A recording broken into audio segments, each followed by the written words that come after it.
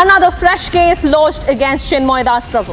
Fresh case lodged over a clash between police and followers of Hindu monk Chinmoy Krishna Das. Sources say 164 identified individuals arrested and 400 to 500 unidentified people in custody.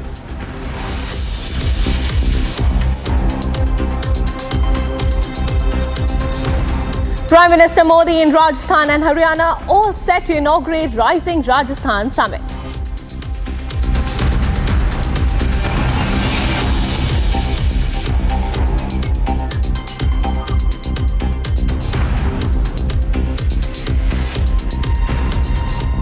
Western world welcomes Bashar al-Assad regime's fall.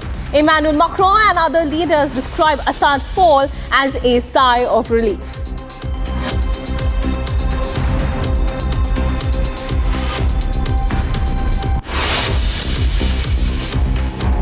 Amid escalating situation in Syria, MEA issues statement. Says embassy in Damascus operational, Indians in Damascus safe.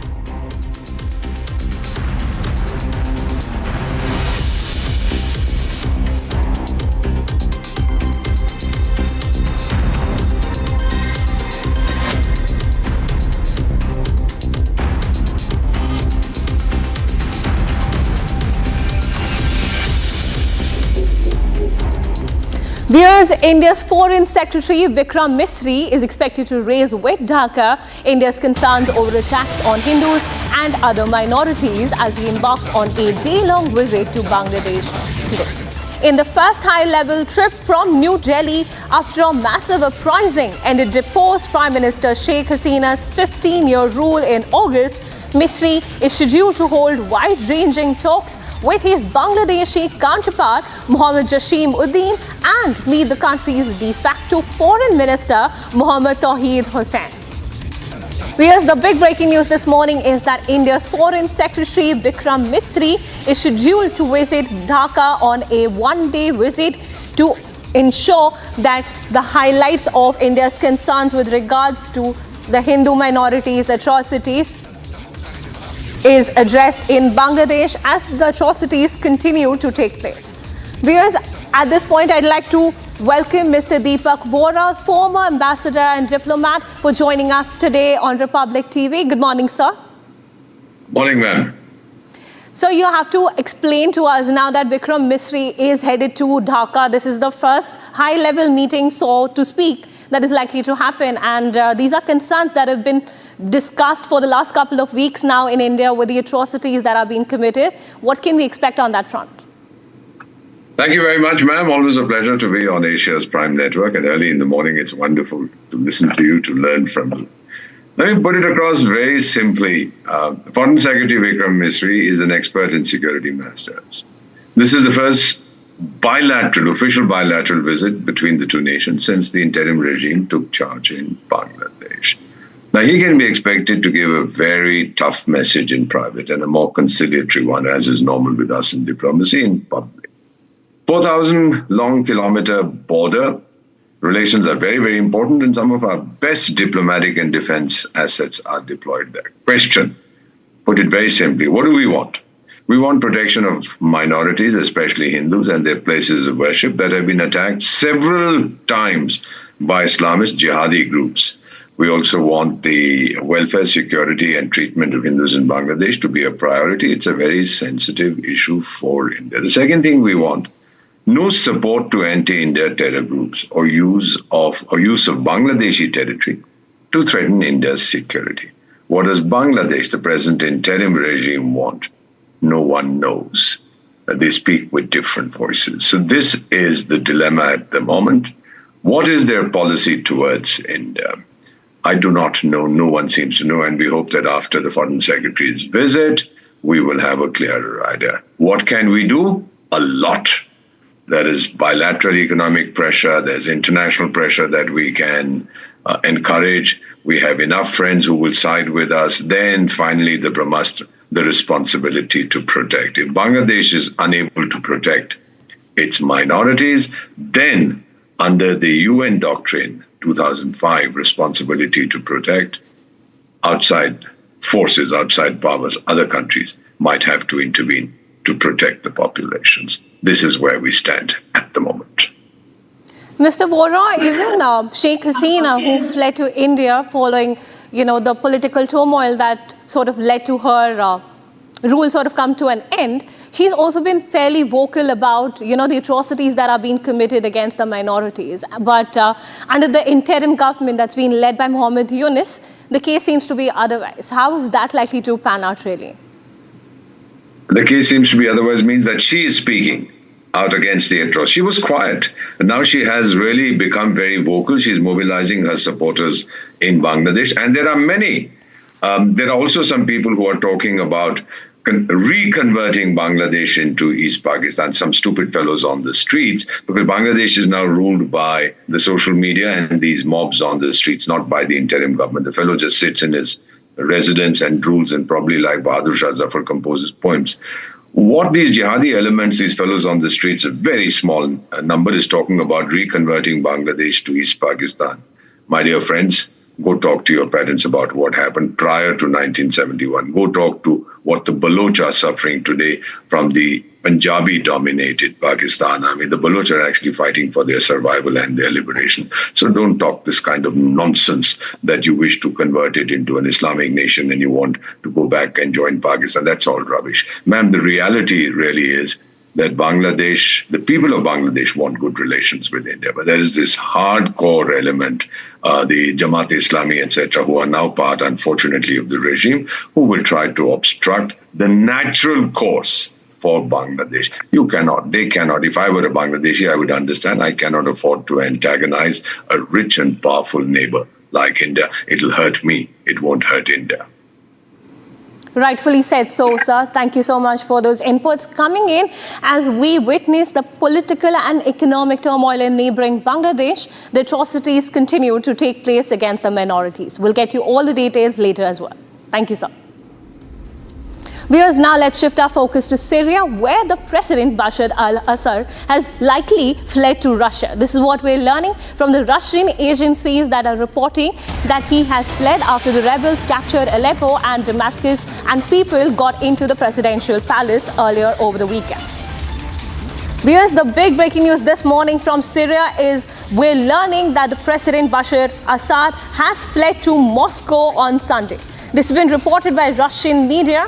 This after a stunning rebel advance took over the capital of Damascus and ended the Assad family's 50 years of iron rule.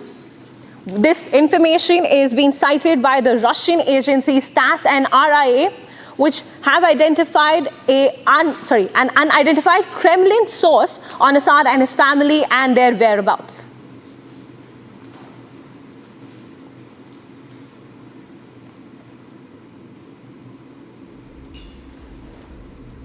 Viewers, following this development, we're also getting in reactions globally with even US President Joe Biden chiming in. We learned that Joe Biden has said that the United States will work with its partners and the stakeholders in Syria to help them seize an opportunity to manage the risk. For years, the main backers of Assad, the president of Syria, Bashar al-Assad, he's referring to, have been Iran, Hezbollah, and Russia.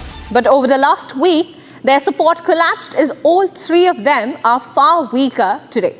Over the past 4 years, my administration pursued a clear and principled policy towards Syria through the combination of support for our partners and sanctions.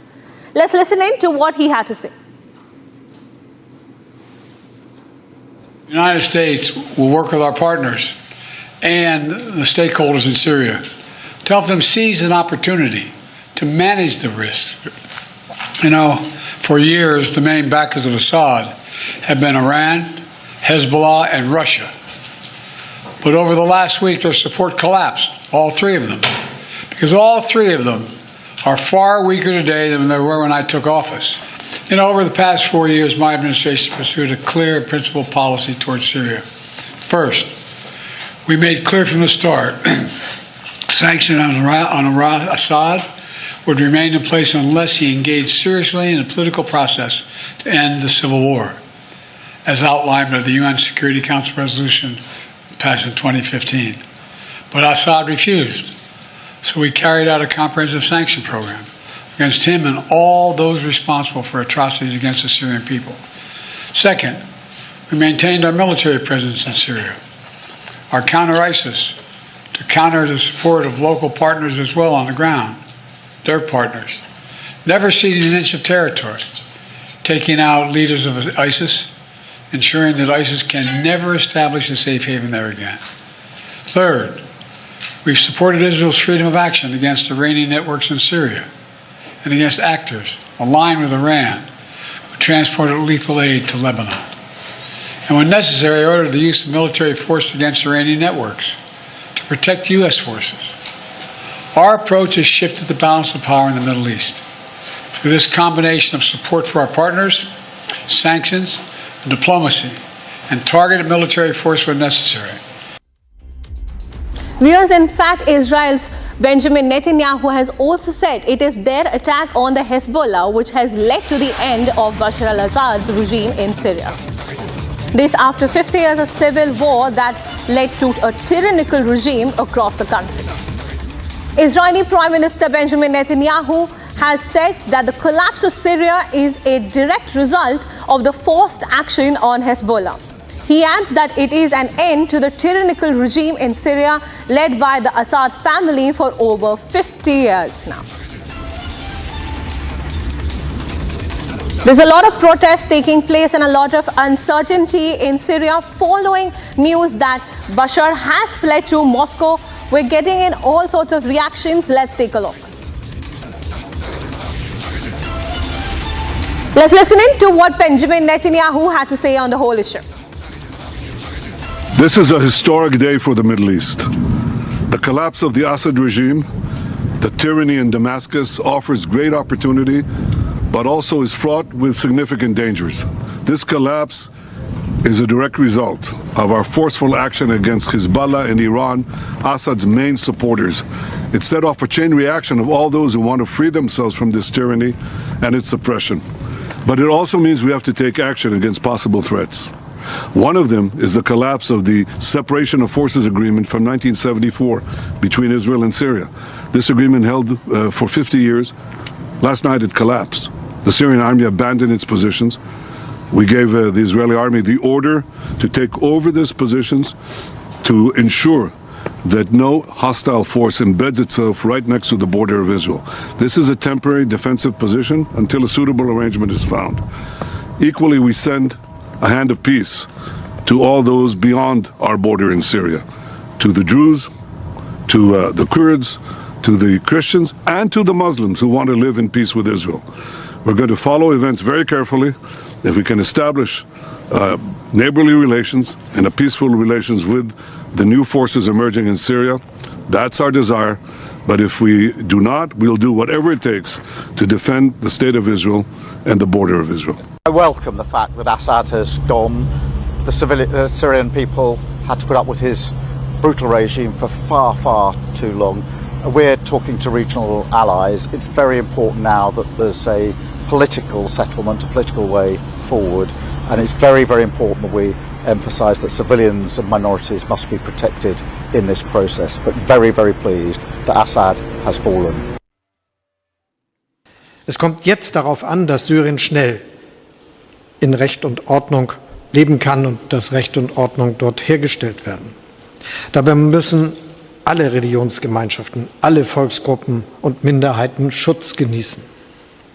Allen Syrerinnen und Syrern muss ein Leben in Würde und Selbstbestimmung möglich gemacht werden.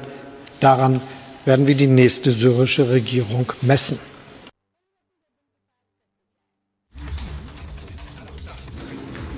Viewers, I'd like to welcome J.K. Tripathi, the former ambassador who's joining us live from Greater Noida, and Dr. Shubhra Chaudhary, who's also joining us.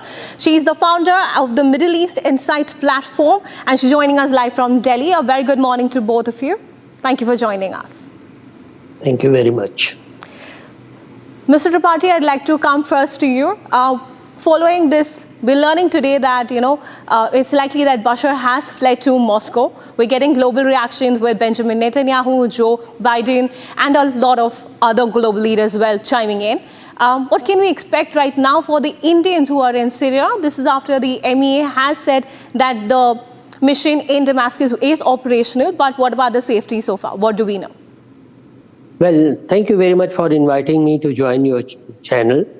As far as I know, there are only about 90 Indians living in Syria, and all of them are in regular touch with the embassy there, and embassy has confirmed that everybody is safe. There is no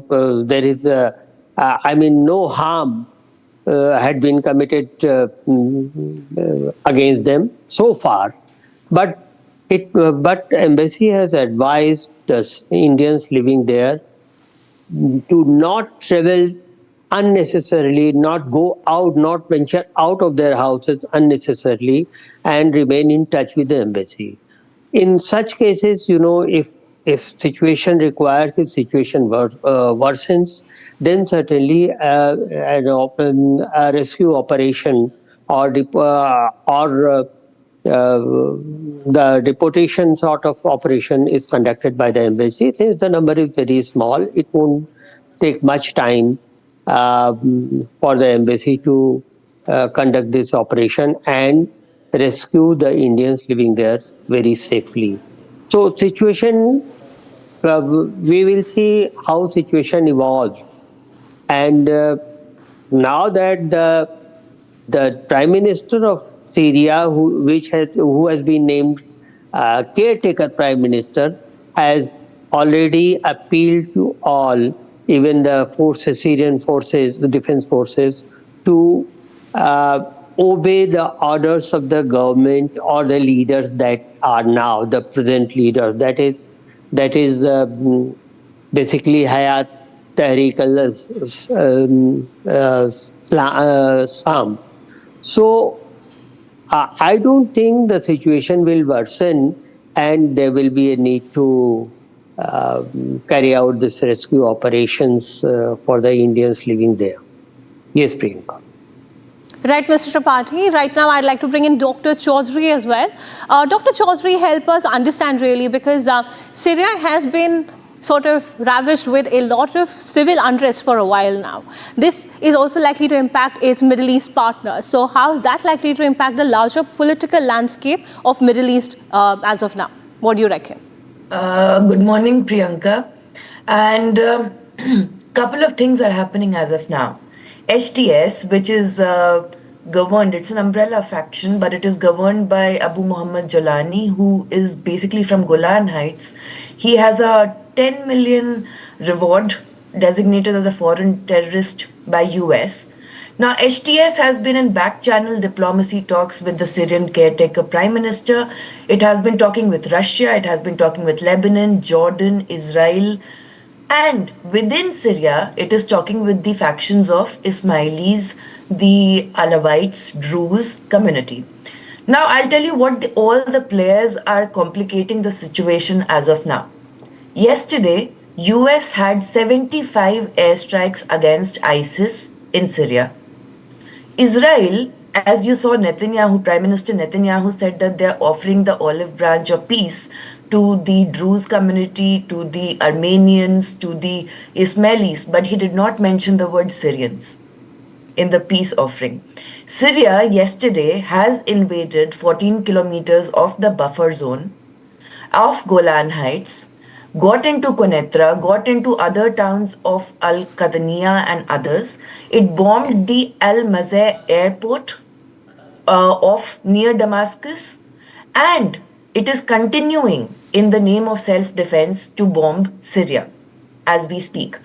Turkey's President Erdogan now says openly that there are only because Syria is in the southwestern part of, Israel is on the southwestern part of Syria, Turkey is in the northern part.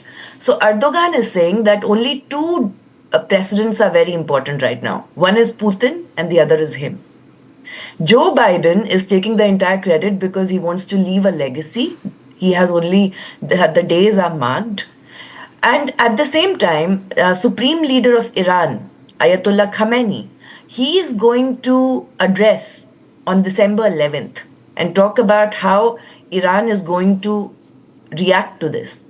As of now, the Shia community in Syria is also very scared of HTS.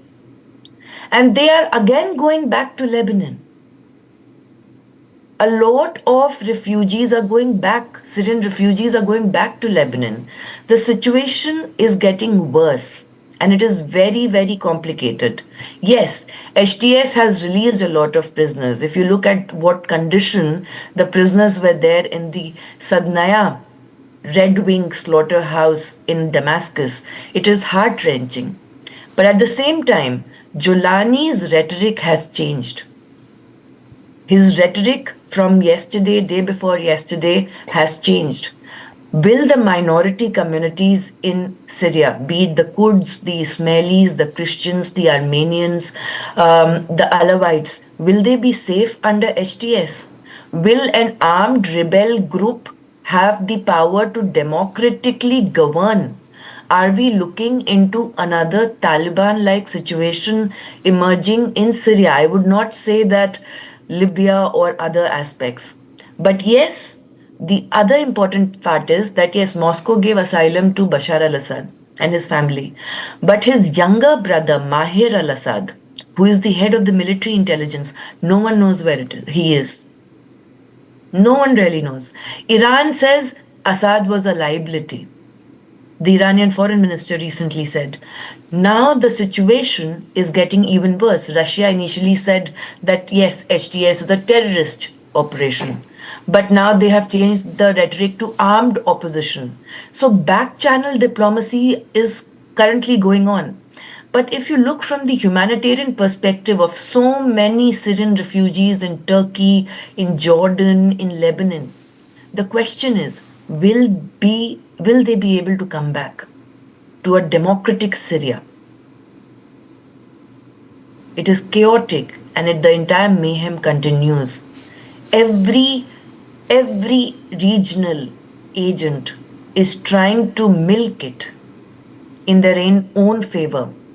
And the different factions in Syria will continue to destabilize it, irrespective of the dreams and the aspirations of so many Syrians who are now being released.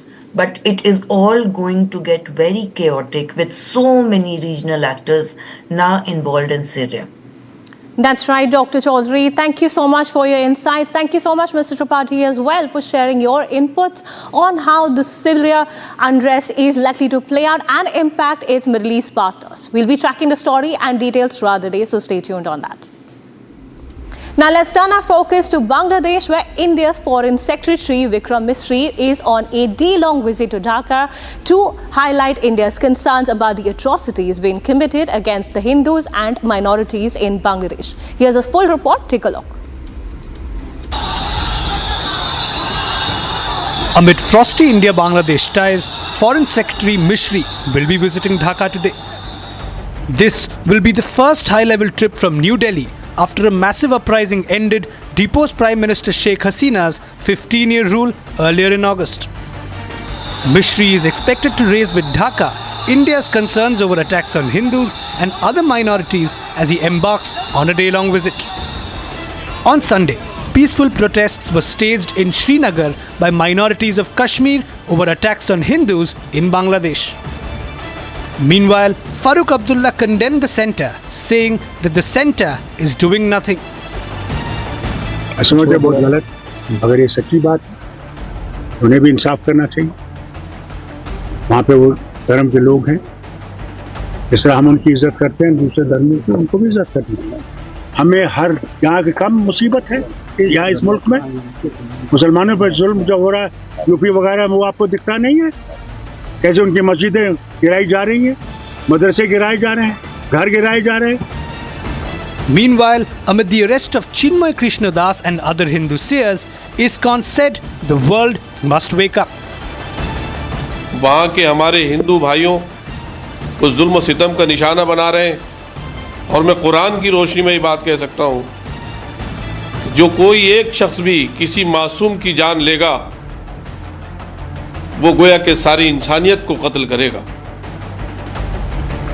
और अगर ये सिलसिला नहीं रुका, वहाँ पर अत्याचार बंद नहीं हुआ हिंदू भाइयों पर, तो फिर बांग्लादेश के साहिबान इक़्तिदार को, जिम्मेदारान को ये बात याद रखनी चाहिए कि उनका वजूद हिंदुस्तान की मदद से हुआ था। अगर हिंदू भाइयों के साथ अत्याचार होता है, इंसानियत पर अत्याचार होता है, तो भारत को खामोश नहीं रहना चाहिए। हम लोग को 5 घंटा भी नहीं लगेगा भारत को आपको आपका रास्ता दिखाने में, लेकिन हम लोग ऐसा नहीं करते हैं क्योंकि हम लोग मैच्योर है। हम लोग को मालूम है कि देश का शांति, देश का रिलेशन कैसे बनाए रखने हैं।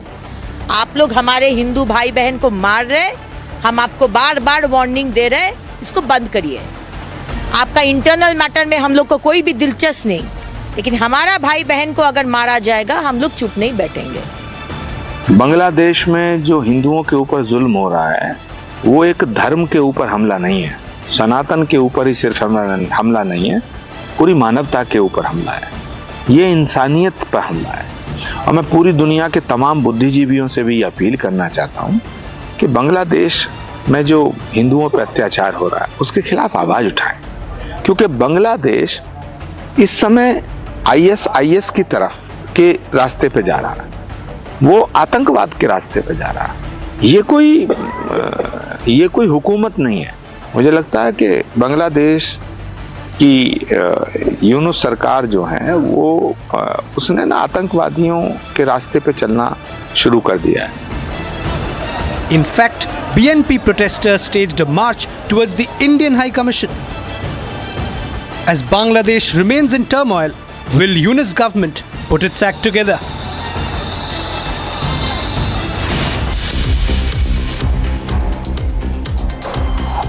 Viewers, it's time for a short commercial break. Lots more coming up on the other side. South Korea's opposition leader will push for second impeachment motion against the president. This and a lot more international stories coming right up.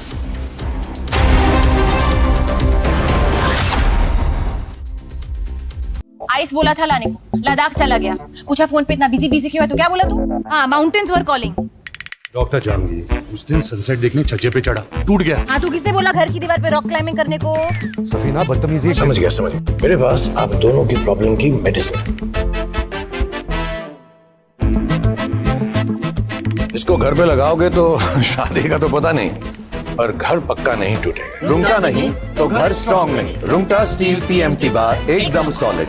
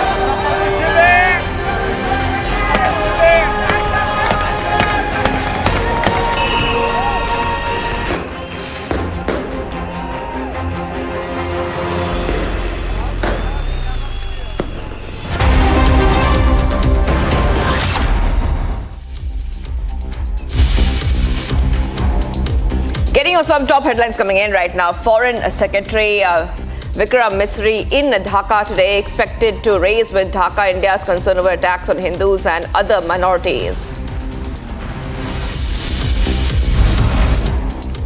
Another fresh case lodged against Chinmoy Das Prabhu. Fresh case lodged over a clash between police and followers of Hindu monk Chinmoy Krishna Das. Sources say 164 identified individuals arrested and 400 to 500 unidentified people in custody. PM Modi in Rajasthan and Haryana all set to inaugurate Rising Rajasthan Summit.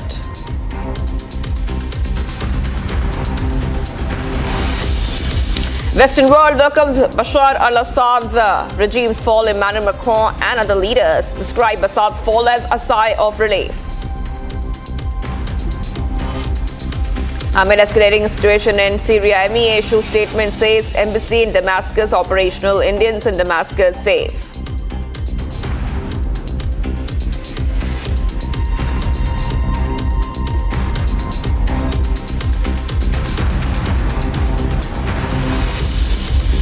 Viewers, we're live this morning. I'm Shivangi Shukla getting you the latest coming in. South Korea's opposition leader will push for second impeachment motion against the president. This comes after the ruling party announced that President Yoon will resign early, but by following an orderly plan. Listen in to what the opposition had to say.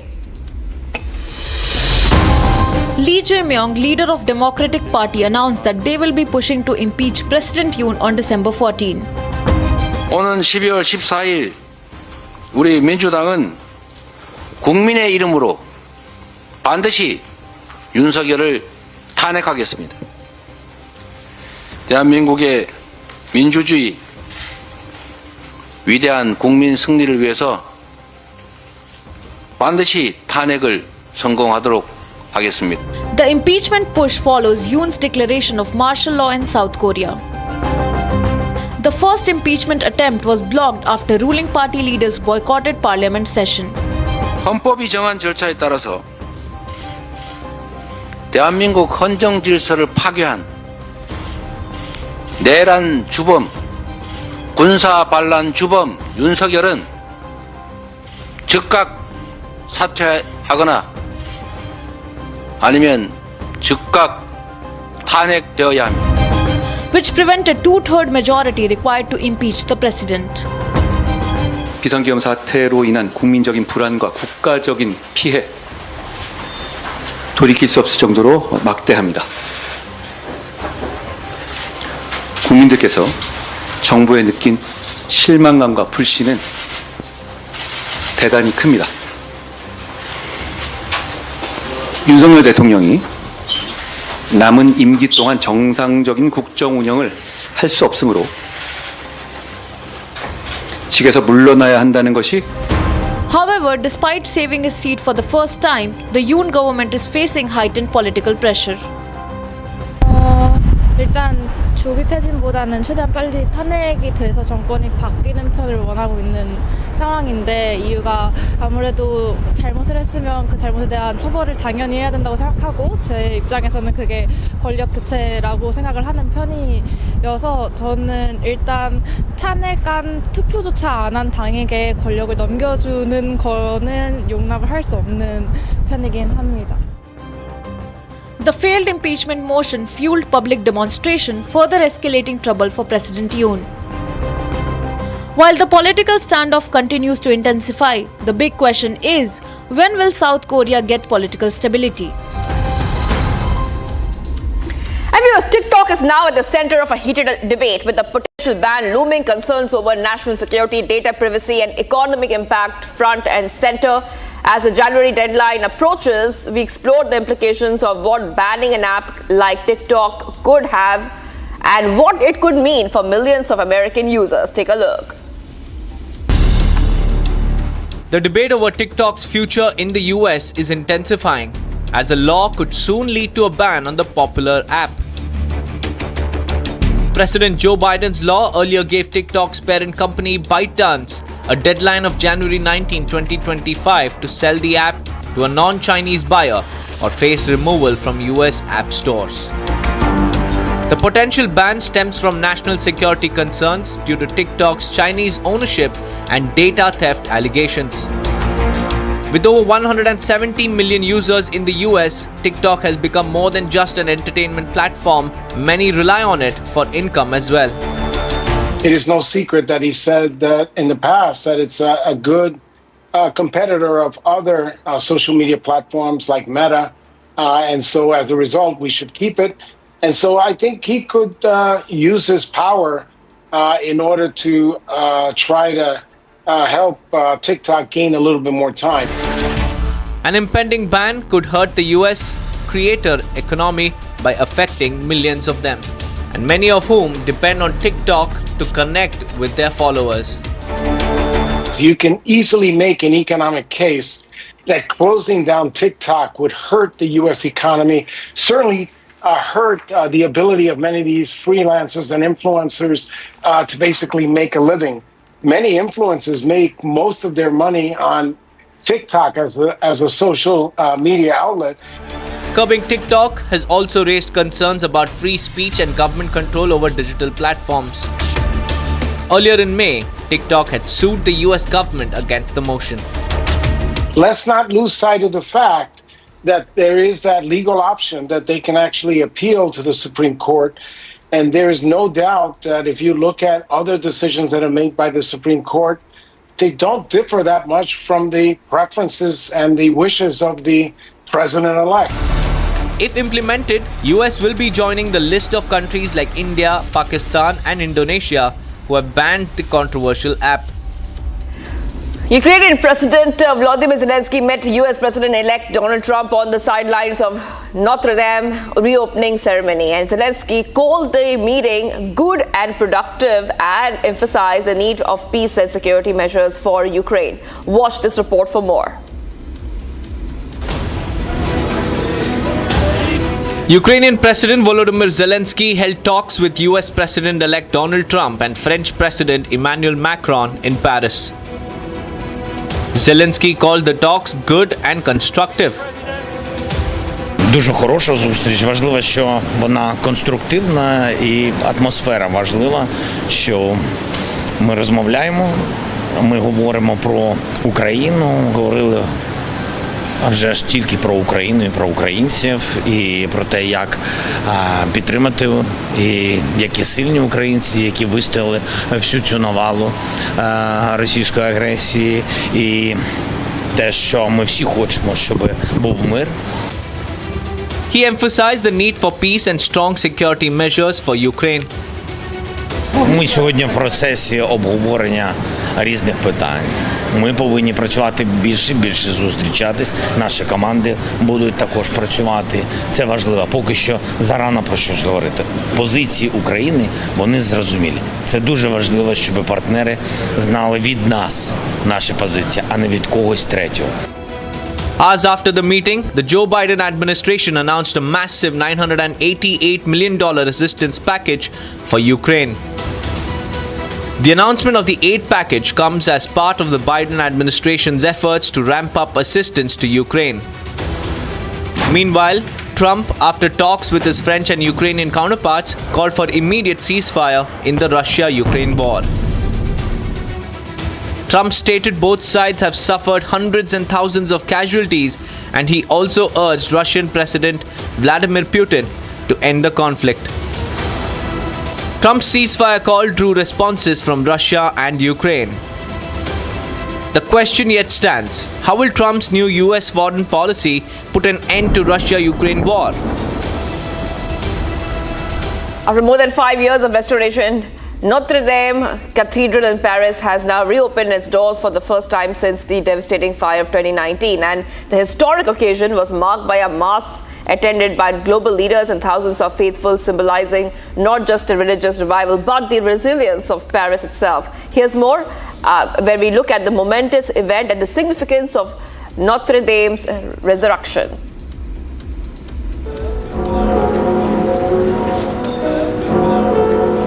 Notre Dame Cathedral on Sunday hosted its first Mass since the catastrophic fire of 2019 as it reopened its doors. Hailed as a moment transcending religious significance, Notre Dame has now become a powerful symbol of Paris's resilience. Frères et sœurs, si nombreux, c'est le Christ lui-même, avec la Vierge Marie, sa mère, qui vous accueille en ce matin dans cette cathédrale Notre-Dame de Paris, relevée après le tragique incendie de la nuit du 15 avril 2019. Que vous soyez présents dans cette cathédrale ou devant un écran partout dans le monde, y compris peut-être sous la pluie, à l'écoute par tout autre moyen de communication, je vous salue avec une intense émotion. Je pense en particulier à vous tous qui, dans le monde, affronter les rigueurs des guerres. Restored after more than 5 years of reconstruction, the cathedral emerged reborn to the faithful in its full grandeur. Illuminated in its intricately carved stonework, the Catholic monument hosted a plethora of global leaders like Donald Trump, Jill Biden, and many more. President Emmanuel Macron expressed gratitude to those who saved and rebuilt Notre Dame as he addressed the congregation in Paris, which saw 2,500 in attendance. Je me tiens devant vous avant que ne commence la liturgie pour vous dire la gratitude de la nation française. Gratitude à l'égard de tous ceux qui ont sauvé, aidé et rebâti Notre-Dame de Paris. Gratitude à l'égard de tous ceux qui sont présents au moment où nous nous apprêtons à la rendre aux catholiques, à Paris, à la France et au monde entier. Oui, ce soir, les cloches de Notre-Dame sonnent à nouveau et l'orgue dans un instant s'éveillera. Musique d'espérance, familière aux Parisiens, à la France et au monde. Les cloches de Notre-Dame sonnent à nouveau, qui ont scandé les heures du jour et celles de l'histoire. Nearly 170 bishops from France and around the world took part in the celebrations in the liturgy closed to the general public. From ruins to resurrection, Notre Dame's reopening was defined by extraordinary craftsmanship and nearly $1 billion in global donations. The event was both solemn and historic, and also signified the restoration of faith and unity. For Catholics around the world, it marked the revival of the city's spiritual heart, a place where faith has been nurtured for centuries. The Syrian rebels stormed into presidential palace in Damascus after a rebel offensive that seized control of the capital and ousted President Bashar al-Assad, ending 5 decades of the rule in the country. Now, several world leaders, including the incoming and outgoing US presidents, reacted to the dramatic developments. Let's have a look at this report to know more on how the world leaders and the previous world leaders are reacting to this development coming in from Syria.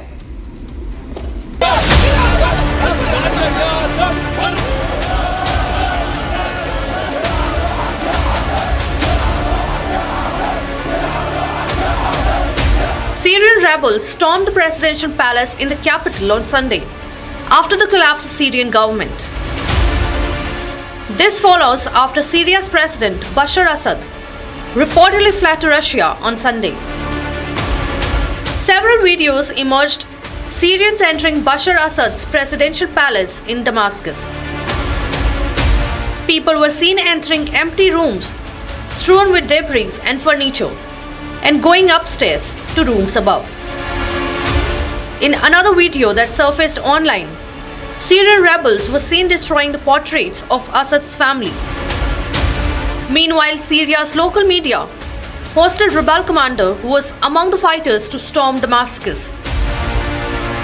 احنا بنوجه رسالة لجميع الطوائف المتواجدة في سوريا، سوريا للجميع بدون استثناء. بدون يعني مسميات، سوريا للدرزي وللسني وللعلوي لكل الأطياف. Reactions of all leaders began to come after the rebels seized control of the capital city. World leaders, including the incoming and outgoing US president, are keeping their ears to the ground on dramatic developments in the country. At long last, the Assad regime has fallen. This regime brutalized and tortured and killed literally hundreds of thousands of innocent Syrians. The fall of the regime is a fundamental act of justice. It's a moment of historic opportunity for the long-suffering people of Syria to build a better future for their proud country. It's also a moment of risk and uncertainty. While Germany minced no words in describing Assad's exit as a huge relief for millions of people in Syria, On Sunday, Italy called an emergency meeting after Syrian rebels declared President Bashar al-Assad's ouster. Apart from world leaders, ministers, diplomats, and senior United Nations officials have also reacted to the situation.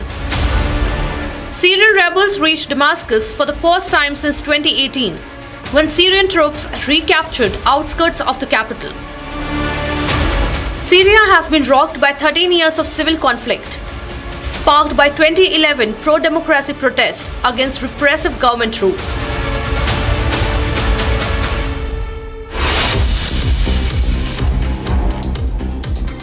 Much coming up on the other side, we will be speaking about the crucial update coming in for farmers across India. The government has introduced new guidelines for the Pradhan Mantri Kisan Samman Nidhi scheme. Stay tuned.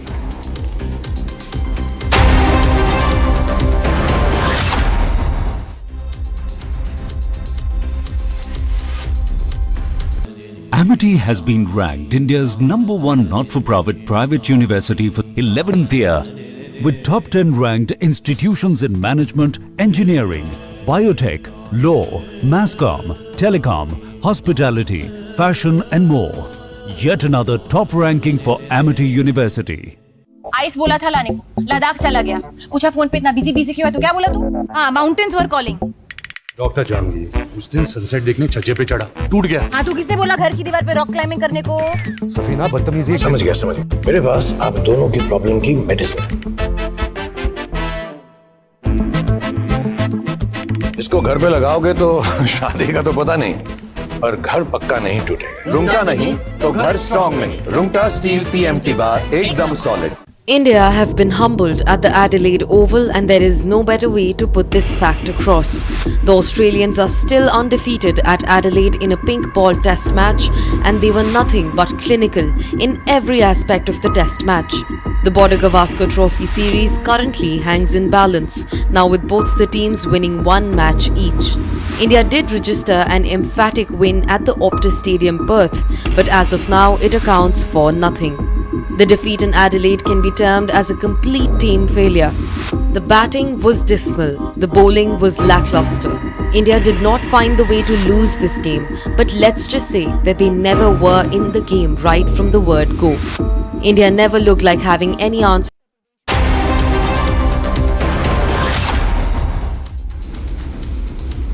In a crucial update for farmers across India, the government has introduced new guidelines for the Pradhan Mantri Kisan Samman Nidhi PM Kisan scheme, which ensures financial support for farmers. With the 19th installment of Rs 2,000 scheduled for release in February 2025, farmers must now complete a mandatory farmer registration process to continue receiving their benefits. Here's a report on everything that you need to know. Take a look.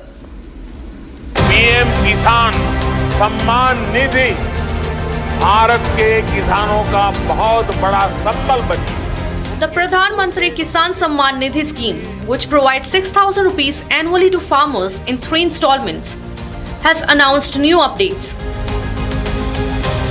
To ensure continued benefits, farmers must now complete a mandatory farmer registration process.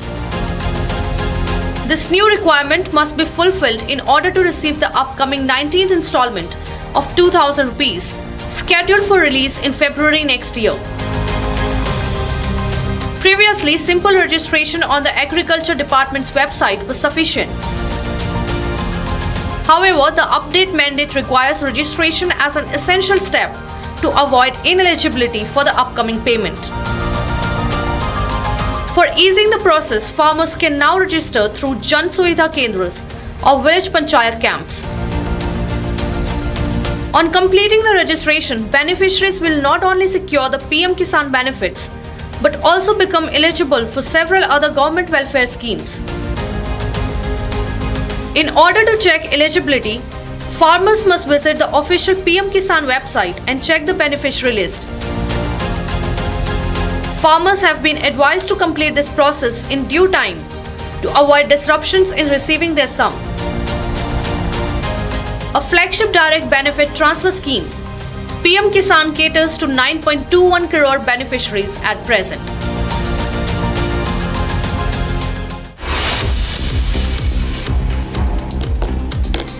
Well, so coming up, viewers, we'll talk about all the sports news coming in. Grandmaster D. Gukesh makes a huge stride forward towards becoming the youngest ever world champion, defeating Ding Liren of China in the World Chess Championship.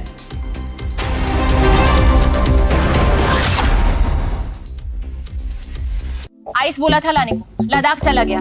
पूछा phone पे इतना busy क्यों है, तो क्या बोला तू? हाँ, माउंटेन्स वर कॉलिंग. डॉक्टर जानगी उस दिन सनसेट देखने छज्जे पे चढ़ा, टूट गया. हाँ, तू किसने बोला घर की दीवार पे रॉक क्लाइंबिंग करने को? सफीना बदतमीजी. समझ गया. मेरे पास आप दोनों की प्रॉब्लम की मेडिसिन है.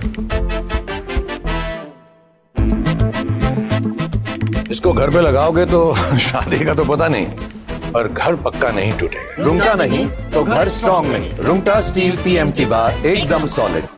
Biden administration also, in fact, they were trying to hopefully drive a wedge or attract you from China and into the US sphere more. But President-elect Trump, we were trying to attract them into the Indian sphere. Yeah. Okay. Foreign Minister Jaishankar. It is said that certainly we know Prime Minister Modi had a very close relationship with President Trump in his first term. We know that the Biden administration also, in fact, they were trying to hopefully drive a wedge or attract you from China and into the US sphere more.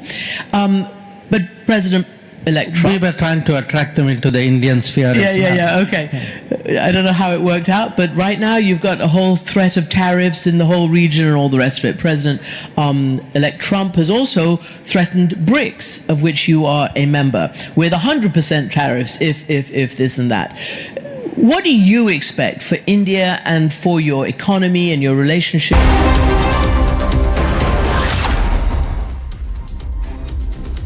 Welcome back, viewers. Now we'll talk about all the sports stories coming in for all our sports lovers. The latest news coming in from the world of sports. Let's get started.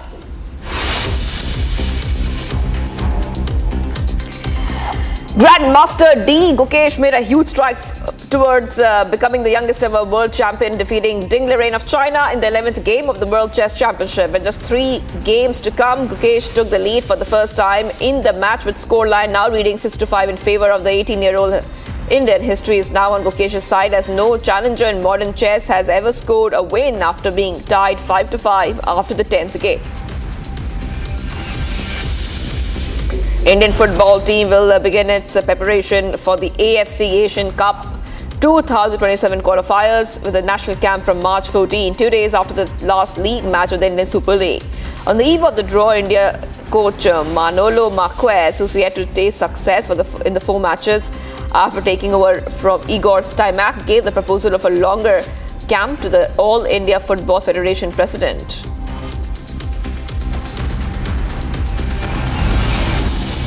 Batting legend Sunil Gavaskar has urged India not to waste time in their hotel rooms after the early finish of the pink ball test, but utilize 2 extra days by sweating it out in training so they can bounce back in the 3rd game. India were thoroughly exposed in their 10-wicket loss in the 2nd test of the Border Gavaskar Trophy, with the match ending in less than 2.5 days as Australia bounced back to level the 5-game series 1-1.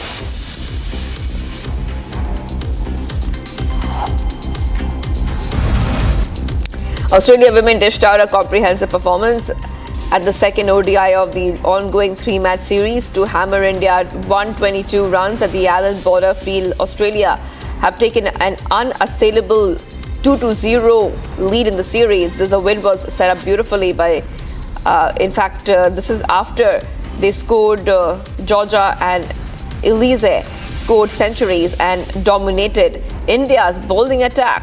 Their hundreds allowed Australia to register the biggest win over India by runs on home soil.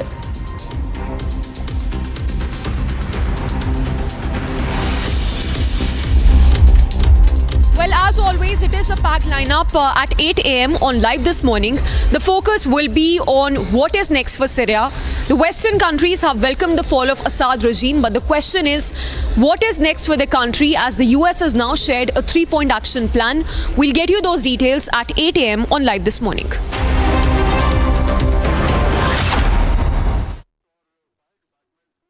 Ice बोला था लाने को, लद्दाख चला गया. पूछा phone पे इतना busy क्यों है, तो क्या बोला तू? हाँ, माउंटेन्स वर कॉलिंग. डॉक्टर जानगी उस दिन सनसेट देखने छज्जे पे चढ़ा, टूट गया। हाँ, तू किसने बोला घर की दीवार पे रॉक क्लाइंबिंग करने को? सफीना बदतमीजी। समझ गया। मेरे पास आप दोनों की प्रॉब्लम की मेडिसिन है। इसको घर पे लगाओगे तो शादी का तो पता नहीं, पर घर पक्का नहीं टूटेगा। रुंगटा नहीं तो घर स्ट्रॉन्ग नहीं। रुंगटा स्टील TMT बार एकदम solid. Amity has been ranked India's #1 not-for-profit private university for 11th year, with top 10 ranked institutions in management, engineering, biotech, law, masscom, telecom, hospitality, fashion and more. Yet another top ranking for Amity University.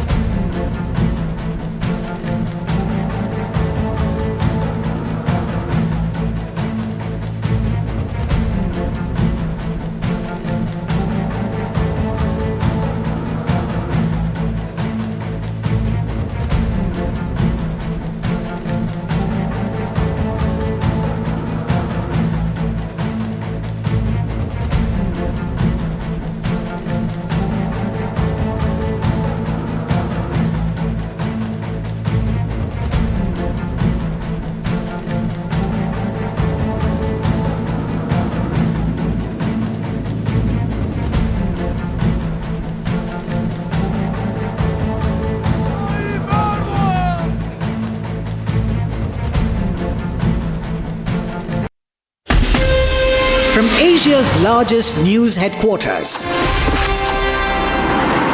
setting the agenda for Bharat.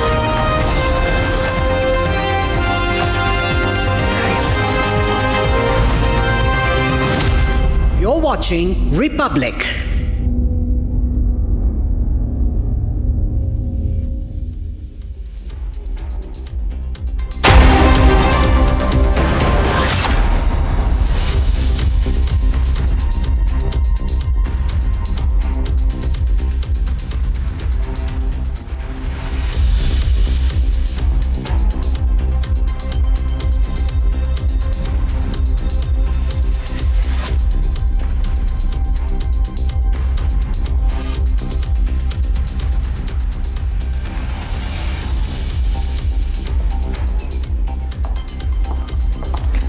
Very good morning. Thank you for tuning in to Monday's edition of Light This Morning. I'm Samiksha Srivastava. The focus is, of course, on Syria after the fall of Assad regime.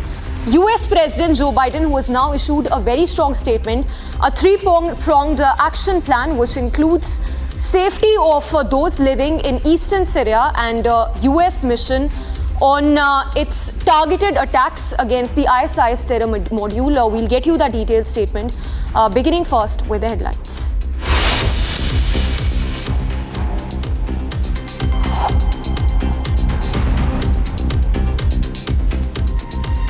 Foreign Secretary Vikram Misri in Dhaka today expected to raise with Dhaka India's concerns over attacks on Hindus and other minorities.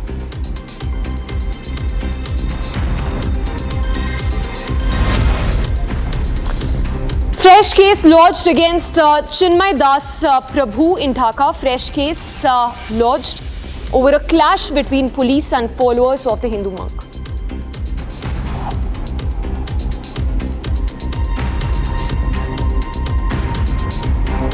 Prime Minister Modi in Rajasthan and Haryana all set to inaugurate a Rising Rajasthan Summit.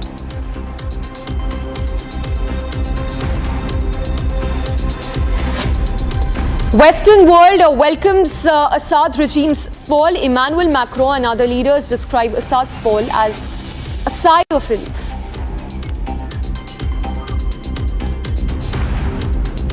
Amid escalating situation in Syria, MEA issues a statement, says embassies in Damascus operational. Indians advised to remain Indians in Damascus safe.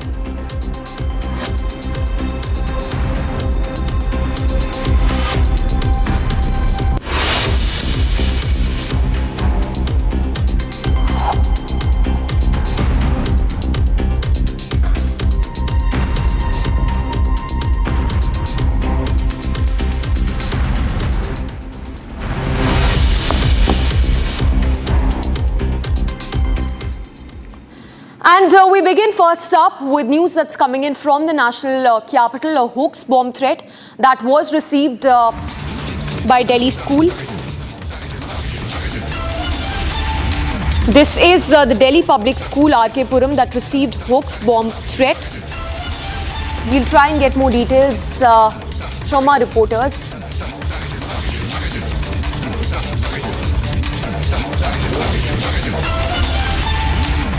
A statement that's now been issued by the Delhi police that this was a hoax bomb threat that was received. Delhi public school, RK Puram, that received hoax bomb threat. Let's go across to Piyush. I guess he's live from outside the school that received this hoax bomb threat. Piyush, we understand that the Delhi police has even issued a statement on this hoax bomb threat. Give us more details.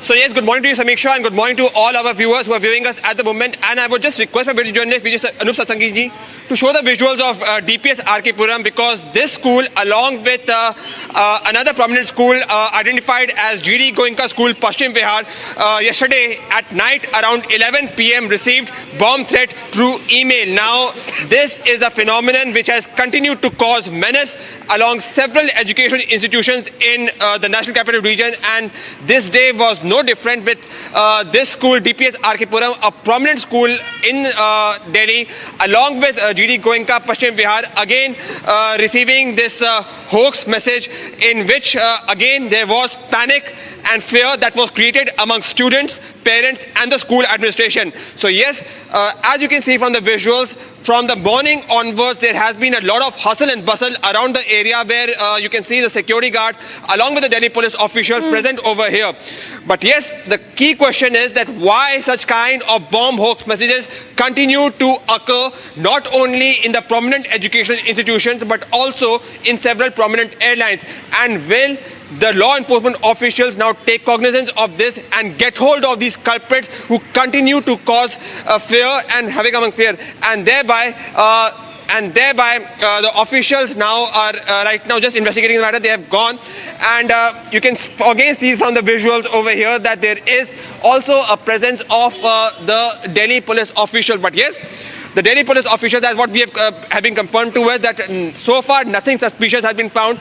This message was received last night at around 11 o'clock, and all the checks and examinations is being done. But yes, no students today were allowed to come at the school, and the investigation in this case is underway. Back in the studio. Piyush, stay with us. Give us more details about, in the month of February, when around 200 schools received these hoax bomb threats. Tell us more about the investigation that ensued when almost 200 schools, close to 200 schools received these hoax bomb threats. So what I can tell you is, Samiksha, that these kind of messages continue to cause havoc. These continue to cause fear. In fact, what we'll also do is we'll also continue to have a word with some of the officials. अगर आप बात करना चाहिए, इतना बताइए कि कितने बजे आपको बोला नहीं गया बात करने के लिए, इतना बता दीजिए कि कोई बच्चा आया? नहीं, बच्चा ठीक है. So you can, कोई बच्चा नहीं आया ना?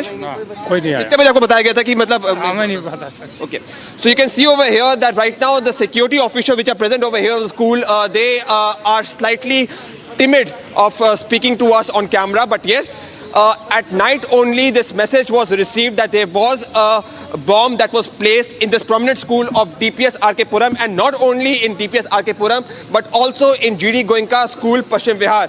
And this is one amongst several phenomena of the menace which is being caused around several schools of NCR. Now, unfortunately, because these messages are being routed through VPN, the virtual private network, in which you cannot identify the person who gives these emails, the investigation continues to linger around and you don't get to know the real person who is involved. It is also important to note over here that as what we have had a word with the investigators who continue to probe these kind of matters, they say that there's also a possibility of a foreign hand being involved. But yes, this is all under the realm of investigation. The key question is that this menace continues to plague not only the prominent educational institutions but also the aircrafts. And so far, the law enforcement officials have not been successful in getting hold of these culprits who cause this kind of fear and panic among the people who either study in the education institutions or who travel in the aircrafts. Back in the studio. All right, Piyush, thank you for the moment. In fact, stay with us. Just a quick follow-up question. We understand that another Delhi school, GD Goenka, has also received this hoax bomb threat. What do we know about the investigation that has begun? Has the bomb disposal squad reached the GD Goenka school?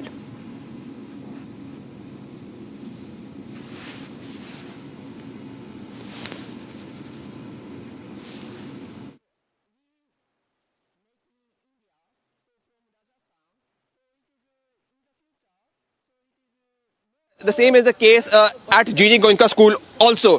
I believe the officials now have also understood that more than causing panic in these kind of matters, it is important that there should be examination and proper surveillance that needs to be done, and which has been done. The key question, however, remains, Samiksha, is that will the Delhi police and all those law enforcement officials who are examining and who are investigating this matter get hold of the culprits who caused this kind of menace, because this is not for the first time but such kind of incidents have occurred. We know that in February there were over 200 schools in the national capital region that was targeted, and the investigation of that is also ongoing. So yes, a big challenge in the hand of law enforcement officials to get hold of these culprits who use the VPN to target these education institutions. Back to the studio. All right, Piyush, we leave it at that. We will keep coming back to you for more developments. For now, we move on to more breaking news coming in.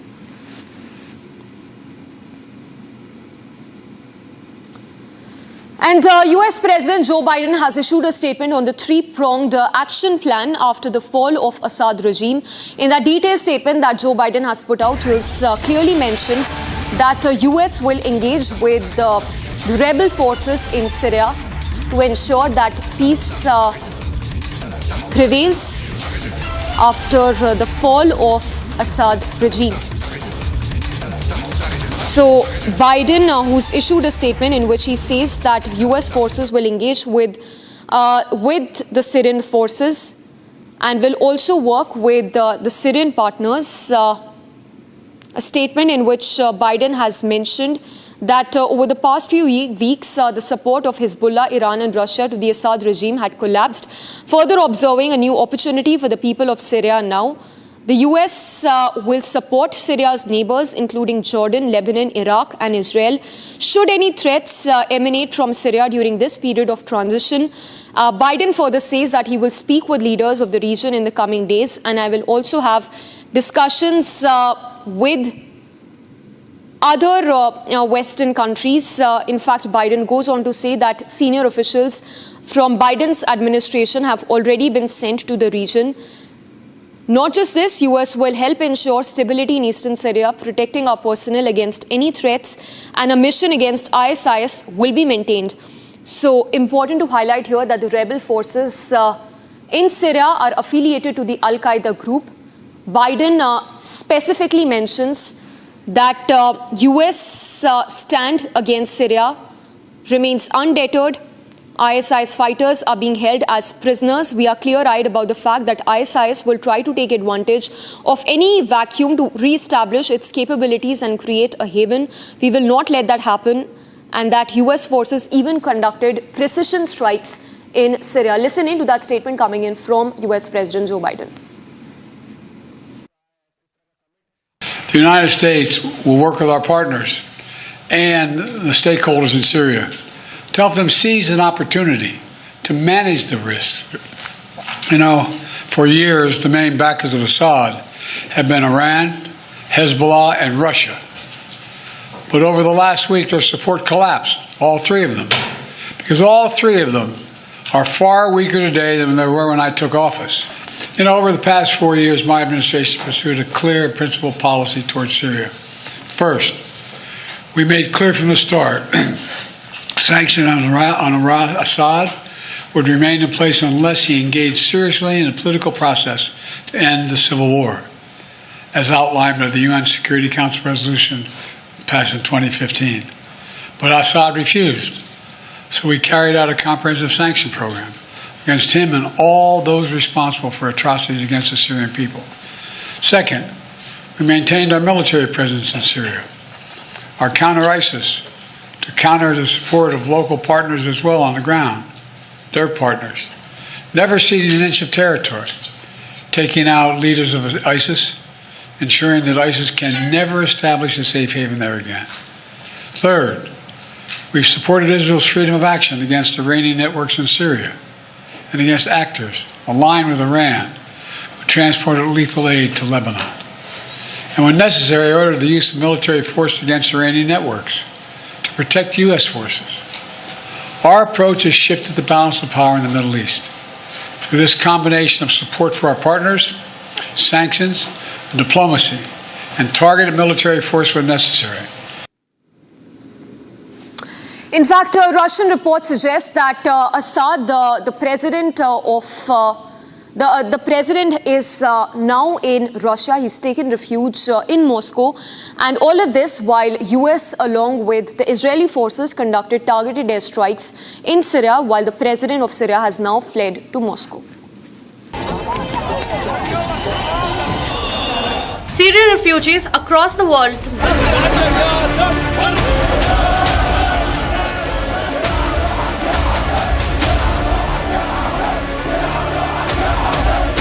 Syrian rebels stormed the presidential palace in the capital on Sunday after the collapse of Syrian government.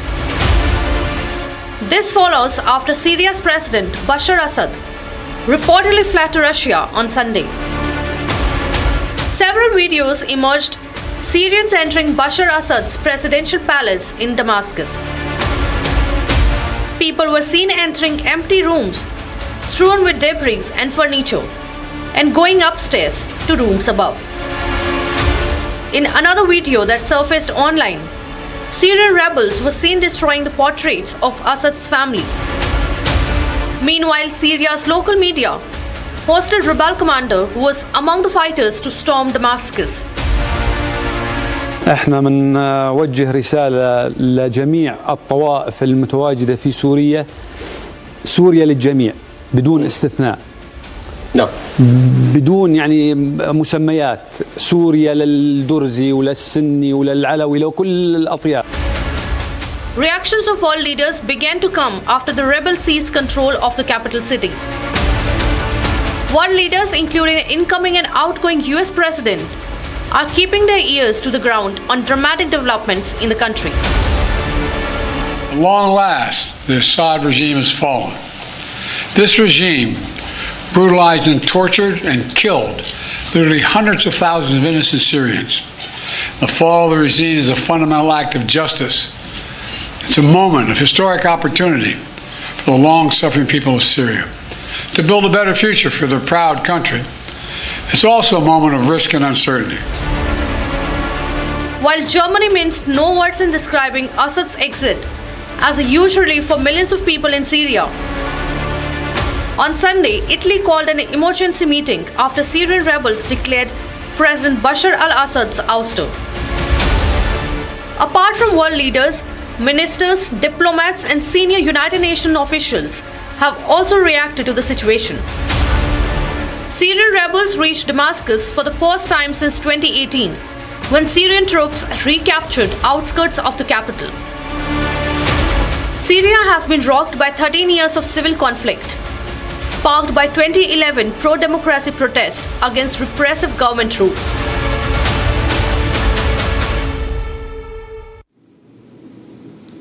Now, in wake of the conflict in Syria, the MA has issued an advisory for Indians living in Damascus and other cities, while the Ministry of External Affairs Minister Dr. S. Jaishankar has said that situation is being monitored closely, not just in Syria, but in Lebanon as well. All those details in this next report.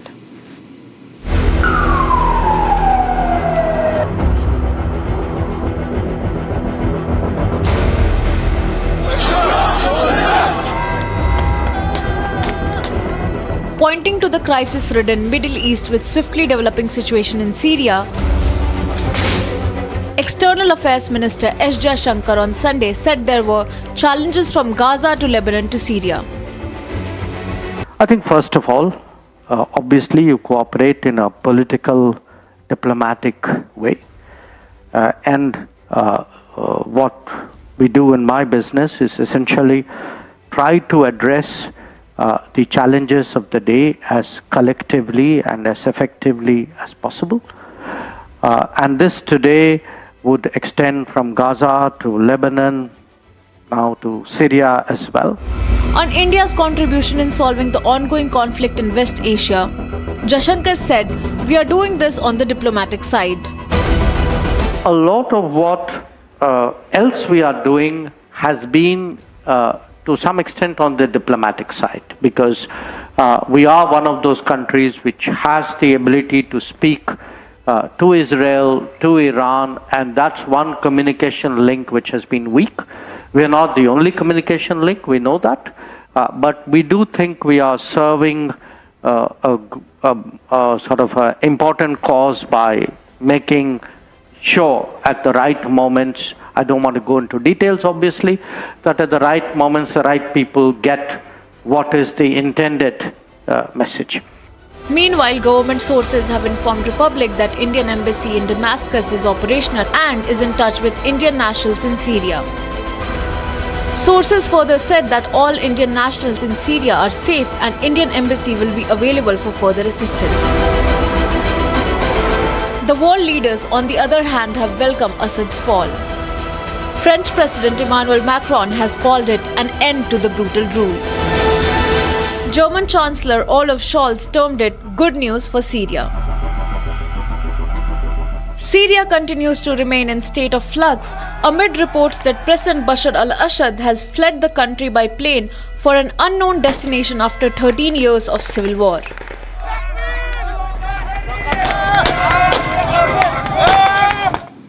Now, in the first diplomatic visit since the fall of Sheikh Hasina regime, Foreign Secretary Vikram Misri is all set to visit Dhaka today, in which he will rake up the atrocities against Hindus under Yunus regime. Getting you all those details in this report. Amid frosty India-Bangladesh ties, Foreign Secretary Misri will be visiting Dhaka today. This will be the first high-level trip from New Delhi after a massive uprising ended deposed Prime Minister Sheikh Hasina's 15-year rule earlier in August. Misri is expected to raise with Dhaka India's concerns over attacks on Hindus and other minorities as he embarks on a day-long visit. On Sunday, peaceful protests were staged in Srinagar by minorities of Kashmir over attacks on Hindus in Bangladesh. Meanwhile, Farooq Abdullah condemned the centre, saying that the centre is doing nothing. समझे बहुत गलत, अगर ये सच्ची बात है, उन्हें भी इंसाफ करना चाहिए।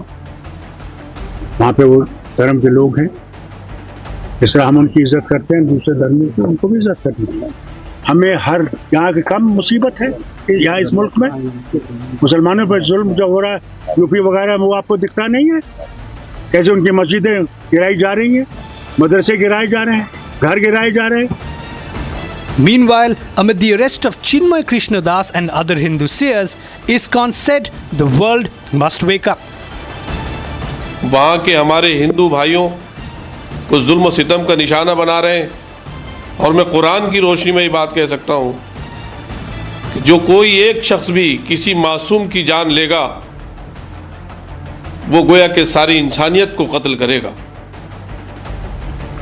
और अगर ये सिलसिला नहीं रुका, वहां पर अत्याचार बंद नहीं हुआ हिंदू भाइयों पर, तो फिर बांग्लादेश के साहिबान इक़्तिदार को, जिम्मेदारान को ये बात याद रखनी चाहिए कि उनका वजूद हिंदुस्तान की मदद से हुआ था। अगर हिंदू भाइयों के साथ अत्याचार होता है, इंसानियत पर अत्याचार होता है, तो भारत को खामोश नहीं रहना चाहिए। हम लोग को 5 घंटा भी नहीं लगेगा भारत को आपको आपका रास्ता दिखाने में, लेकिन हम लोग ऐसा नहीं करते हैं क्योंकि हम लोग मैच्योर है। हम लोग को मालूम है कि देश का शांति, देश का रिलेशन कैसे बनाए रखने हैं। आप लोग हमारे हिंदू भाई बहन को मार रहे, हम आपको बार बार वार्निंग दे रहे, इसको बंद करिए। आपका इंटरनल मैटर में हम लोग को कोई भी दिलचस्प नहीं, लेकिन हमारा भाई बहन को अगर मारा जाएगा हम लोग चुप नहीं बैठेंगे। बांग्लादेश में जो हिंदुओं के ऊपर जुल्म हो रहा है वो एक धर्म के ऊपर हमला नहीं है, सनातन के ऊपर ही सिर्फ हमला नहीं है, पूरी मानवता के ऊपर हमला है। ये इंसानियत पर हमला है। और मैं पूरी दुनिया के तमाम बुद्धिजीवियों से भी अपील करना चाहता हूँ कि बांग्लादेश में जो हिंदुओं पर अत्याचार हो रहा है उसके खिलाफ आवाज उठाएं, क्योंकि बांग्लादेश इस समय IS की तरफ के रास्ते पे जा रहा है, वो आतंकवाद के रास्ते पे जा रहा है। ये कोई हुकूमत नहीं है। मुझे लगता है कि बांग्लादेश की यूनुस सरकार जो है वो उसने ना आतंकवादियों के रास्ते पे चलना शुरू कर दिया है। In fact, BNP protesters staged a march towards the Indian High Commission. As Bangladesh remains in turmoil, will Yunus government put its act together? Now, the farmers have temporarily suspended the Delhi Chalo March while once again pressing for their key demands, which include justice for the Lakhimpur Kheri violence in 2021, as well as MSP on crops and withdrawing of all cases that have been lodged against farmers during the agitation in 2021. All those details in this next report.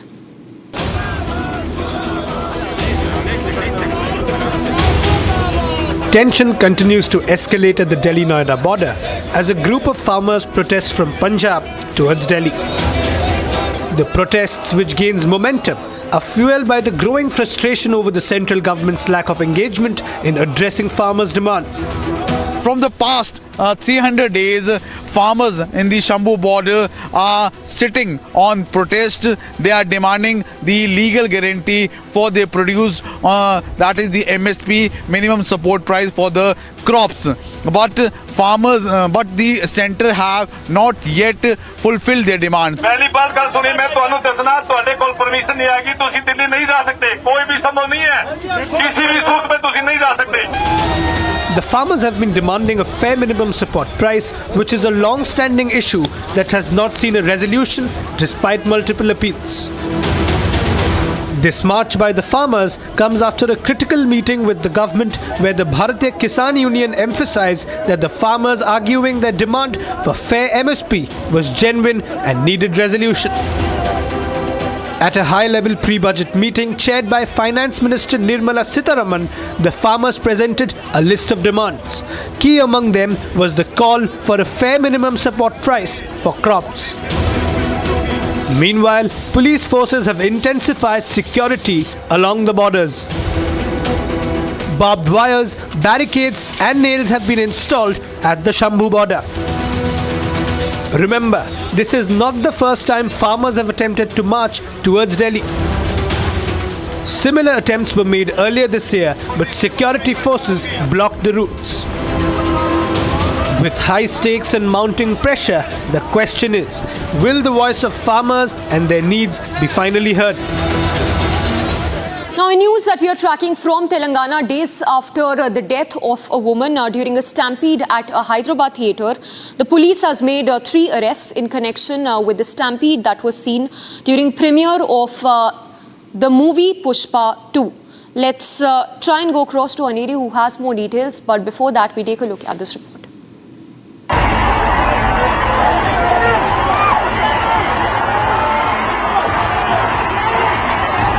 Less than a week after the Pushpa 2 stampede, the police has detained Sandhya Theatre management members. The arrested persons include theatre owner, security in charge of the lower balcony where the incident took place. A case has been registered under various sections, charging them with negligence in ensuring adequate security measures. In the course of investigation, today we arrested 3 persons, lower balcony and upper balcony manager. We are arrested and produced before the Honorable Court. Honorable Court sent them to judicial custody. They are in now Chanchalguda jail. The city police charged Allu Arjun for not informing the management prior to visit. The crowd turned uncontrollable, which resulted in the death of a 35-year-old woman and critically injured her son. According to reports, the stampede occurred when a large crowd gathered to see the actor, resulting in chaos due to insufficient crowd management. 2 days after the tragic incident, Allu Arjun broke his silence. He took to his social media handle and expressed his regret and announced an assistance of 25 lakh rupees for the grieving family.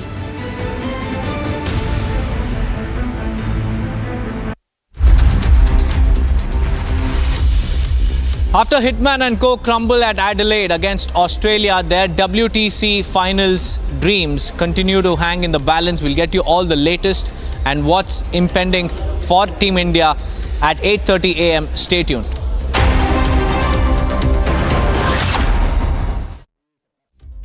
Ice बोला था लाने को, लद्दाख चला गया। पूछा phone पे इतना busy क्यों है, तो क्या बोला तू? हाँ, mountains are calling. Doctor Jahangir, उस दिन सनसेट देखने छज्जे पे चढ़ा, टूट गया। हाँ, तू किसने बोला घर की दीवार पे रॉक क्लाइंबिंग करने को? सफीना बदतमीजी। समझ गया। मेरे पास आप दोनों की प्रॉब्लम की मेडिसिन है। इसको घर पे लगाओगे तो शादी का तो पता नहीं, पर घर पक्का नहीं टूटेगा। रुंगटा नहीं तो घर स्ट्रॉन्ग नहीं। रुंगटा स्टील TMT बार एकदम solid.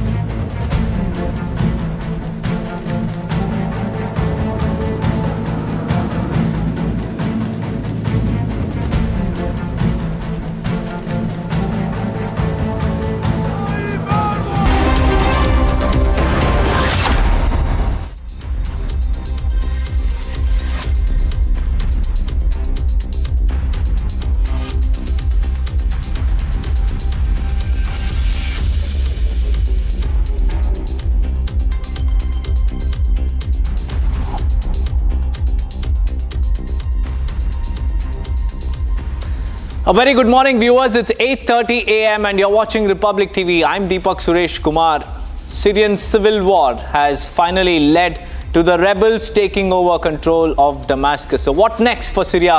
We'll get you all the latest after a quick check on the headlines.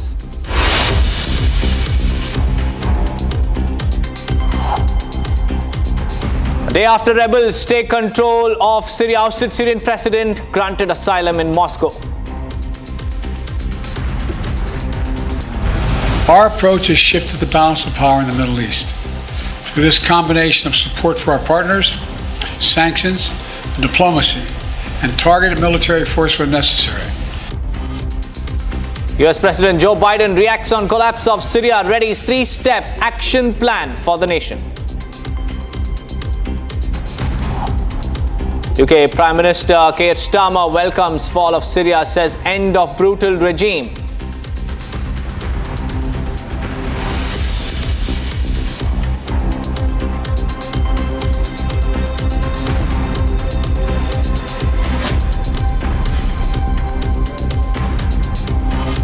Foreign Secretary Vikram Misri in Dhaka today expected to raise with Dhaka India's concerns over attacks on Hindus and other minorities, also scheduled to hold wide-ranging talks with his Bangladeshi counterpart Mohammad Jashimuddin and meet country's de facto Foreign Minister Mohammad Tauheed Hossain.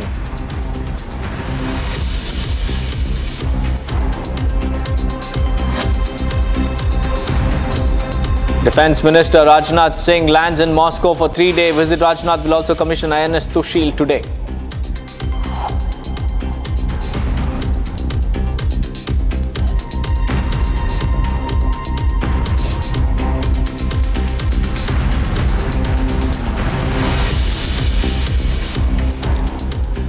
First up, viewers, South Korea's opposition leader will push for the second impeachment motion against the president, and this comes after the ruling party announced that President Yoon will resign early but by following an orderly plan. Listen in to what the opposition has to say about the entire crisis in South Korea. Lee Jae-myung, leader of Democratic Party, announced that they will be pushing to impeach President Yoon on December 14. 오는 12월 14일 우리 민주당은 국민의 이름으로 반드시 윤석열을 탄핵하겠습니다. 대한민국의 민주주의 위대한 국민 승리를 위해서 반드시 탄핵을 성공하도록 하겠습니다. The impeachment push follows Yoon's declaration of martial law in South Korea. The first impeachment attempt was blocked after ruling party leaders boycotted parliament session. 헌법이 정한 절차에 따라서 대한민국 헌정 질서를 파괴한 내란 주범, 군사 반란 주범 윤석열은 즉각 사퇴하거나 아니면 즉각 탄핵되어야 합니다. Which prevented two-third majority required to impeach the president. 비상계엄 사태로 인한 국민적인 불안과 국가적인 피해 돌이킬 수 없을 정도로 막대합니다. 국민들께서 정부에 느낀 실망감과 불신은 대단히 큽니다. 윤석열 대통령이 남은 임기 동안 정상적인 국정 운영을 할 수 없으므로 직에서 물러나야 한다는 것이 However, despite saving his seat for the first time, the Yoon government is facing heightened political pressure. 일단 조기 퇴진보다는 최대한 빨리 탄핵이 돼서 정권이 바뀌는 편을 원하고 있는 상황인데, 이유가 아무래도 잘못을 했으면 그 잘못에 대한 처벌을 당연히 해야 된다고 생각하고, 제 입장에서는 그게 권력 교체라고 생각을 하는 편이어서 저는 일단 탄핵안 투표조차 안 한 당에게 권력을 넘겨주는 거는 용납을 할 수 없는 편이긴 합니다.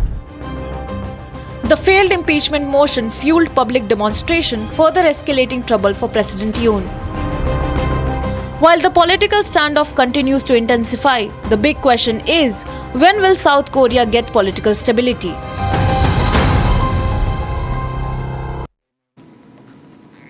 Moving on, TikTok is now at the center of a heated debate with potential ban looming, concerns over national security, data privacy, and also economic impact, front and center as the January deadline continues to approach closer and closer. We explore the implications of what banning an app like TikTok could have and what it could mean for millions of American influencers.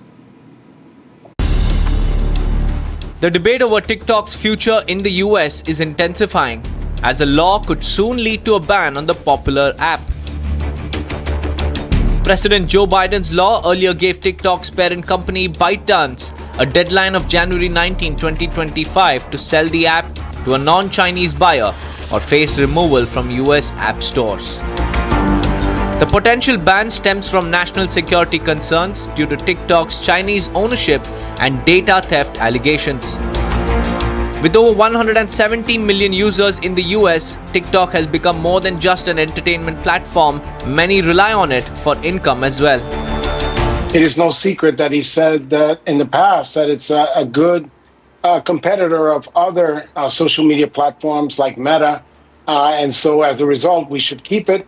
And so I think he could use his power in order to try to help TikTok gain a little bit more time.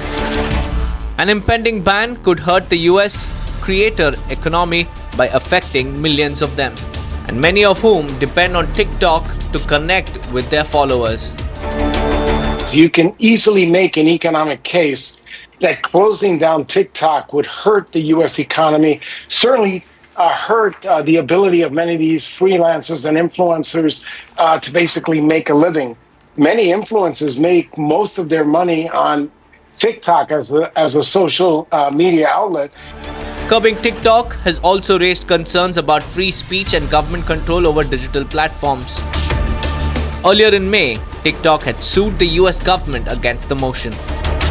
Let's not lose sight of the fact that there is that legal option that they can actually appeal to the Supreme Court. And there is no doubt that if you look at other decisions that are made by the Supreme Court, they don't differ that much from the preferences and the wishes of the president-elect. If implemented, US will be joining the list of countries like India, Pakistan and Indonesia who have banned the controversial app. Now, Ukrainian President Volodymyr Zelensky met US President-elect Donald Trump on the sidelines of the Notre Dame reopening ceremony. Zelensky called the meeting good and productive, and he also emphasized the need of peace and security measures for Ukraine.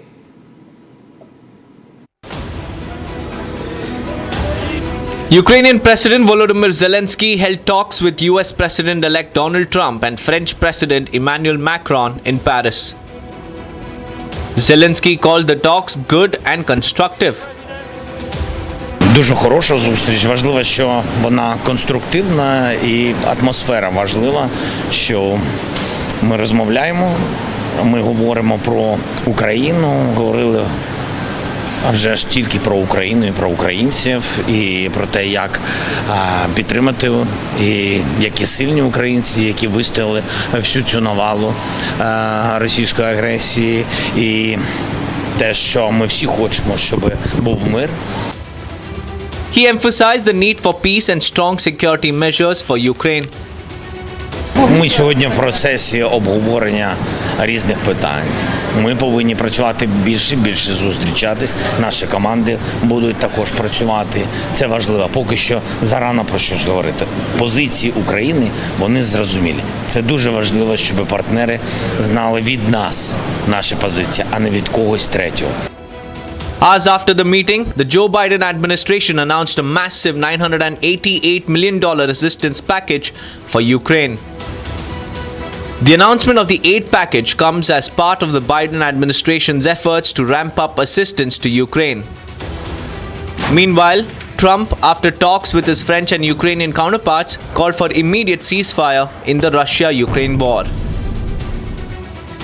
Trump stated both sides have suffered hundreds and thousands of casualties, and he also urged Russian President Vladimir Putin to end the conflict.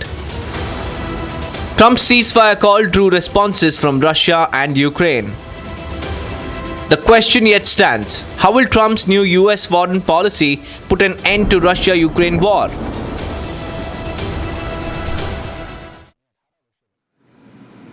Now viewers, let's talk about the main event where the two leaders met. After more than 5 years of restoration, Notre Dame Cathedral in Paris has finally reopened its doors for the first time since the devastating fire in 2019. And the historic occasion was marked by a mass attended by global leaders and thousands of faithful, symbolizing not just a religious revival but the resilience of Paris itself.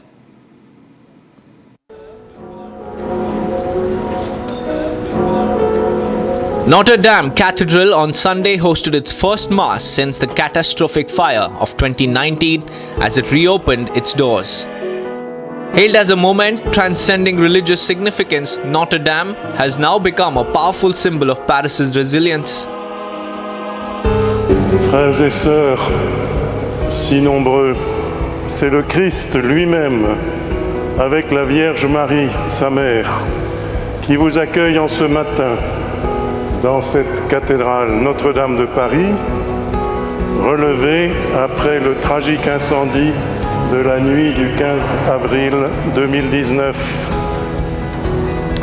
Que vous soyez présents dans cette cathédrale ou devant un écran partout dans le monde, y compris peut-être sous la pluie, À l'écoute par tout autre moyen de communication, je vous salue avec une intense émotion. Je pense en particulier à vous tous qui, dans le monde, affrontez les rigueurs des guerres. Restored after more than 5 years of reconstruction, the cathedral emerged reborn to the faithful in its full grandeur. Illuminated in its intricately carved stonework, the Catholic monument hosted a plethora of global leaders like Donald Trump, Jill Biden, and many more. President Emmanuel Macron expressed gratitude to those who saved and rebuilt Notre Dame as he addressed the congregation in Paris, which saw 2,500 in attendance.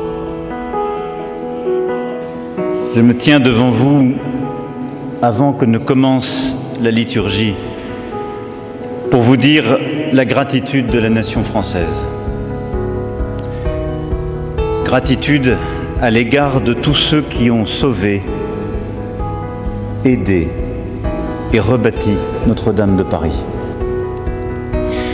Gratitude à l'égard de tous ceux qui sont présents au moment où nous nous apprêtons à la rendre aux catholiques, à Paris, à la France et au monde entier. Oui, ce soir, les cloches de Notre-Dame sonnent à nouveau et l'orgue dans un instant s'éveillera. Musique d'espérance, familière aux Parisiens, à la France et au monde. Les cloches de Notre-Dame sonnent à nouveau, qui ont scandé les heures du jour et celles de l'histoire. Nearly 170 bishops from France and around the world took part in the celebrations in the liturgy closed to the general public. From ruins to resurrection, Notre Dame's reopening was defined by extraordinary craftsmanship and nearly $1 billion in global donations. The event was both solemn and historic and also signified the restoration of faith and unity. For Catholics around the world, it marked the revival of the city's spiritual heart, a place where faith has been nurtured for centuries.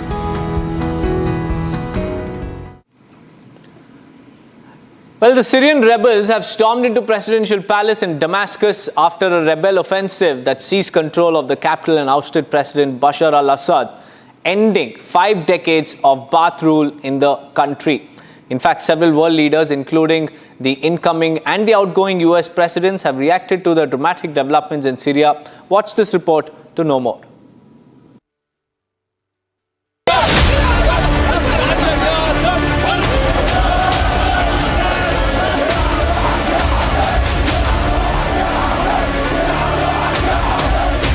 Syrian rebels stormed the presidential palace in the capital on Sunday after the collapse of Syrian government. This follows after Syria's President Bashar Assad reportedly fled to Russia on Sunday. Several videos emerged Syrians entering Bashar Assad's presidential palace in Damascus. People were seen entering empty rooms strewn with debris and furniture and going upstairs to rooms above. In another video that surfaced online, Syrian rebels were seen destroying the portraits of Assad's family. Meanwhile, Syria's local media posted rebel commander who was among the fighters to storm Damascus. احنا بنوجه رسالة لجميع الطوائف المتواجدة في سوريا، سوريا للجميع بدون استثناء. نعم. بدون يعني مسميات، سوريا للدرزي وللسني وللعلوي لكل الأطياف. Reactions of all leaders began to come after the rebels seized control of the capital city. World leaders, including the incoming and outgoing US president, are keeping their ears to the ground on dramatic developments in the country. At long last, the Assad regime has fallen. This regime brutalized and tortured and killed literally hundreds of thousands of innocent Syrians. The fall of the regime is a fundamental act of justice. It's a moment of historic opportunity for the long-suffering people of Syria. to build a better future for their proud country. It's also a moment of risk and uncertainty. While Germany minced no words in describing Assad's exit as a huge relief for millions of people in Syria, on Sunday, Italy called an emergency meeting after Syrian rebels declared President Bashar al-Assad's ouster.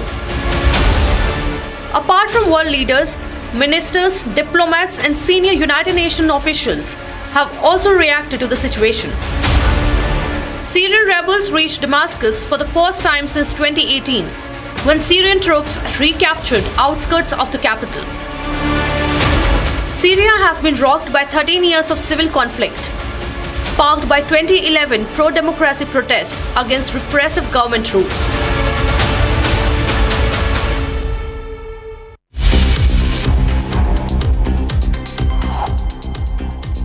Well, it's time for a quick break, but on the other side, we'll tell you more about the updates in the PM Kisan Yojana. Stay tuned.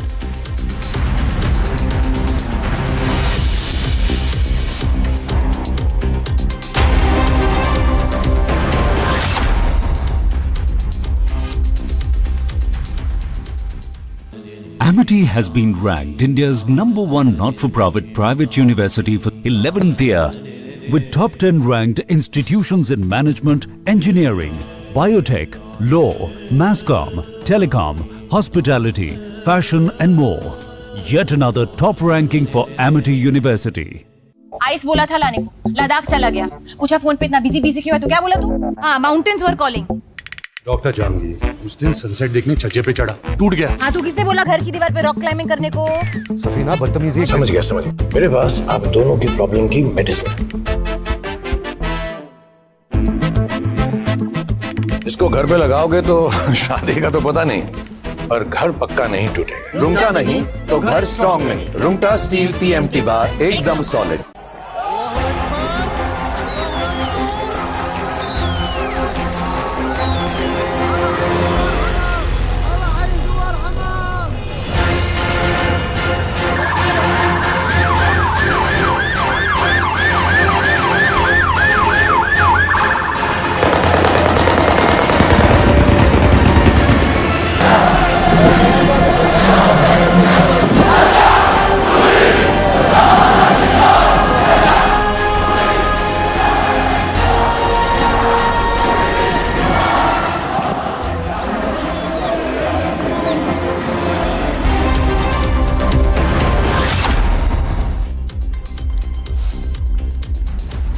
Viewers, in a crucial update for farmers across the nation, the government of India has introduced new guidelines for the Pradhan Mantri Kisan Samman Nidhi Yojana, which ensures financial support for them.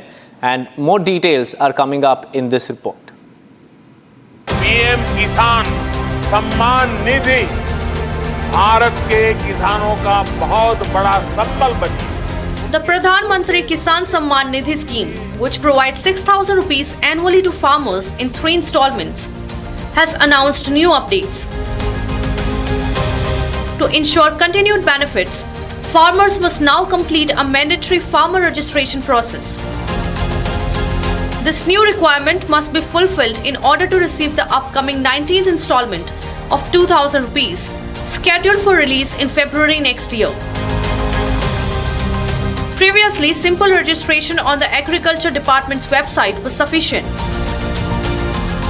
However, the update mandate requires registration as an essential step to avoid ineligibility for the upcoming payment. For easing the process, farmers can now register through Jan Suvidha Kendras or village panchayat camps. On completing the registration, beneficiaries will not only secure the PM Kisan benefits, but also become eligible for several other government welfare schemes. In order to check eligibility, farmers must visit the official PM Kisan website and check the beneficiary list. Farmers have been advised to complete this process in due time to avoid disruptions in receiving their sum. A flagship direct benefit transfer scheme, PM Kisan caters to 9.21 crore beneficiaries at present.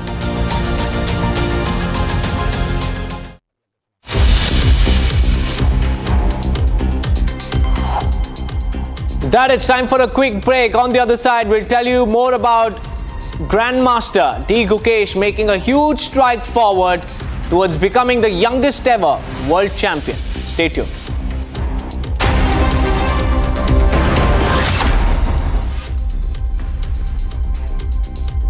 Ice बोला था लाने को, लद्दाख चला गया। पूछा phone पे इतना busy क्यों है, तो क्या बोला तू? हाँ, माउंटेन्स वर कॉलिंग।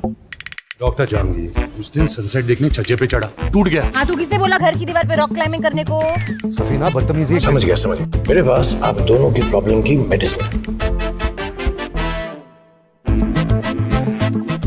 इसको घर पे लगाओगे तो शादी का तो पता नहीं, पर घर पक्का नहीं टूटेगा। रुंगटा नहीं तो घर स्ट्रॉन्ग नहीं। रुंगटा स्टील TMT बार एकदम solid. India have been humbled at the Adelaide Oval, and there is no better way to put this fact across. The Australians are still undefeated at Adelaide in a pink ball test match, and they were nothing but clinical in every aspect of the test match. The Border Gavaskar Trophy series currently hangs in balance, now with both the teams winning one match each. India did register an emphatic win at the Optus Stadium, Perth, but as of now it accounts for nothing. The defeat in Adelaide can be termed as a complete team failure. The batting was dismal, the bowling was lackluster. India did not find the way to lose this game, but let's just say that they never were in the game right from the word go. India never looked like having any answers to the brilliance of Travis Head and Mitchell Starc. Head in particular has been tormenting India for some time now, and India never seemed to have cracked an answer to his brilliance. Surprisingly, nobody has been questioning India's decision.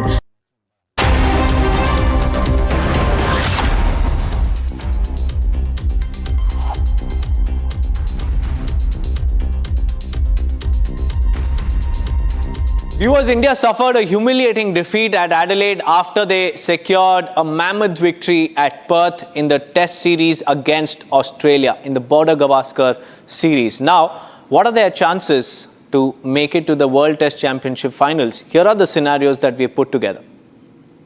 India have been humbled at the Adelaide Oval, and there is no better way to put this fact across. The Australians are still undefeated at Adelaide in a pink ball test match, and they were nothing but clinical in every aspect of the test match. The Border Gavaskar Trophy series currently hangs in balance, now with both the teams winning one match each. India did register an emphatic win at the Optus Stadium, Perth, but as of now it accounts for nothing. The defeat in Adelaide can be termed as a complete team failure. The batting was dismal, the bowling was lackluster. India did not find the way to lose this game, but let's just say that they never were in the game right from the word go. India never looked like having any answers to the brilliance of Travis Head and Mitchell Starc. Head in particular has been tormenting India for some time now, and India never seemed to have cracked an answer to his brilliance. Surprisingly, nobody has been questioning India's decision to bat first with the pink ball darting around and the clouds hovering around the Adelaide Oval on the first day of the pink ball test match. Starc, living up to his stature, made the most of these conditions, just grinded India to dirt. The big lefty registered a 6-wicket haul, and it pushed India way far in the game. The Asian cricketing juggernauts were bolstered by the return of their regular test skipper Rohit Sharma and Shubman Gill, but they failed to deliver. Let's just call a spade a spade. Rohit never looked like getting into the fight. The batting prowess of all the big names such as Virat Kohli, Yashasvi Jaiswal, KL Rahul, Rishabh Pant and Ravichandran Ashwin resulted to nothing as India were bundles out for 180 runs in the first innings. Making things worse, Travis Head did what he does the best, tormented India. The left-handed batter scored a stellar 140 runs, which literally pushed India out of the game. India batted in the twilight period of the day too, and they lost 5 wickets overnight. The Indian batting continued to remain far from good, even on the second day. The Perth Test match was special, and every sense and the loss in Adelaide is equally disappointing and raises big questions about India's future in Test match cricket. The batters just don't hold up, and the batting collapses are happening way too frequently. The bowlers have still tried to put India in the commanding position on more than one occasion. The next Test match will be played in Brisbane, and it starts on the 14th of December 2024. Following the fall of Assad's regime in Syria, US President Joe Biden has now come up with a 3-point action plan. We'll get you all the details at 9 a.m. Stay tuned.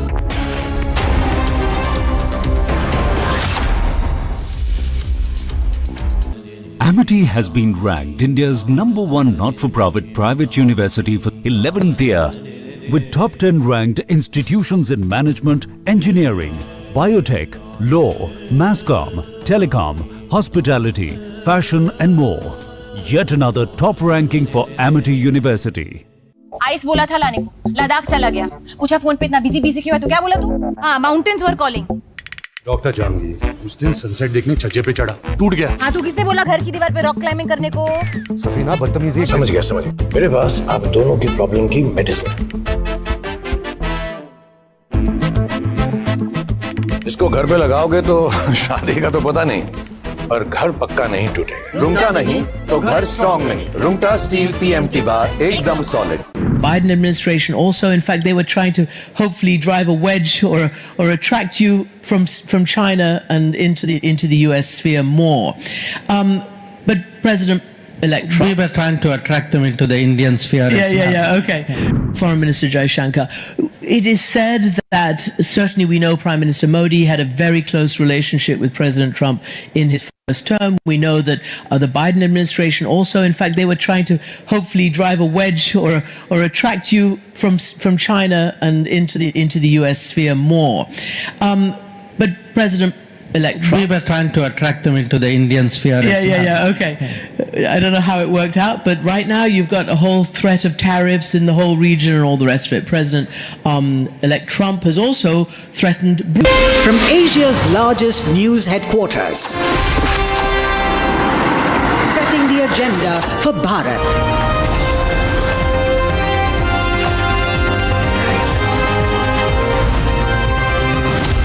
You're watching Republic.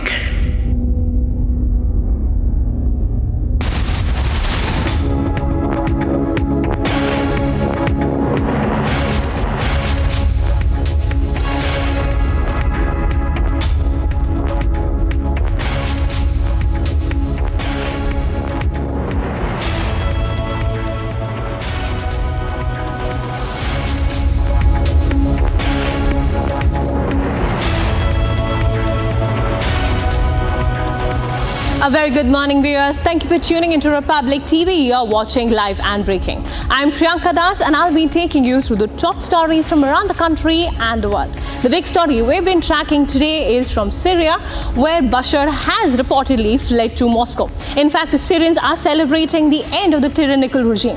We'll get to the details, but first, here's a quick look at the top headlines.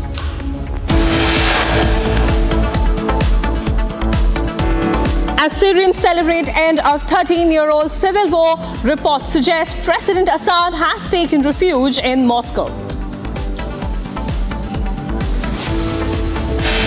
Our approach has shifted the balance of power in the Middle East. Through this combination of support for our partners, sanctions, diplomacy, and targeted military force when necessary.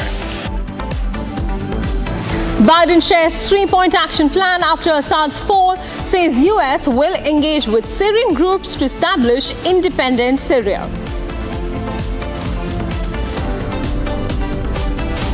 The Israeli army the order to take over these positions to ensure that no hostile force embeds itself right next to the border of Israel. Israeli Prime Minister Netanyahu says buffer zone in the Golden Heights seized by Israeli forces. Claims collapse of ceasefire agreement with Syria.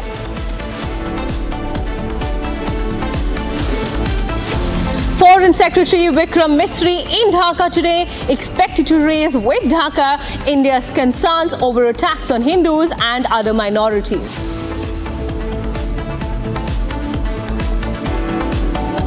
Amid escalating situation in Syria, MEA issues statement. Says embassy in Damascus operational, Indians in Damascus safe.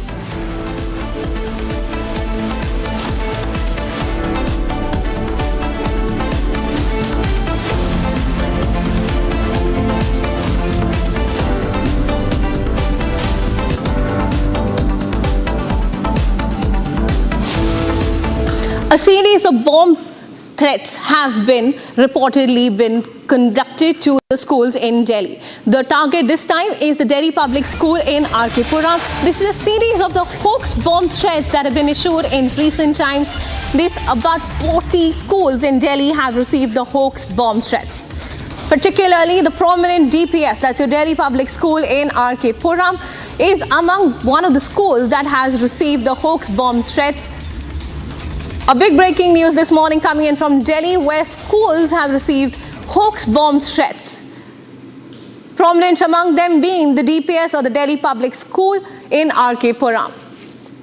Viewers, you can see these visuals live on your screen as security has been heightened and there's a security check underway to ensure that no untoward incidents happen. This following the hoax bomb threats that have been received by various schools in Delhi, which number to about 40 schools which have reportedly received these bomb threats.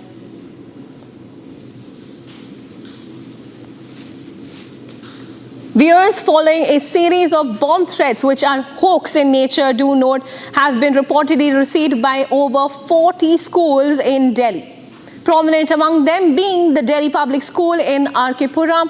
You can see visuals of the security guards outside the DPS in RK Puram, where security right now has been heightened, keeping in light of the bomb threats that have been received by the schools to ensure that all security checks are in place and any untoward incidents can be kept under check.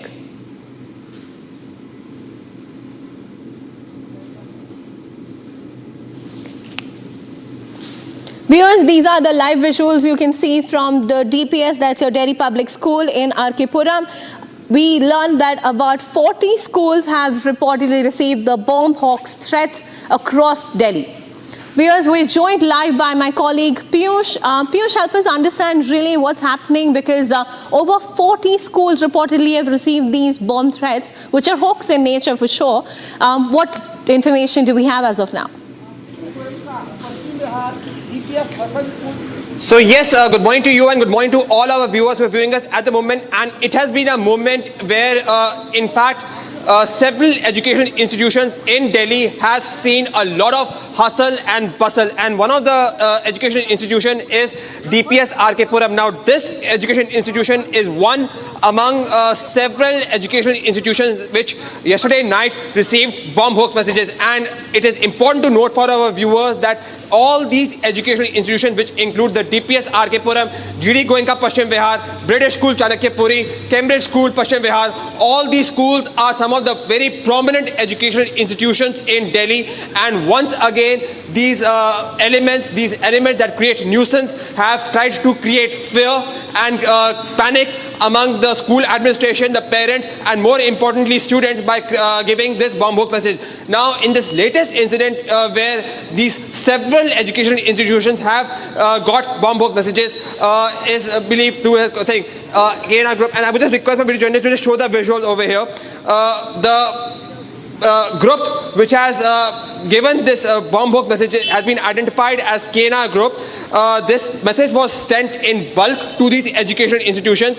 This group, by sending this message, had demanded $30,000. And right now, thankfully, after examination, after surveying, nothing suspicious has been found. But once again, it has created that kind of situation where nuisance, fear, panic and confusion is being deliberately created, not only at the educational institutions, but also in the past in several offices and also prominent airlines. The key question is that will the law enforcement officials again get hold of these people, because it is important to note that in the month of February also, there were close to 200 schools in the national capital region that was targeted by these bomb hoax messages. And the investigation of that is also ongoing. And I would just request my video journalists to just continue showing the visual of the school over here, which has been targeted. This is one of the prominent educational institutions in Delhi,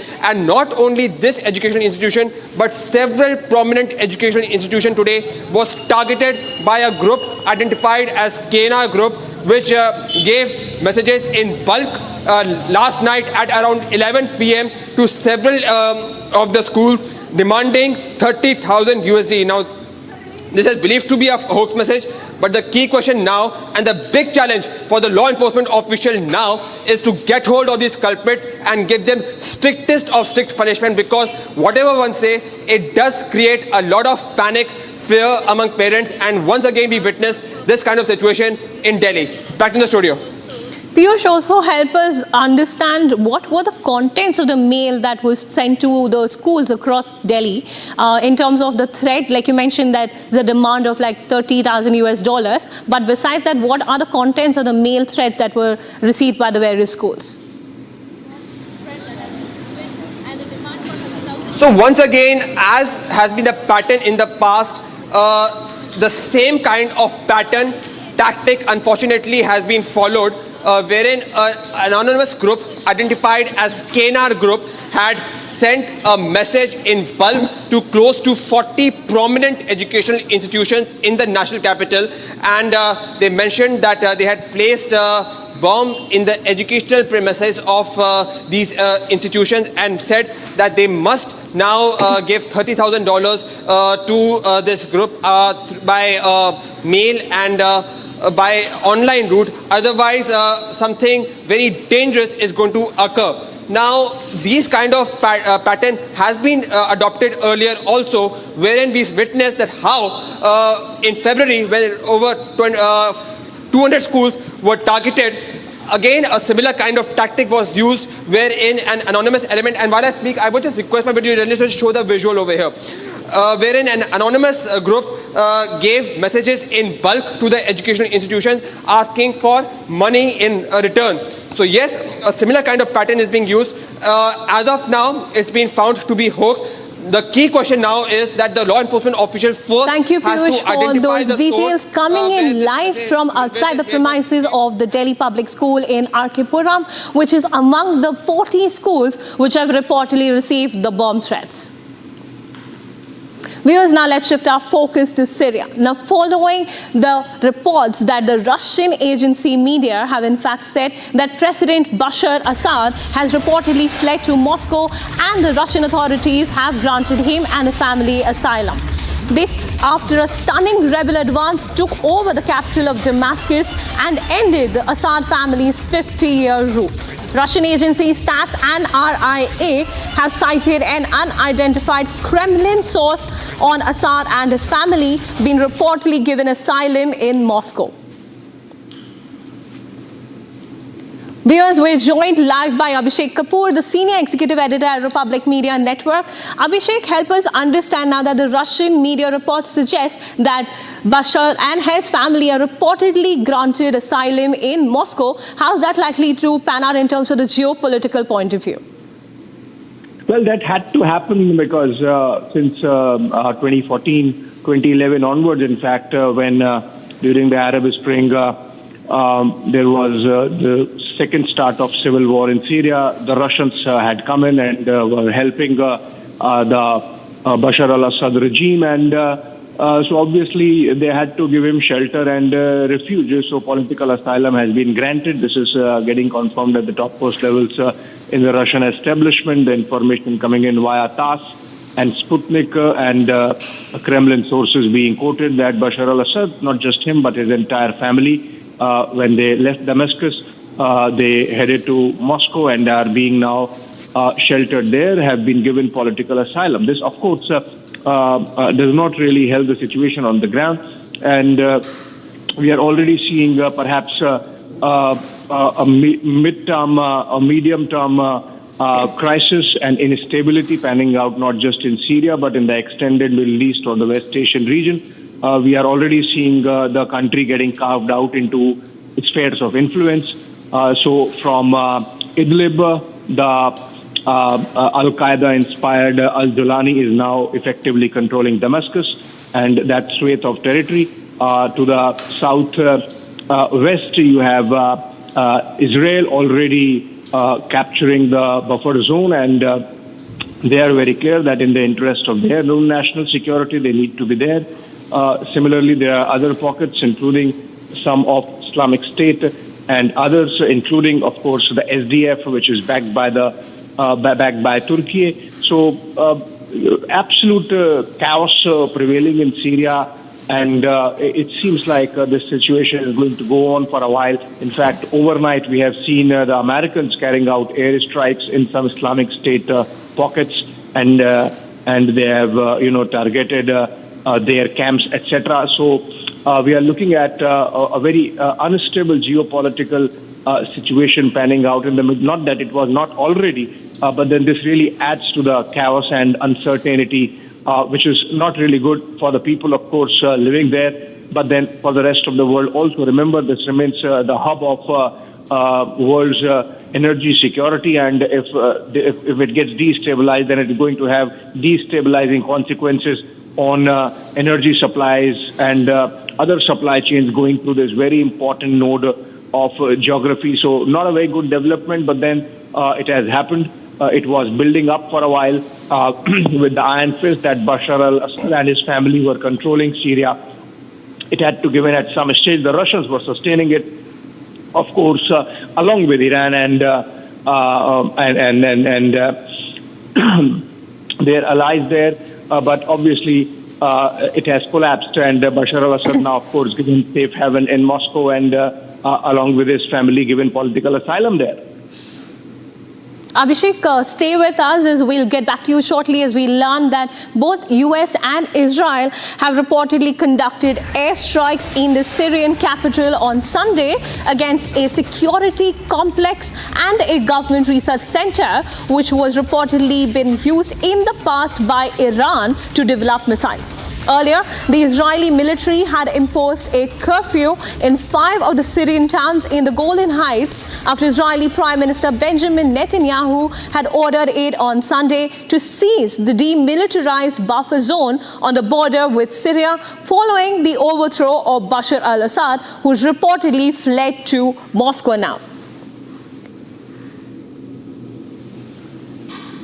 Abhishek, help us understand, because Joe Biden has now come up with a 3-point action plan. Meanwhile, the President-elect Donald Trump has said that they would like to stay away from the Syria crisis and kind of not get involved in it. But there seems to be, again, a discrepancy on the front with US following the airstrikes that have been reportedly taking place on Sunday. What are your thoughts on that?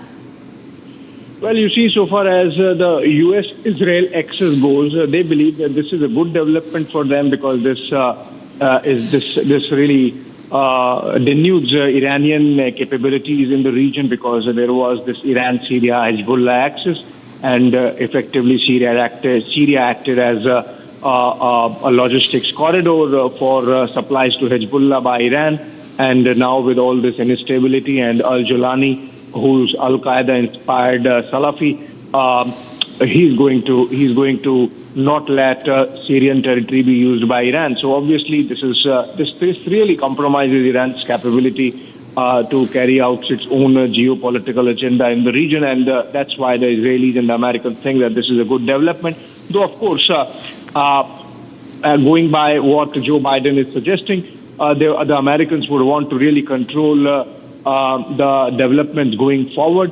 Ultimately, whatever stability comes to the region would depend on how the America-Russia play really, has its effect on the ground. Because if you look at it, there is still a Russian area of influence along the coast, where they have a couple of bases, a naval base and an air base, and so there is Russian influence there. From there, if you go up north, there is Turkish area of influence. Then southwest, as I mentioned, the Israelis have already captured some territory, howsoever temporarily. And then, of course, in Damascus, you have Al-Julani. Thank you, Abhishek, for those details coming in on after the US and Israel reportedly carried out airstrikes in the Syrian capital. In fact, we're getting in reactions of Joe Biden. Let's listen in. We maintained our military presence in Syria, our counter-ISIS, to counter the support of local partners as well on the ground, their partners, never ceding an inch of territory, taking out leaders of ISIS, ensuring that ISIS can never establish a safe haven there again. We maintained our military presence in Syria, our counter-ISIS, to counter the support of local partners as well on the ground, their partners, never ceding an inch of territory, taking out leaders of ISIS, ensuring that ISIS can never establish a safe haven there again. Following the fall of the Bashar al-Assad and his family's regime, which went on for about half a century, we learned that the family has been granted asylum in Moscow. This has been cited by the Russian media agencies.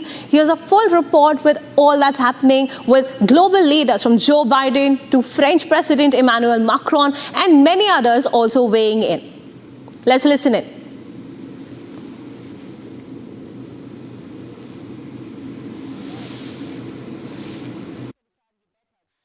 The United States will work with our partners and the stakeholders in Syria to help them seize an opportunity to manage the risks. You know, for years, the main backers of Assad have been Iran, Hezbollah, and Russia. But over the last week, their support collapsed, all three of them, because all three of them are far weaker today than they were when I took office. You know, over the past 4 years, my administration pursued a clear and principled policy towards Syria. First, we made clear from the start sanctions on Assad would remain in place unless he engaged seriously in a political process to end the civil war, as outlined by the UN Security Council resolution passed in 2015. But Assad refused, so we carried out a comprehensive sanction program against him and all those responsible for atrocities against the Syrian people.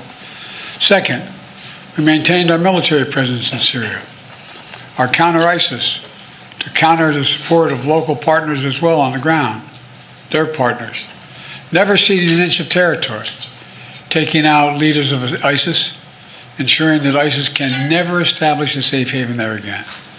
Third, we've supported Israel's freedom of action against Iranian networks in Syria and against actors aligned with Iran who transported lethal aid to Lebanon. And when necessary, ordered the use of military force against Iranian networks to protect U.S. forces. Our approach has shifted the balance of power in the Middle East through this combination of support for our partners, sanctions, and diplomacy, and targeted military force when necessary. Viewers, we learned that Israeli Prime Minister Benjamin Netanyahu has now announced that its military has temporarily seized the demilitarized buffer zone in Golan Heights. Netanyahu said that the 1974 disengagement agreement with Syria had collapsed with the rebel takeover of the country. Here's the big breaking news coming in this morning is that Israel's Prime Minister has announced its military has temporarily seized the control of a demilitarized buffer zone in Golan Heights. Netanyahu has also said that the 1974 disengagement agreement with Syria had collapsed following the rebel takeover of the country. Let's listen in to what Netanyahu had to say.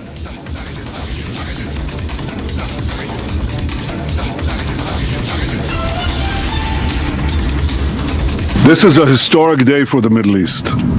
The collapse of the Assad regime, the tyranny in Damascus, offers great opportunity, but also is fraught with significant dangers. This collapse is a direct result of our forceful action against Hezbollah and Iran, Assad's main supporters. It set off a chain reaction of all those who want to free themselves from this tyranny and its oppression. We gave the Israeli army the order to take over these positions to ensure that no hostile force embeds itself right next to the border of Israel. This is a temporary defensive position until a suitable arrangement is found.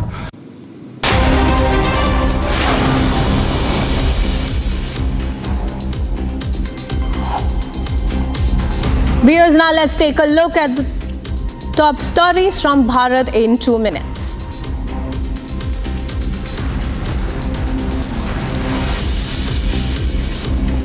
Amid strained relations between India and Bangladesh, Foreign Secretary Vikram Misri is expected to raise India's concerns over attacks on Hindus and other minorities with Dhaka today as he embarks on a day-long visit to Bangladesh. Misri is scheduled to hold wide-ranging talks with his Bangladeshi counterpart Mohammad Jassim Uddin and meet the country's de facto Foreign Minister Mohammad Tawheed Hussain. It has been learned that the Indian Foreign Secretary is also likely to call on Bangladesh's interim leader and Nobel Peace Laureate Muhammad Yunus during his nearly 12-hour visit to Dhaka.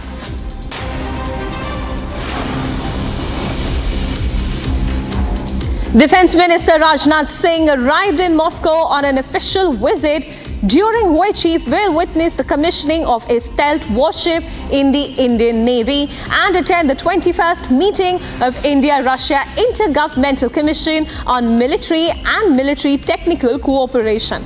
During his visit, he will pay tribute at the Tomb of the Unknown Soldier in Moscow, which will be followed by his meeting with Indian diaspora. This visit aims to further deepen India-Russia defense cooperation in line with a special and privileged strategic partnership.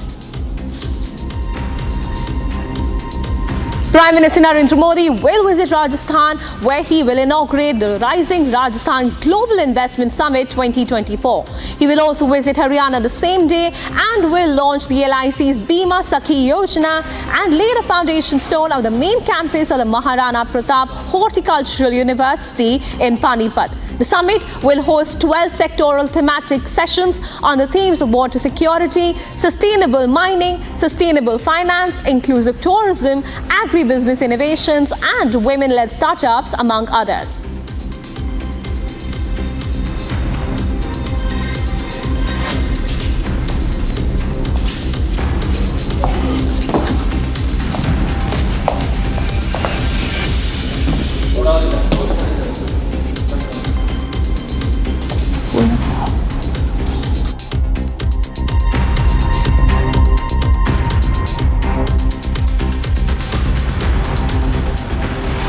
After a shocking defeat in the second test match of the Border Gavaskar Trophy Series, the World Test Championship final looks like a distant dream for India.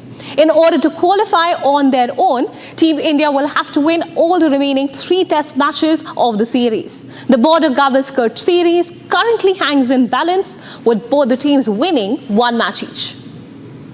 Australia defeated India by 10 wickets in the second test at Adelaide Oval, which took place from December 6th to 8th this year. After knocking India out for 180 runs in the first innings, Mitchell Starc excelled with 6 wickets for 48 runs, while Pat Cummins added 5 wickets in the second innings, reducing India to 175. Despite a valiant 42 from Nitish Kumar Reddy, India struggled to match Australia's pace onslaught. Australia successfully chased a modest 19-run target without losing a wicket, resulting in a 1-1 series. Following their loss to England in the second test, New Zealand's downhill slide continues a week after a significant upheaval in the ICC World Test Championship 2024-25 standings. Australia's strong pink ball test performance, meanwhile, has helped them climb the WTC rankings. Over India, they have triumphed. Australia levelled the 5-match series 1-1 by 10 wickets in the pink ball test, therefore enhancing their prospects of landing a position in the WTC final in London. Once a fierce rival for the 2025 WTC final, New Zealand has plummeted to 6th place with a devastating defeat to England. If India wins the BGT 3-1, they will remain in the top 2 places in the WTC ranks. Still, their status also relies on the situation of South Africa. Should the Proteas triumph in their second test against Sri Lanka, they might propel India to the top. An India 3-2 victory over Australia would create some uncertainty. India would need Sri Lanka to at least draw one of their 2 forthcoming tests against Australia, scheduled for January to February next year, if they were to keep their top 2 positions. India's qualifying gets more difficult if the series ends in a 2-2 tie between Australia and India. It was a tale of two shoddy batting efforts with the two senior-most players, Rohit Sharma and Virat Kohli, looking well past their best. Jasprit Bumrah gave it all but lacked a potent bowling partner at the other end. Had India pulled off a coup in this game, it would have been something miraculous, but Stark, the undisputed OG of pink ball tests with 74 victims, bowled a delivery on length, which Rishabh Pant didn't fully press forward while jabbing his bat at. The regulation catch was duly accepted by Steve Smith, stationed at second slip. Reddy, who is time and again showing that positive attitude and big heart at times trumps technique, continued to defy the Australians. In the first two tests, Reddy's commitment and ability to gut it out has been exemplary. He hasn't yet got a 50, but scores of 41, 37 not out, 42 and 42 shows a lot of promise for the future, and his seam-up wicket-to-wicket bowling can only improve if he stays around the national team. Viewers, much more coming up. More than 40 schools in Delhi receive bomb threat emails. Investigation continues. We will be live and breaking from the ground. Do not go anywhere.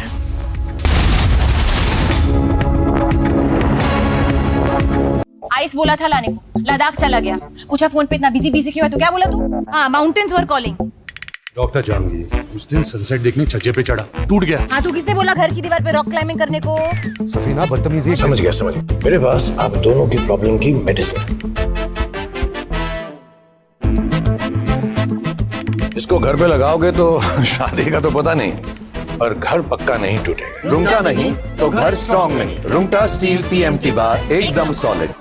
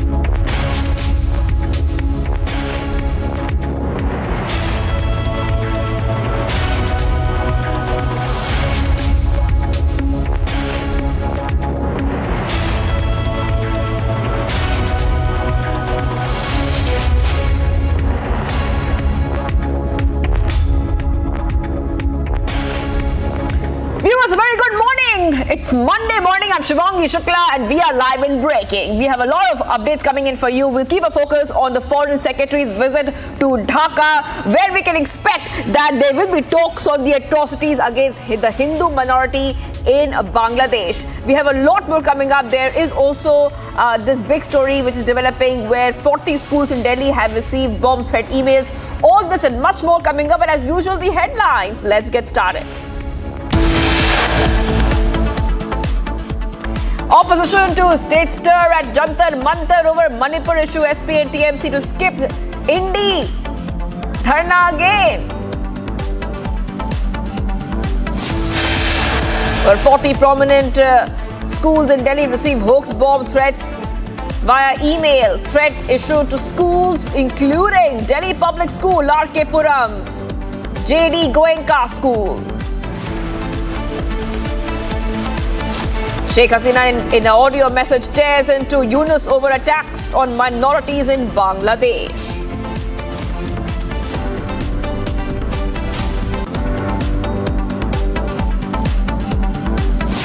Foreign Secretary Vikram Misri in Dhaka today expected to raise with Dhaka India's concerns over attacks on Hindus and other minorities.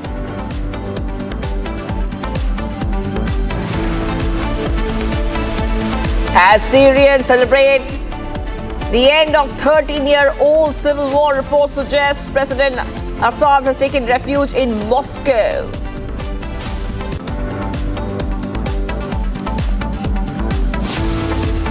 Our approach has shifted the balance of power in the Middle East through this combination of support for our partners, sanctions, diplomacy, and targeted military force when necessary. Biden shares a 3-point action plan after Assad's fall, says US will engage with Syrian groups to establish independent Syria. The Israeli army the order to take over these positions to ensure that no hostile force embeds itself right next to the border of Israel. Israeli Prime Minister Netanyahu says buffer zone in the Golan Heights seized by Israeli forces claims collapse of ceasefire agreement with Syria.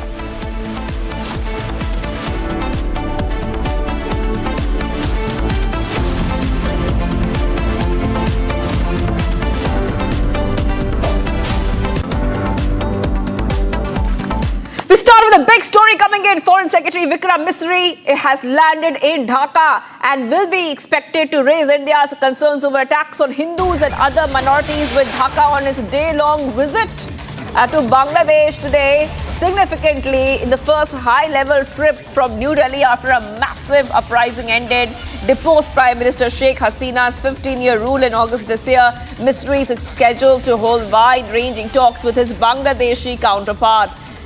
That is right. Big update coming in right now, viewers. This is the first high-profile diplomatic outreach since the former PM Sheikh Hasina fled to India. And this is something very important coming in right now, viewers, where we'll see that the Foreign Secretary will be there in Dhaka. And he is going to hold a lot of structured interactions with Bangladesh. That's what the MEA is saying, viewers. So this is a big update coming in right now on Republic TV. And let's not forget that there is a strain in the relationship between India and Bangladesh after we saw that even India was very concerned about the attacks on minorities in Bangladesh. Those pictures coming in right now, viewers, on Republic TV, those are the live pictures coming in. These are the first on Republic pictures coming in of Vikram Misri, who has just landed in Dhaka a short while back. And we have with us our colleague joining us on the phone line. Okay, those pictures are coming in right now. India has announced that Foreign Secretary Vikram Misri will travel to Bangladesh on Monday, a visit that comes amid increasing strain in ties between New Delhi and Dhaka over attacks on minorities, including Hindus in the neighboring country. First high-level visit from New Delhi to Dhaka after deposed Prime Minister Sheikh Hasina fled Bangladesh and took shelter in India following massive anti-government protest. Ministry of External Affairs spokesperson says that Misri will travel to Bangladesh and attend a meeting under the framework of Foreign Office consultations. For more, let's go across to my colleague joining us, Senior Executive Editor Abhishek Kapoor joining us. Abhishek, very important visit, given the fact this is the first high-level visit after the Mohammed Yunus became the chief advisor of the Bangladesh government, making this visit extremely important. If you could take our viewers through the significance and what we can expect next now. Well, the significance is that, as you rightly mentioned, this is the highest level engagement that's really happening between the two sides in recent times after the crisis broke out in Bangladesh post the August 5 coup, if you can call it. The changes which really led to the ouster of Sheikh Hasina as Prime Minister, as an elected Prime Minister, and her getting replaced by a regime which is unelected, and Chief Advisor Mohammed Yunus helming it, and other advisors also, typically bureaucrats, former army generals, etc. So obviously it's not a representative government in Bangladesh, but the manner in which those changes have been effected clearly suggests that there are outside powers that have really carried out a regime change because Sheikh Hasina government was not amenable to their machinations. So obviously there are a lot of things to talk about between the two sides, particularly the manner in which the security situation for India has panned out. All the forces let loose in Bangladesh since August 5 are those which are typically inimical to India's interests on its national security, on its people-to-people relationship, and we have seen episodes like burning of Indian products, including saris. We have seen minorities being targeted, temples being attacked, vandalized, arrests being carried out, due process of law not being followed. So even if I don't, for example, mention the specific case of Chinmay Krishna Das, even otherwise, if you look at it, the security situation has worsened. Release of the likes of Jashimuddin and others clearly suggest that the present government led by Mohammed Yunus is if not aware, if not unaware, it is actually indulging with those forces which do not have best interests of India in mind. So obviously, as a neighbor, that's not a good conduct. I don't know for how far we would push in terms of specifics, but this is a moment to have a dialogue, to understand each other's concerns. So even Bangladeshi side, for example, might say that we have these concerns, so why not? Let's discuss that. So that's the objective with which Foreign Secretary Vikram Misri has landed in Dhaka. As we see in the pictures, right. He's going to spend all day there, and hopefully by the time the visit ends, Shivangi, both sides would have better appreciation of the concerns on each side. Well, thank you for joining us there, Abhishek Kapoor, our Senior Executive Editor, for breaking down this visit, and we will be keeping a track on the story as for Foreign Secretary will be holding his engagements. And sticking on with Bangladesh, it has been 2 weeks since Chinmay Krishna Prabhu was jailed, and his health continues to decline. Reports indicate that his liver issues have now worsened, and he remains physically, I repeat, physically weak. Shockingly, viewers, he has been denied legal assistance, with lawyers advocating for him facing intimidation and attacks. The question now comes up, why is Chinmay Prabhu being deprived of even basic rights? Is Yunus so threatened by him that he resorts to such measures? The treatment raises concerns about the rule of law and the state of justice. This is what we're getting for you right now on Republic TV, viewers. We'll try to connect to a Republic Bangla newsroom for more on this.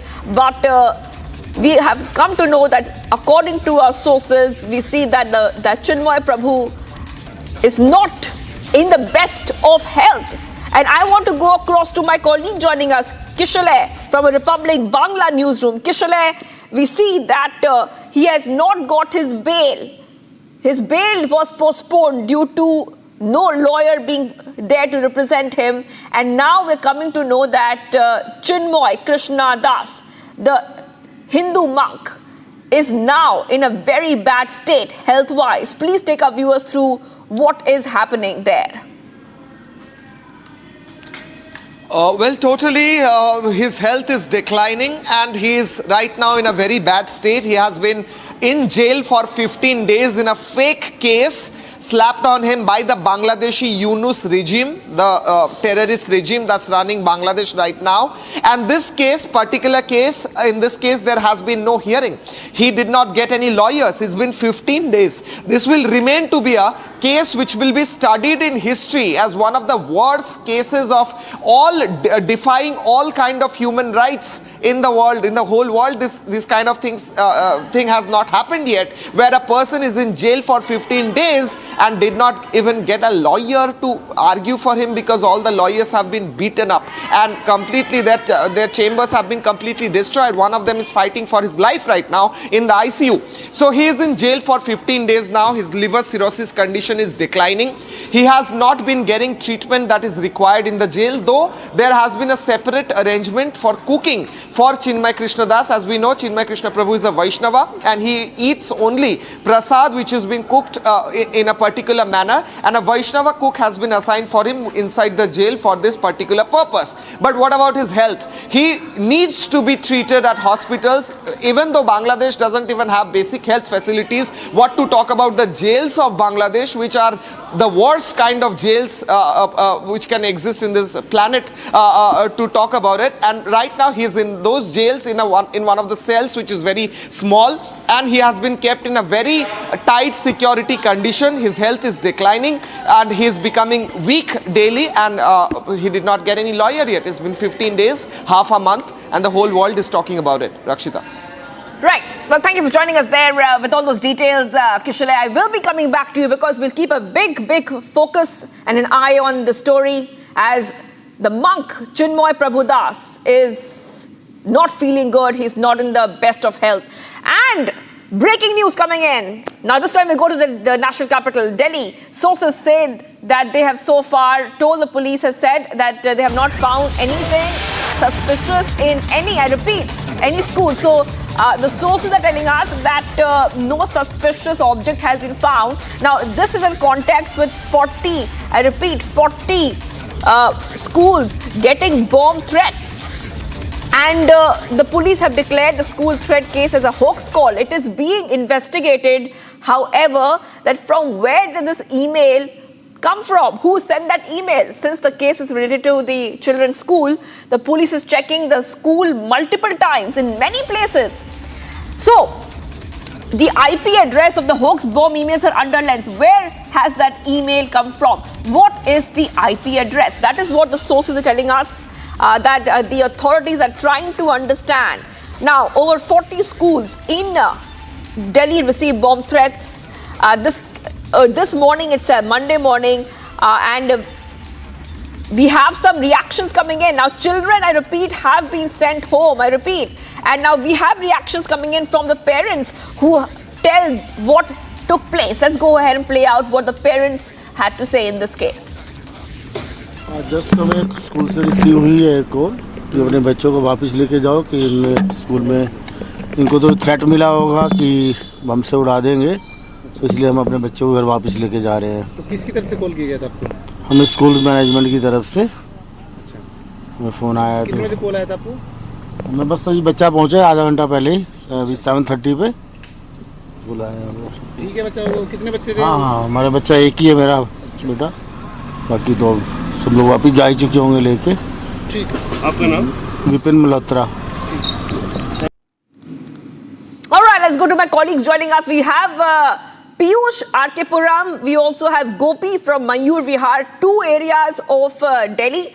I just want to go first to my colleague Piyush, who's at RK Puram. Piyush, please take our viewers through which school you're outside of right now. And students have been sent back home. If you could take our viewers through what the authorities are saying. Have they found anything suspicious? What is the investigation looking like? So Shivangi, you've raised some very prominent questions, and let me first just show you the visual of DPS RK Puram. This school is one among several educational institutions today in the national capital that received hoax messages. In fact, the hoax messages was received last night at around 11 p.m. where in bulk several prominent educational institutions that included DPS RK Puram over here, the visuals of which are being shown to you by my video journalist VJ Anup Sasangi ji, Cambridge School, DD Goenka Paschim Vihar, Mount Mary School where my colleague Gopi is there, and British School Chanakyapuri. So these were some of the prominent educational institutions which received in bulk the hoax bomb messages. Now, following these messages that were received by an anonymous group identified as KNR Group, wherein a ransom of $30,000 was being demanded, there was a kind of a caution that was maintained, and from morning onwards we saw that there was a kind of hustle and bustle that was witnessed over here at the educational institutions. The situation where right now the situation is calm. So yes, from the morning onwards there was a kind of hustle and bustle wherein the parents and students were asked not to come inside the premises while the checking and all the regular examinations were being taken place. Now, even though nothing suspicious has been found, the examination by some of the Delhi police officials over here in most of these prominent educational institutions is still being done. The key question now is that even though nothing suspicious has been found, will the law enforcement officials be able to get hold of the culprits which have given this mail, this hoax mail? Because this is not for the first time when such kind of hoax messages have been sent. In fact, to the people who realize about this menace which has been prevalent over here in the national capital for a long time, in the month of February, there were over 200 educational institutions across the national capital region that was targeted. Even in that matter, the investigation is ongoing. So today, when 40 educational institutions have been targeted, one hopes that the law enforcement officers will be able to get some vital leads. They will be able to get hold of the VPN, the virtual private network from which this mail was sent, and they will be able to get hold of the culprits. Back to the studio. Yes, absolutely. Gopi is also joining us. Gopi, take our viewers through where you are. Are you at Mother Mary School in Mayur Vihar? And also take our viewers through what are the parents telling you? Because, you know, the bomb threat email says a lot of concerning things. Content is very concerning. You all deserve to suffer and lose limbs. If I do not receive $30,000, I will detonate the bombs. These are the content from the email. Gopi. Well, in fact, Shivangi, we are standing at the Mother Mary school, right outside the Mother Mary school, in fact, which is based in Mayur Vihar Phase 1. And as you can see, the SHO of this particular region, Mr. Pramod Kumar, as well as the bomb disposal team is currently inside the premises, and they are checking and investigating all the classrooms along with the whole of premise.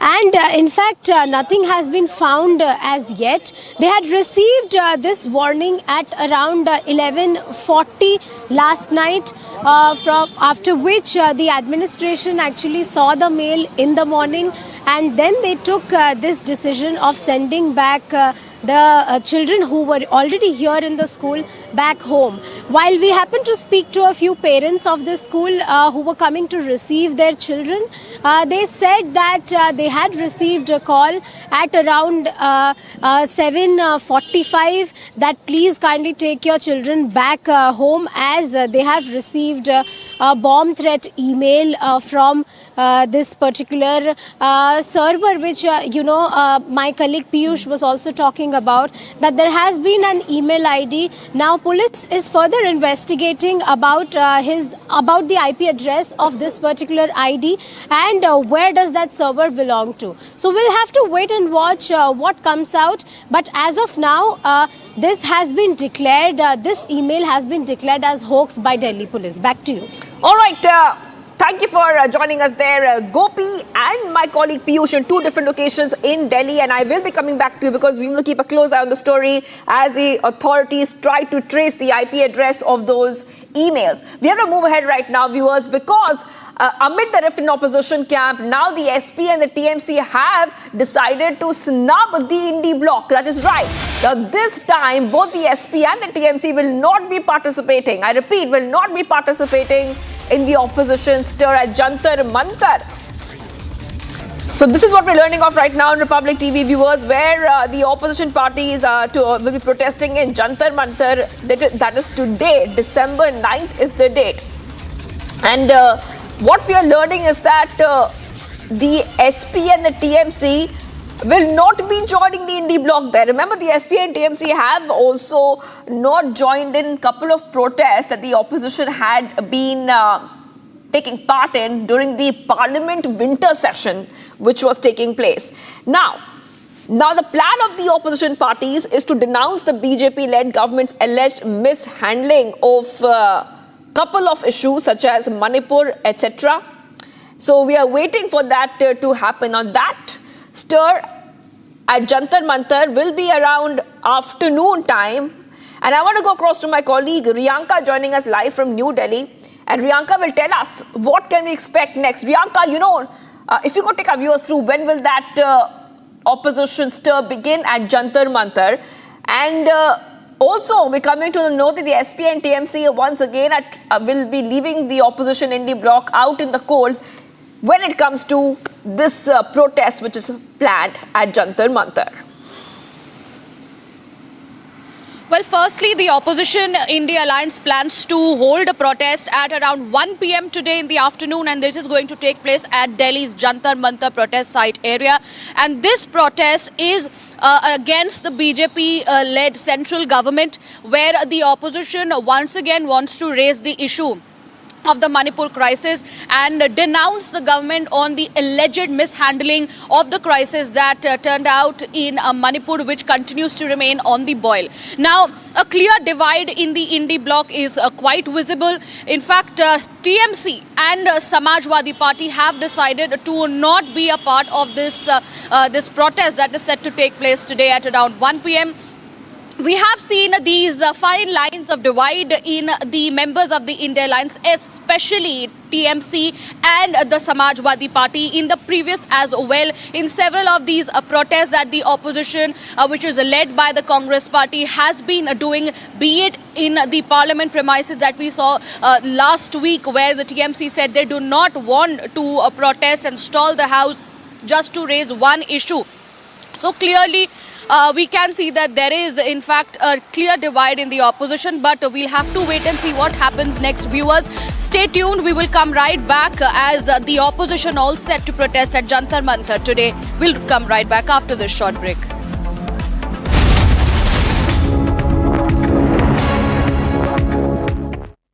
Amity has been ranked India's #1 not-for-profit private university for 11th year, with top 10 ranked institutions in management, engineering, biotech, law, masscom, telecom, hospitality, fashion and more. Yet another top ranking for Amity University.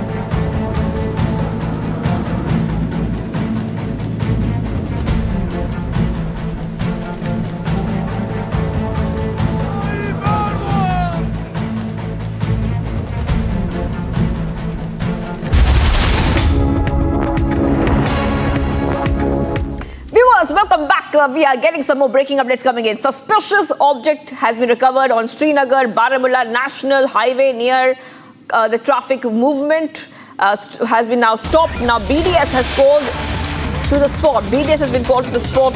This is what we're learning of right now on Republic TV.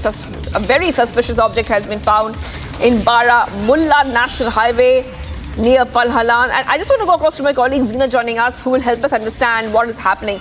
Zeenat, on our screen is the picture of the suspicious object which has been found.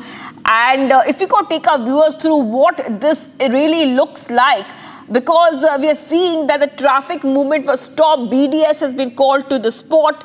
What is the latest update we have for our viewers? See, as of now, this is just a suspicious object that has been found on the Srinagar Baramulla highway, and it is somewhere near the Pattan area where this suspicious object was found, and this is just near the school area.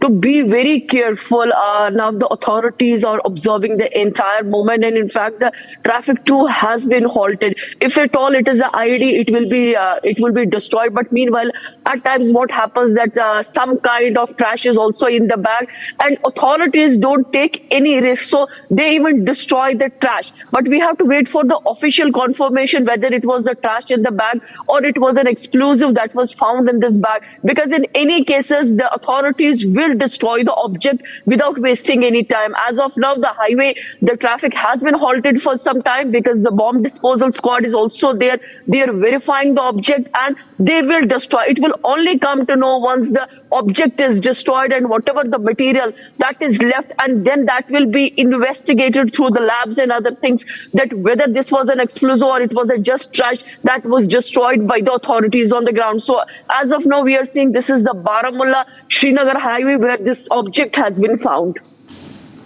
All right, thank you for joining us. Let's do that with all those pictures and those details coming in. That is a suspicious object found in Baramulla. We will be coming back to you as we get more updates. Taking a short break. Do not go anywhere, viewers. The challenge of bomb hoax message has once again affected the educational institutions in national capital, and this time DPS RK Puram and GD Goenka Paschim Vihar has been targeted. Stay tuned to Republic Media Network as the investigation by the law enforcement officials in this bomb hoax message is ongoing. Ice बोला था लाने को, लद्दाख चला गया. पूछा phone पे इतना busy क्यों है, तो क्या बोला तू? हाँ, mountains are calling. Doctor Jahangir उस दिन सनसेट देखने छज्जे पे चढ़ा, टूट गया. हाँ, तू किसने बोला घर की दीवार पे रॉक क्लाइंबिंग करने को? सफीना बदतमीजी. समझ गया. मेरे पास आप दोनों की प्रॉब्लम की मेडिसिन है. इसको घर पे लगाओगे तो शादी का तो पता नहीं, पर घर पक्का नहीं टूटेगा. रुंगटा नहीं तो घर स्ट्रॉन्ग नहीं. रुंगटा स्टील TMT बार एकदम solid.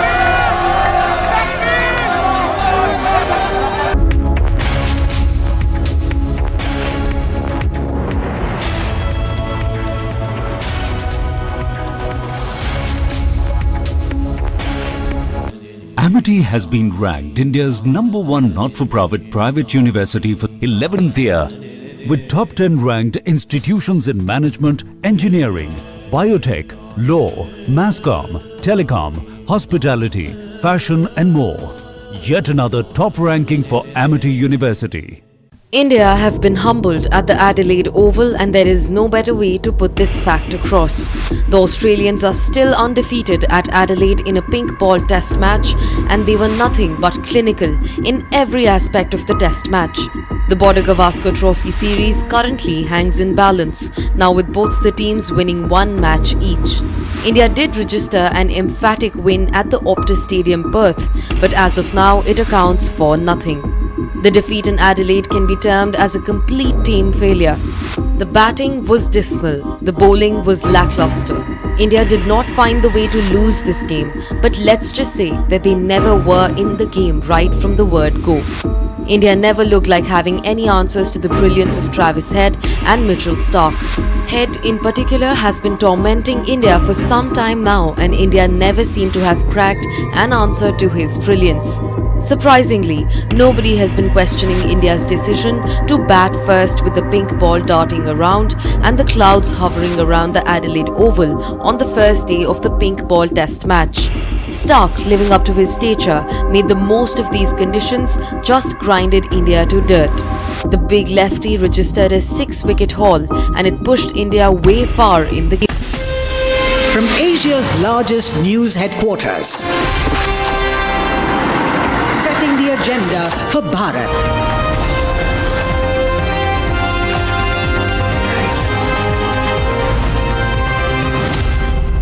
watching Republic.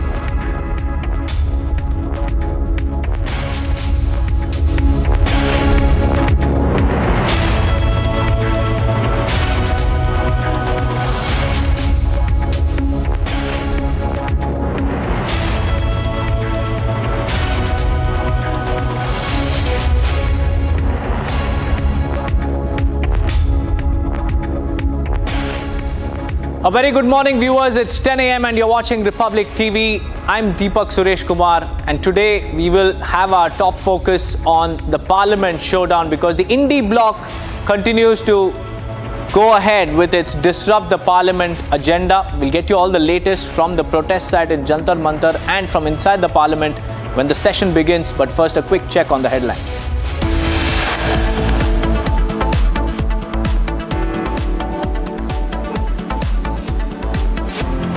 Opposition to stage a protest at Jantar Mantar over Manipur issue. SP and TMC to skip Indie Dharna again.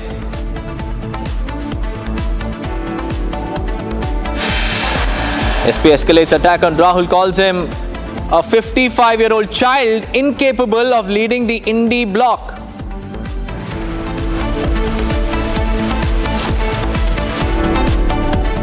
Over 40 prominent schools in Delhi receive hoax bomb threats via email. Threat issued to schools including Delhi Public School, RK Puram, GD Goenka.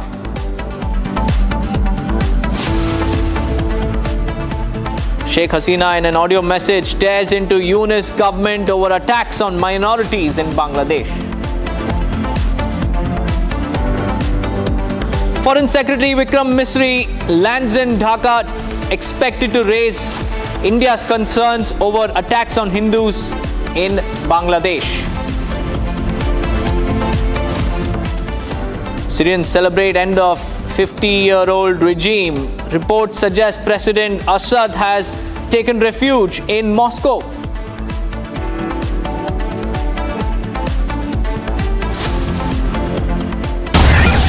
First up, viewers, we have Parliamentary Affairs Minister Kiran Rijiju tearing into Rahul Gandhi over his link with Soros and OCC-RP, because recently we saw how BJP came out with a blistering press conference on how anti-national forces are working outside India to destabilize the Indian government.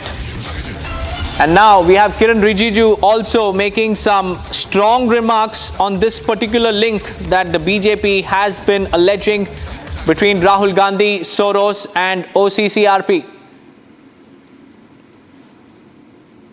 Other country. I am only referring to the reports which have come, and some of the members of parliament have raised this issue in the House. I am very specific. What I meant is, when it comes to an issue which is having an impact adversely on India's interests, then all the political parties must stand together. George Soros and his foundation. It is not only George Soros and many other elements who are working against India are to be countered unitedly by every citizen of India. That is my point.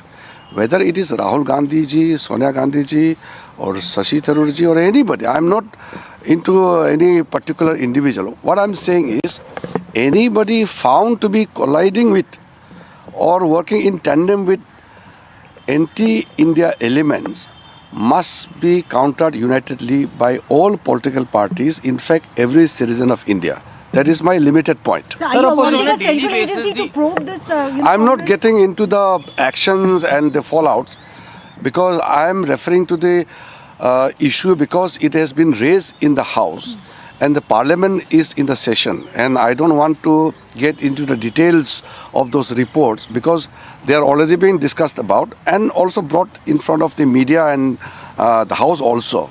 So I am very specific that let us get together and fight against all anti-India elements. Would you want a debate on this in Parliament, sir? Would you reach out to the opposition on this? These are the matter I will respond in the House because House is in a session. So if I speak about the intention or the action plans of the party or the government, then it would not be appropriate because the House is in the session. So I want to respond in the House. But what I'm saying is a stand has to be taken in a very clear-cut manner when it comes to dealing with the anti-India elements. On a daily basis, there are opposition parties who protest. Has put out a tweet saying, Umra 55 ki, but Dil Bachpan ka, essentially targeting Rahul Gandhi's leadership. More and more voices from Mamata Banerjee to Samajwadi Party coming out against him. I'm very clear about it. We are not concerned about the downfall of Congress party or failure of the leadership of Sri Rahul Gandhi. The Congress party as well as the members of the India Alliance, they have already told that Rahul Gandhi has failed in taking the alliance together or to lead the alliance. I'm not concerned about it because it is a matter to be dealt by them. What I'm saying is, when it comes to national interests, we must work together and unitedly.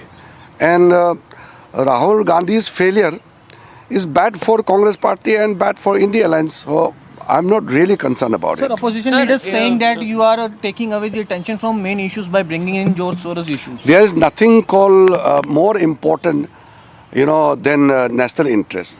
Do you think that any issue can be more important than the issue which is concerning national interest?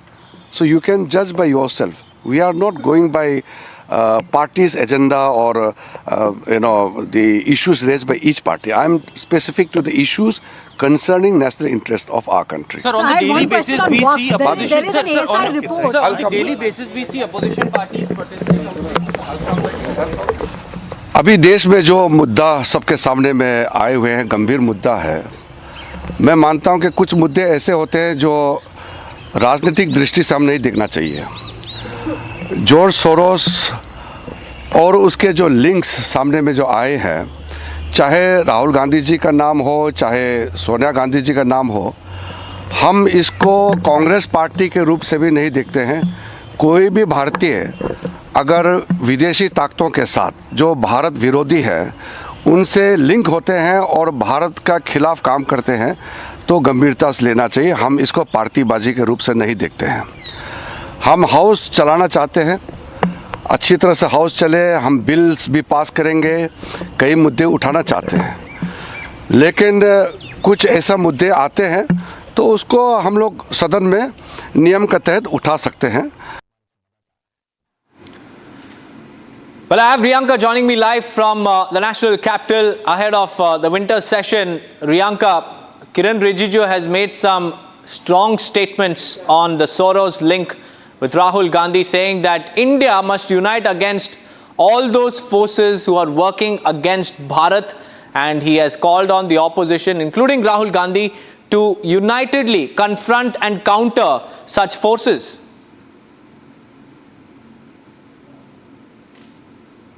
Seeing that for a very, very long time, amid the winter session, there are several issues that have been raised. But one such issue that is, in fact, now putting it all the highlight from the side of the BJP is the George Soros Foundation angle that is linked to the Congress party.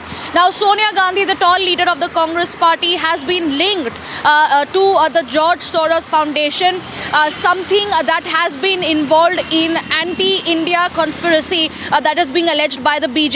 We just heard Kiran Rijiju, the Union Parliamentary Affairs Minister, making very, very strong statements. He's saying that this is a matter of discussion in the Parliament, that this angle of George Soros, he says, between two parties there is a lot of accusing of one another, and under the leadership of Prime Minister Narendra Modi, nobody can stop the development of India. Now the BJP alleged that former Congress President Sonia Gandhi had links to an organization that was financed by George Soros, which had backed the idea of separating Kashmir from India. To keep this in account, Kiran Rijiju has been saying there are more important issues, but the one one which holds priority is the one which comes as a national interest issue, which is why this must be raised and talked about and discussed. So there is a lot of questions regarding the links with the Congress party and the George Soros Foundation. In fact, Kiran Rijiju also goes ahead and says Soros matter is already being raised in the parliament. The report is in public domain. It is clear that what we need to focus on and what can be the outcome. So very, very strong statements coming there. Also, Kiran Rijiju says whoever is associated to Soros, who works against India, we must fight against such forces. So clearly, the BJP very, very, concerned about the matter and also quite adamant with the fact that this issue, the links with George Soros, who is anti-India, the foundation, who works against, several issues which pertain to being anti-India, must be discussed. Right, Priyanka, many thanks for joining me with those details. Well, that was Kiran Rijiju tearing into Rahul Gandhi and the opposition over their link to George Soros and the anti-India plot, which is already being raised in the parliament.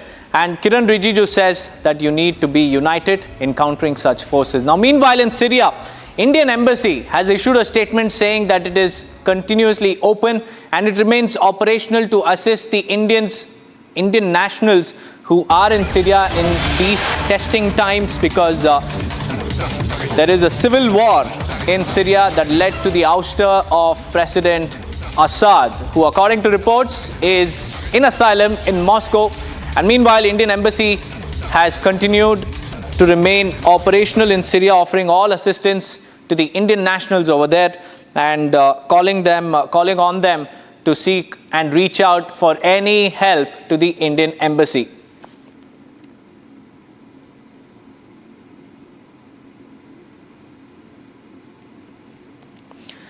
Just yesterday, viewers, Syria collapsed to the rebels who took over the capital, Damascus. They stormed into the military airports, mosques, and even the presidential palace. In fact, now, in the aftermath, Syrians have gathered at the Turkish border to return home.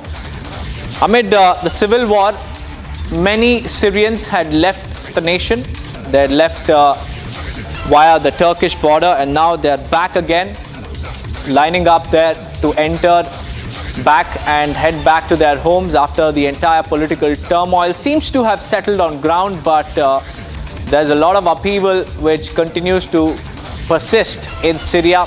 However, residents have felt that it's time for them to return home, so they have gathered at the Turkish border. In fact, I'm being joined in by Dia Kadur, a Syrian journalist, live on this broadcast. A very good morning to you from India, Mr. Kadur.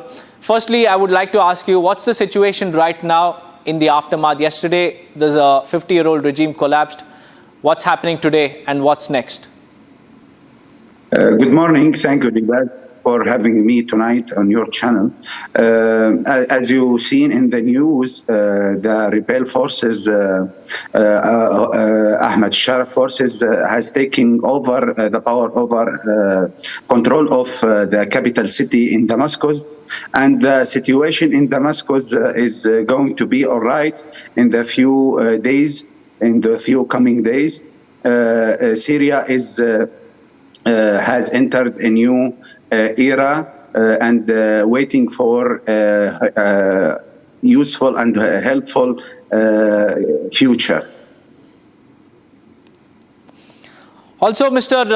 Kadur, what does Assad's regime fall mean for ISIS, and what are the implications that it might have globally?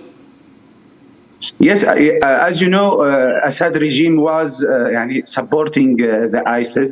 And with the regime, with the Assad's regime gone, I think ISIS will be gone quickly and will be weak as the time go. In the few days ago, the rebels, when they entered some of the checkpoints and the bases of the regimes, Assad and the Russian bases, they saw some of ISIS flags. That means and give us approval insurance that Assad regime was helping the ISIS and supporting them. So with Assad's goals, with Assad gone, with Assad is not in the power anymore, I think ISIS will not be powerful as they were in the past few years. Also, Mr. Kadur, my final question to you is that the US and Israel are bombarding targets, ISIS targets in Syria. And there's also a UN Security Council meeting as well today. So what's expected, and will the efforts of the West pay off in completely dismantling the terror ecosystem? Yes, and you know, the U.S.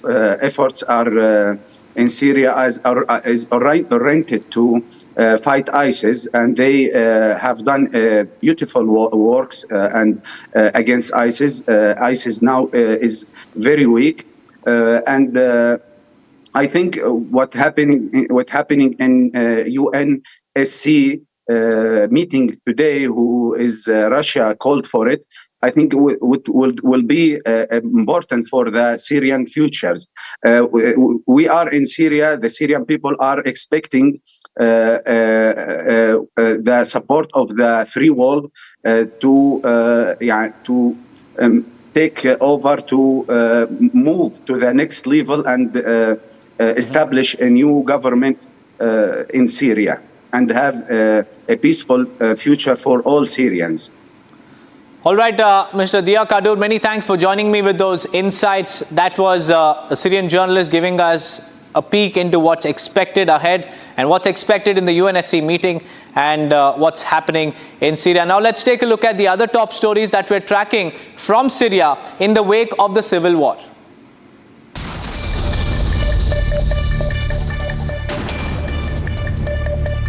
An online video has surfaced which shows rebels freeing dozens of women at the notorious Saidnaya prison in Syria, where rights groups say thousands were tortured and killed.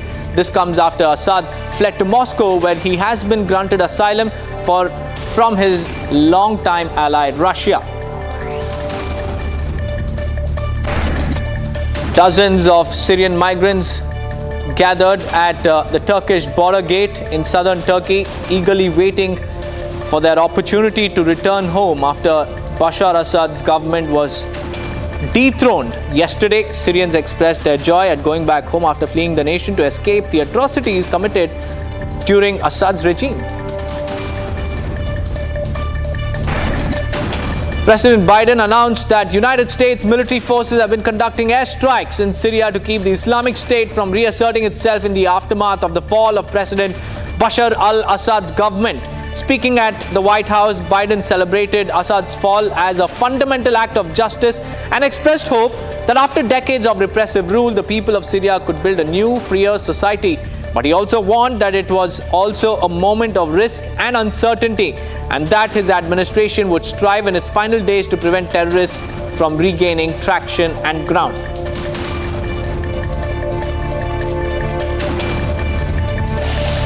This regime brutalized and tortured and killed literally hundreds of thousands of innocent Syrians.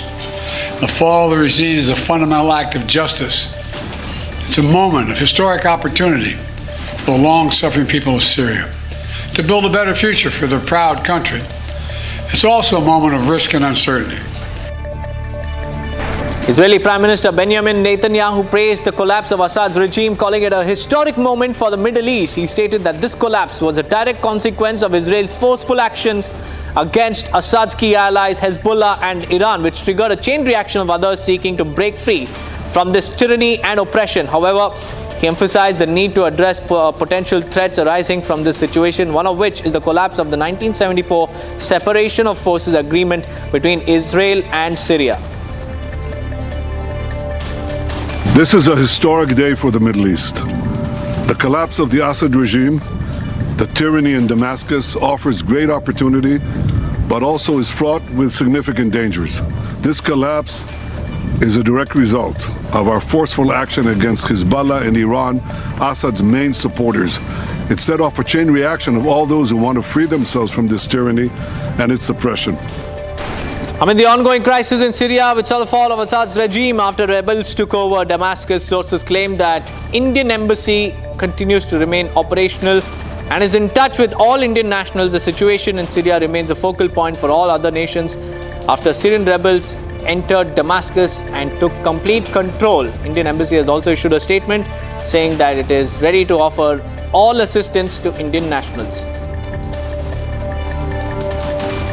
UK PM Keir Starmer expressed his support for the departure of Assad, stating that the Syrian people endured his brutal regime for far too long. He highlighted the importance of engaging with regional allies and emphasized the need for a political resolution moving forward. Starmer stressed the necessity of ensuring the protection of civilians and minorities during this process. I welcome the fact that Assad has gone. The Syrian people had to put up with his brutal regime for far, far too long.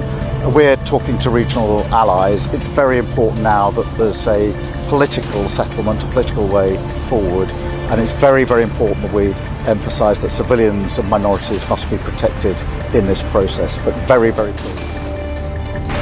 After the dramatic downturn of Syria's Bashar al-Assad regime, reports claim that Russia has granted asylum to the fallen president and family out of humanitarian considerations. Syrian rebels seized control of Damascus yesterday, compelling President Bashar al-Assad to flee the nation. And this development has become a critical focal point for neighboring nations, raising regional tensions.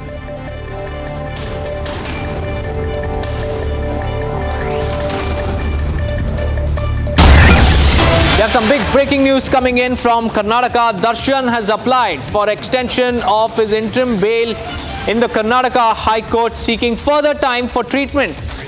Murder accused Darshan and his lawyers have now sought an extension of the interim bail which he had secured, and it is about to end in just a couple of days. And now Darshan's team have sought more time for the treatment, saying that the treatment is yet to be completed and Darshan needs more time to recover.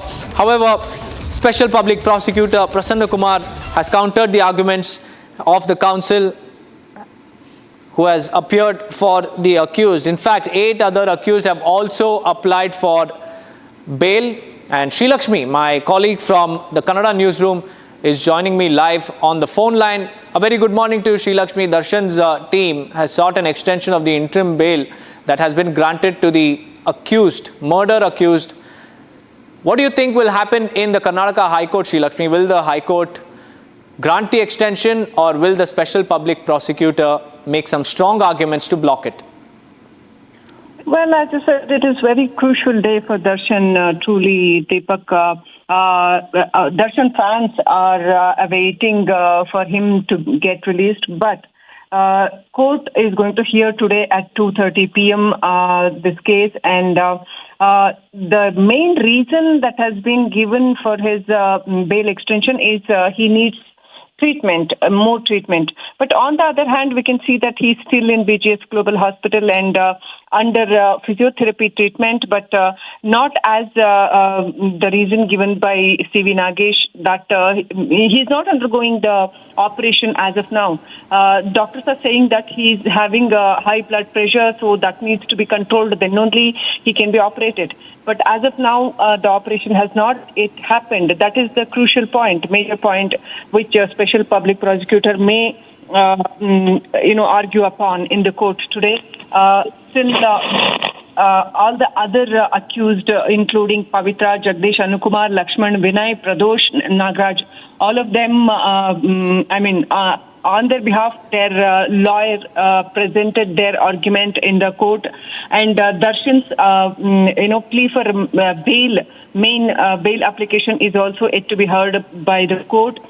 By this December 11th, his time duration for interim bail will get over. Before that, he needs his interim bail to be extended. But it is quite doubtful, according to the law experts, that his interim bail will be extended today. But what court says, it is yet to be, wait and watch. We need to wait and watch regarding that. Today afternoon, 2:30 p.m., Darshan's bail plea interim bail extension plea is going to be heard by the court of a single judge bench of Nagaprasanna, Deepak. Right, Sri Lakshmi, many thanks for joining me with those details. All eyes will be on the Karnataka High Court because Darshan has moved the Karnataka High Court seeking for extension of his interim bail. Whether or not that will be granted remains to be seen. That they do not want to protest and stall the House just to raise one issue. So clearly, we can see that there is, in fact, a clear divide in the opposition, but we'll have to wait and see what happens next. Viewers, stay tuned. We will come right back as the opposition all set to protest at Jantar Mantar today. We'll come right back after this short break. Biden administration also, in fact, they were trying to hopefully drive a wedge or attract you from China and into the US sphere more. But President-elect Trump... We were trying to attract them into the Indian sphere. Okay. Foreign Minister Jaishankar. It is said that certainly we know Prime Minister Modi had a very close relationship with President Trump in his first term. We know that the Biden administration also, in fact, they were trying to hopefully drive a wedge or attract you from China and into the US sphere more. But President-elect Trump... We were trying to attract them into the Indian sphere. Okay. I don't know how it worked out, but right now you've got a whole threat of tariffs in the whole region and all the rest of it. President-elect Trump has also threatened BRICS, of which you are a member, with 100% tariffs if this and that. What do you expect for India and for your economy and your relationship with the United States and regional implications as well from that kind of message already from President Trump-elect? Look, we had a good relationship, a very solid relationship with the first Trump administration. Yes, there were some issues, mostly trade-related issues, but there were a whole lot of issues on which... The challenge of bomb hoax message has once again affected the educational institutions in national capital, and this time DPS RK Puram and GD Goenka Paschim Vihar has been targeted. Stay tuned to Republic Media Network as the investigation by the law enforcement officials in this bomb hoax message is ongoing, and the key question is that will the law enforcement officials now get hold of these culprits who continue to create panic and fear?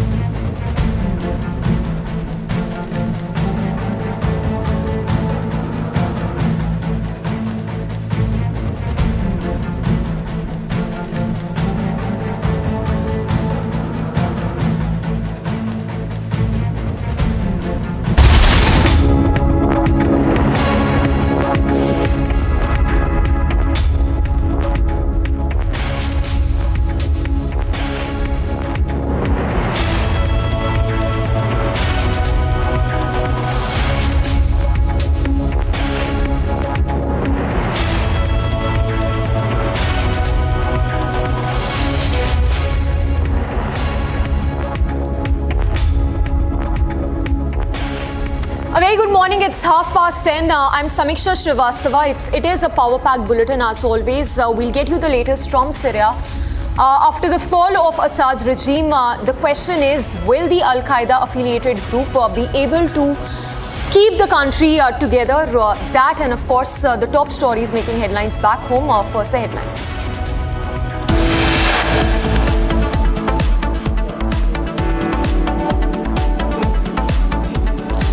Parliamentary Affairs Minister escalates attack on Congress over Rahul Soros link.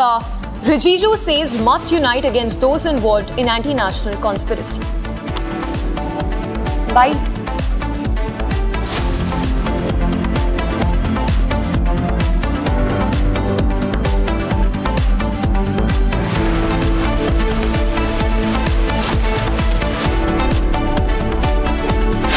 Opposition to state stir at Jantar Mantar over Manipur issue. SP and TMC to skip opposition protest again.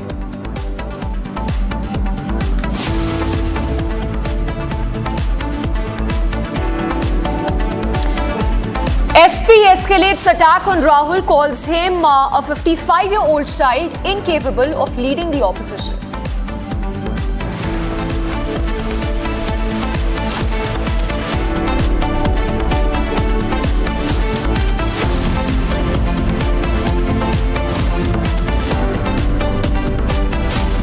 Over 40 prominent schools in the national capital receive hoax bomb threats via email. Threat issued to schools including Delhi Public School, RK Puram and GD Goenka. Sheikh Hasina in audio message tears into Yunus over attacks on minorities in Bangladesh.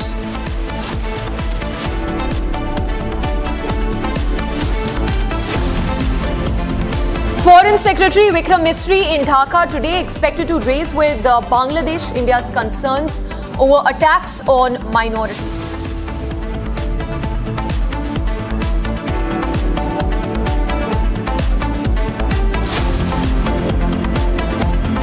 And as Syrians celebrate end of 13-year-old civil war, reports suggest President Assad has taken refuge in Moscow.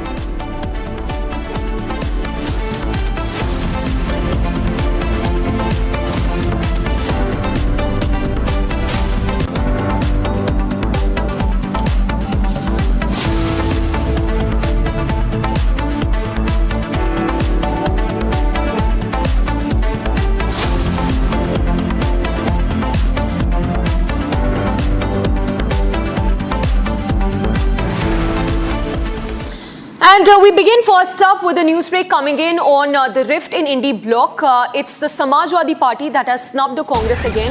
In fact, a sharp attack that's coming in from Samajwadi Party leader IP Singh, who has called Rahul Gandhi a 55-year-old child who is incapable of leading the opposition bloc. So, Samajwadi Party leader who says that Rahul is a 55-year-old child, calling him a juvenile, saying he cannot lead the Indy bloc. The BJP has trained guns at the opposition in wake of the widening rift in the opposition. Listen in to a reaction coming in from the BJP.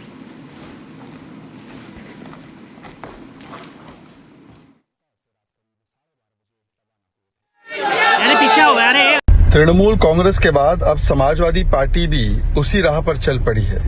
Ramgopal Yadav ji ने तो कहा ही था कि राहुल गांधी हमारे नेता नहीं हो सकते, वो चुनाव हारते रहते हैं। और अब समाजवादी पार्टी के नेता आईपी सिंह, जो उनके मुख्य प्रवक्ताओं में से एक है, वो कहते हैं राहुल गांधी कभी नहीं सुधरेंगे। राहुल गांधी से कोई उम्मीद करना ये व्यर्थ है। राहुल गांधी की उम्र 55 पर दिल बचपन का है।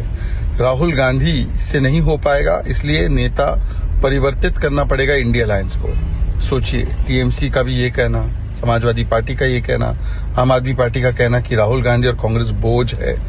हर रोज कोई ना कोई उठकर कांग्रेस और राहुल गांधी को उनकी असलियत दिखाता है, कहता है कि आप परजीवी बन चुके हो, आप बोझ हो, आपसे नहीं हो पाएगा। अभी तो हर रोज हर घंटे एक ऐसा स्टेटमेंट इशू हो रहा है इंडिया अलायंस से, क्योंकि इंडिया अलायंस में मिशन नहीं है। सब लोग अपने अपने एम्बिशन और अपने अपने पोजीशन के लिए लगे हुए हैं। लेफ्ट पार्टीज ने भी बोला है, इसके अलावा जेएमएम से लेकर जम्मू कश्मीर में उमर अब्दुल्ला सभी लोग कांग्रेस को रियलिटी चेक दे रहे हैं, पर कांग्रेस जो है वो रियलिटी चेक लेने को तैयार नहीं है। कांग्रेस पार्टी तो अभी भी राहुल गांधी में ही एक प्रकार से इन्वेस्ट कर रही है, जो 90 इलेक्शंस हार चुके हैं। तो राहुल गांधी के खिलाफ लगातार जो अविश्वास प्रस्ताव पारित हो रहा है, इसमें एक नया अविश्वास प्रस्ताव आज जुड़ चुका है। जनता ने 90 बार नकारा, अब एलाइज नकार रहे हैं हर घंटे। Now, ahead of the parliamentary session, Parliamentary Affairs Minister Kiran Rijiju sharpened attack on the Rahul. The leader of opposition on the Rahul Soros link, he says that the parliamentarians must stand united against those who work against the interests of the country. So once again, BJP questioning Rahul Gandhi's link with George Soros, who is known to have been working against the country. Listen in to that statement coming in from Kiran Rijiju.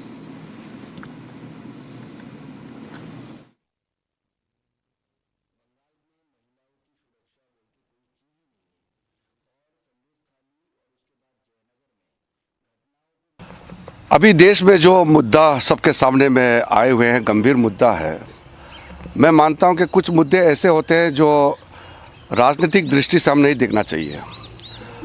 George Soros और उसके जो links सामने में जो आए हैं, चाहे राहुल गांधी जी का नाम हो, चाहे सोनिया गांधी जी का नाम हो, हम इसको कांग्रेस पार्टी के रूप से भी नहीं देखते हैं। कोई भी भारतीय अगर विदेशी ताकतों के साथ जो भारत विरोधी है उनसे लिंक होते हैं और भारत का खिलाफ काम करते हैं तो गंभीरता से लेना चाहिए। हम इसको पार्टीबाजी के रूप से नहीं देखते हैं। हम हाउस चलाना चाहते हैं, अच्छी तरह से हाउस चले, हम बिल्स भी पास करेंगे, कई मुद्दे उठाना चाहते हैं। कुछ मुद्दे हैं जिसमें राजनीतिक दल अपने अपने पार्टी का सिद्धांत के मुताबिक, और कुछ इश्यूज ऐसे भी होते हैं जो पार्टी स्पेसिफिक भी होते हैं। लेकिन भारत का उभरते हुए ताकत को रोकने के लिए प्रधानमंत्री मोदी जी के नेतृत्व में भारत एक शक्तिशाली देश के रूप में जो उभर के आए हैं, उसको रोकने के लिए कोई भी ताकत देश के बाहर अगर काम करता है तो उसके खिलाफ हम एकजुट होकर के लड़ना चाहिए। इसलिए कांग्रेस पार्टी के जितने नेता हैं, जितने कार्यकर्ता हैं, सबको भी मैं कहना चाहता हूं, अगर उनके पार्टी के भी, कांग्रेस पार्टी के भी कोई भी नेता क्यों ना हो, अगर भारत के खिलाफ लड़ते हैं, ऐसा ताकतों के साथ पाए जाते हैं, लिंक होते हैं, तो उस पर एकजुट होकर के आवाज़ उठाना चाहिए। To Riyanka, she's joining us for more on that. Riyanka, very pointed attack coming in from the Parliamentary Affairs Minister. But talk to us about this specific statement that the BJP has made that Sonia Gandhi is linked to a group that's financed by George Soros after BJP claimed that there is US deep state collaboration with Rahul Gandhi. That's right. The BJP has come out and made very strong statements regarding the links between the George Soros Foundation and the top leadership of the Congress party, be it Rahul Gandhi or Sonia Gandhi, where the BJP has alleged that these tall leaders of the Congress are linked with George Soros Foundation, who in terms acts into an anti-India force and want to, destabilize the peace and tranquility that we maintain in the country. The party claimed, the BJP claimed that the US deep state collaborated with Rahul Gandhi to destabilize India. In fact, today Kiran Rijiju, the Union Parliamentary Affairs Minister, had also very clearly said that it is not about party politics, it is about the national interest first, and that the government is open for discussion in all the other issues. But the priority at this point in time is if any parliamentarian or any leader is found to have links with the George Soros Foundation, which in terms work for anti-India force, this matter should be taken seriously, or any leader or any worker of the Congress party, if aware of the same, must raise their voice and rise above party politics. So very clear statement coming in from the side of the BJP that it is not just about party and politics, but about the sentiments of the Indians, about the nationality and the integrity of the country, to safeguard from any anti-India elements. So which is why the discussion on constitution will also take place on the 13th and 14th of December in the Lok Sabha. as well as subsequently followed by the discussions in Rajya Sabha. But very clear statements coming out from Kiren Rijiju, who said that whoever is associated to Soros, who works against India, we must together come and fight against these forces. We must fight against those who are against the nation, and the government is always ready to discuss on various matters. So yes, the statement and the stake of the BJP very clear. Congress at this point in time cornered, but rising above party politics, it's a matter of national interest. All right, Priyanka, remains to be seen whether Soros angle comes up in the parliament in today's session or not. For now, let's cut across to the visuals coming in. Prime Minister Modi, who's attending the Rising Rajasthan Summit.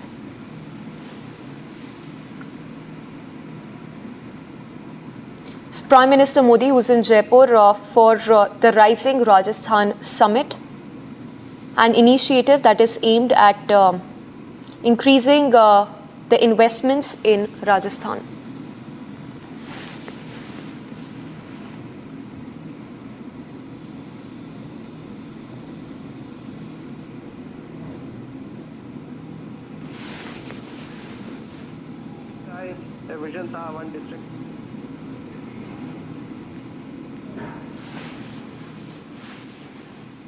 Local products है उनको बहुत ज़्यादा बढ़ावा मिला है और आज जब प्रधानमंत्री लोकल आर्टिसन से मुखातिब हो रहे हैं तो ये All right, so Prime Minister Modi, who is in Jaipur to attend a summit. Let's move on for now to more breaking news that's coming in.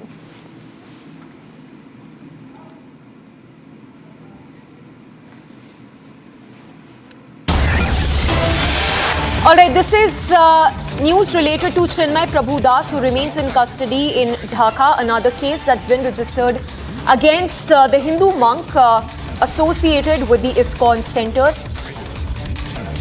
And this case that's been registered on the same day when India's Foreign Secretary is on a visit to Dhaka. So new case that's been filed against Sir Chinmay Das. This is a case regarding the violence that was seen outside the court during Das hearing.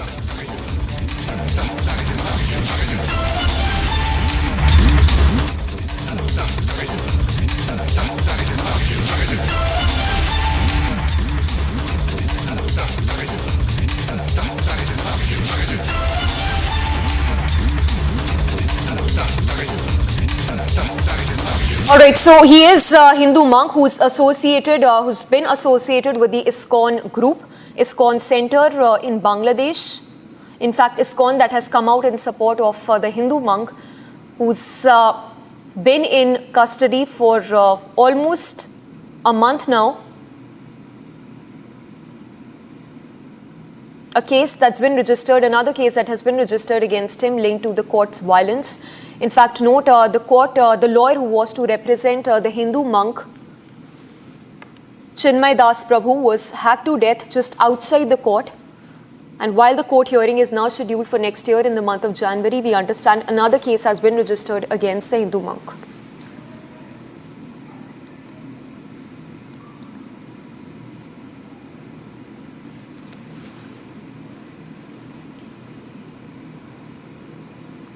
All right, let's go across to Radha Raman Das, Vice President and spokesperson of ISKCON, who's joining us from Kolkata.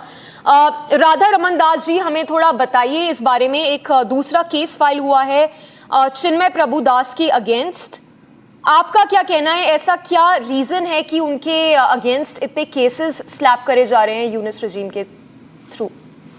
ये पूरा जो प्रसंग है बहुत दुखद है. हम सभी ने देखा है कि जब लास्ट टाइम चिन्मय कृष्णदास को प्रोड्यूस किया गया था कोर्ट में पहली बार, तब वहां पर पुलिस जो थी उसने लाठीचार्ज शुरू की थी और उस लाठीचार्ज में लोग घायल हुए थे.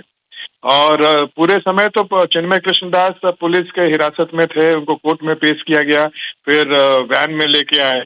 और जब इस तरह से जब हंगामा होने लगा, पुलिस लाठीचार्ज करने लगी और लोग इधर उधर भागने लगे, ये सभी देखा उसको. तो फिर वैसे उस प्रकरण में उनके ऊपर में murder charge, attempt murder charge लगाना, ये बहुत ही दुर्भाग्यपूर्ण है। और ये तो क्लियरली हम देख रहे हैं कि उनको जानबूझ के अलग अलग केसों में फंसाने का प्रयास किया जा रहा है ताकि वो जेल से ना निकले।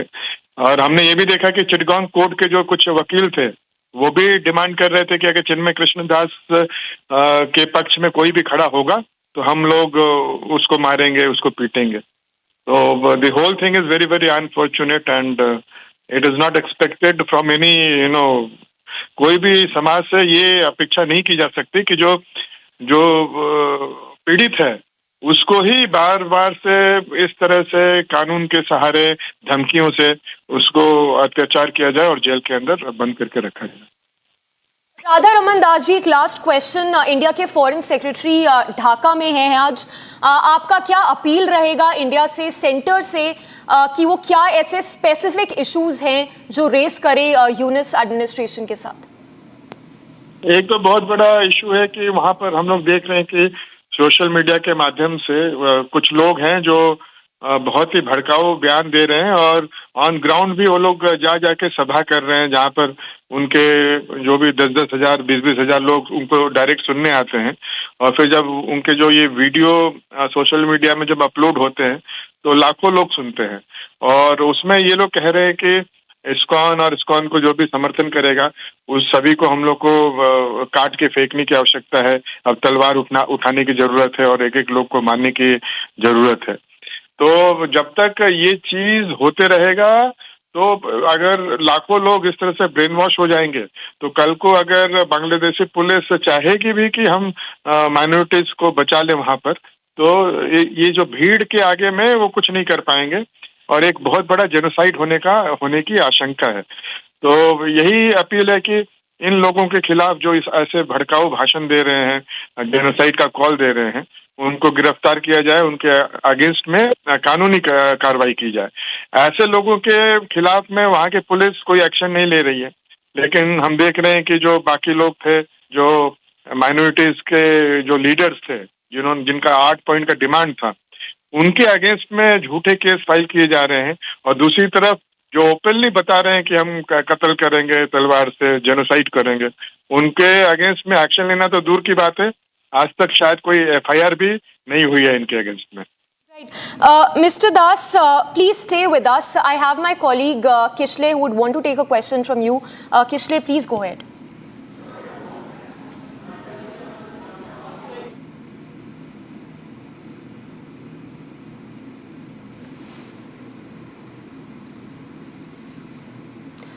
All right, we seem to have lost that connection with Kishle, but Radha Raman Das, Vice President of ISKCON Kolkata, who was sharing his views with us. We'll have to leave it at that, Mr. Das. Appreciate you speaking to us.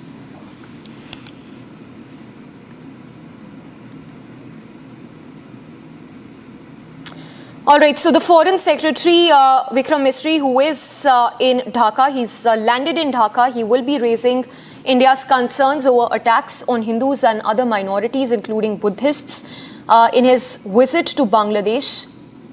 The visuals on your screens of Vikram Misri arriving in Dhaka. It is the first diplomatic visit by India since the ouster of Sheikh Hasina.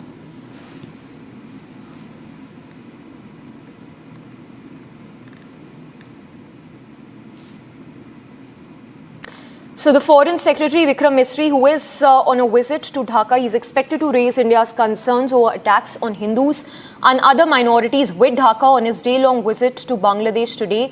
Significantly, in his first high-level trip from New Delhi after a massive uprising ended deposed Prime Minister Sheikh Hasina's 15-year rule in August this year, Misri is scheduled to hold wide-ranging talks with his Bangladeshi counterpart, Mohammad Jashim Uddin. So high-level talks that would be taking place in Dhaka today as Vikram Misri, India's Foreign Secretary, is on a day-long visit to the country.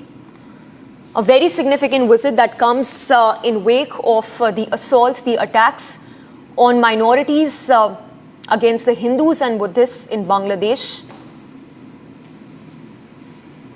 So while the country is united, speaking, echoing just one sentiment that justice is needed for Chinmay Das.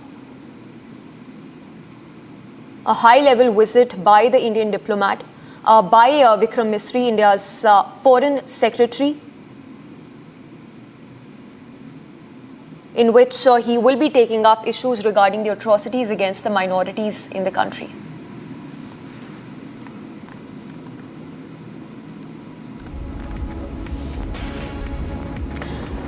So while we will be tracking all the developments from Bangladesh, a very crucial visit of India's Foreign Secretary to Dhaka, Chinmay Das Prabhu, the Hindu monk who's associated with the ISKCON Center, he remains in prison over sedition charges. Let's go across to Ridhita, who's joining us from the Kolkata Bangla newsroom. Ridhita, if you can take us through the issues that will be taken up during the Foreign Secretary's visit to Dhaka today. Correct, as we just see the pictures that the Foreign Secretary today has visited Bangladesh, and he is going to meet the Bangladesh Foreign Secretary Mohammad Jashinuddin. So hopefully the attacks which are happening regularly on the Hindus in Bangladesh, we are assuming there can be a discussion and talks hold on that issue, and there can be hopefully a relief that can come on the Hindus there. Probably there can be also discussion on Chinmay Prabhu's release, as yesterday we have seen Radha Raman Das Prabhu has tweeted in his X handle, he has tweeted tagging Vikram Misri and the MEA, stating that this is something crucial, the attack on Hindus on a regular basis and Chinmay Prabhu's arrest. Today is his 15th day, so he's still not been released, he has not been given a law assistance. So probably we are hoping that after the tweet yesterday, Misri can hold conversations on that issue with the Foreign Secretary of Bangladesh. Back to you. Right, Ridhita, we leave it at that. Thank you for the moment. So all eyes are on India's Foreign Minister's visit to Dhaka today. As we speak, news that is just coming in that a fresh case has been registered against Chinmay Das Prabhu, who remains in custody over charges, sedition charges slapped by the Yunus administration.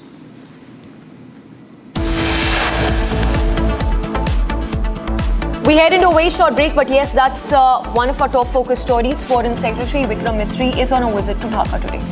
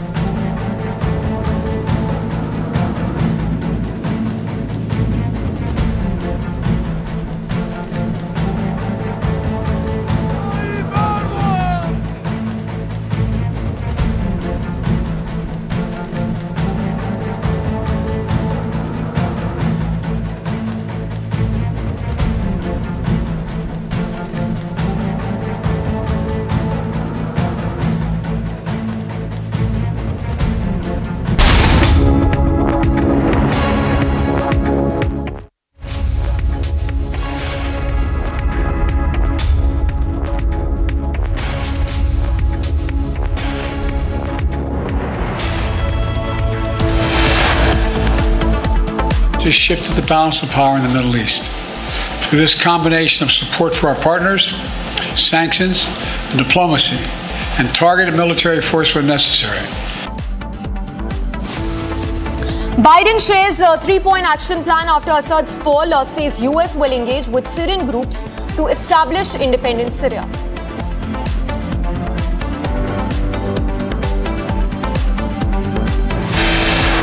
We gave the Israeli army the order to take over these positions to ensure that no hostile force embeds itself right next to the border of Israel.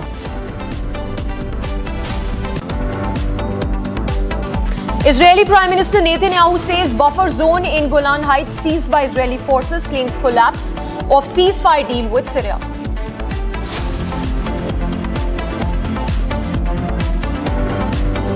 Amid escalating situation in Syria, MEA issues statement, says embassy in Damascus operational, Indians in Damascus safe.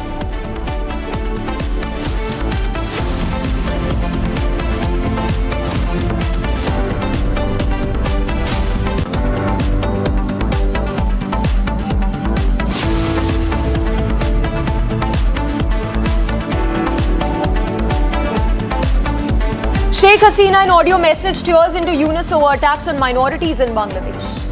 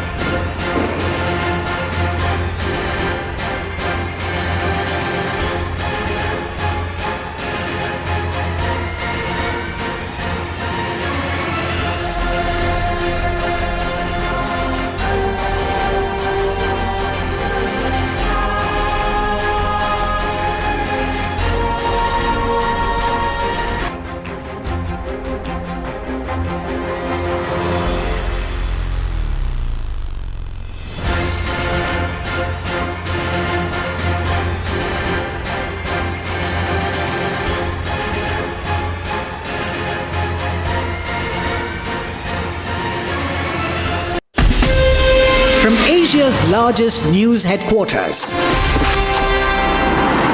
Setting the agenda for Bharat.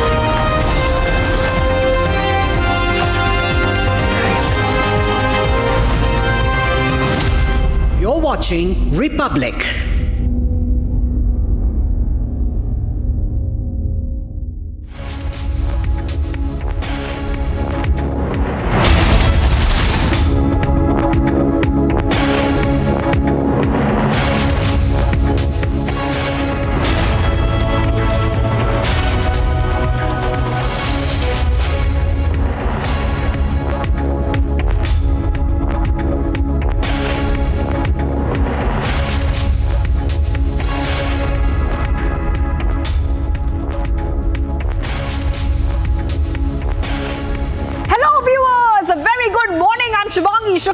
You are watching Republic and we are live and breaking here.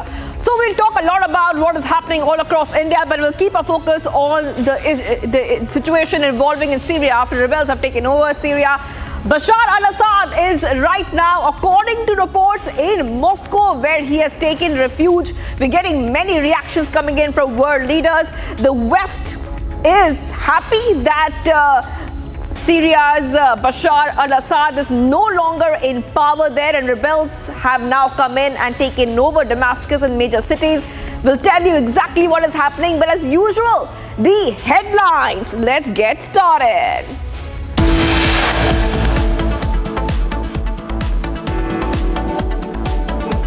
Starting off with the big headlines coming in. Parliamentary Affairs Minister escalates attack on Congress over Rahul Soros link, says must unite against those involved in anti-national conspiracy. Opposition to state stir at Jantar Mantar over Manipur issue, SP and TMC to skip indeed dharna again.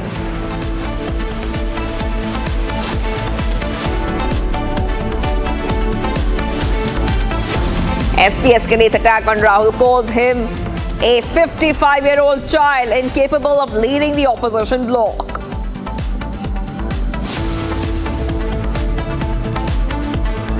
Over 40 prominent schools in Delhi receive hoax bomb threats via email. Threat issued to schools including Delhi Public School, R.K. Puram and JD Goenka. Foreign Secretary Vikram Misri in Dhaka expected to raise with Dhaka India's concern over attacks on Hindus and other minorities. As Syrians celebrate end of 13-year-old civil war, reports suggest President Assad has now taken refuge in Moscow.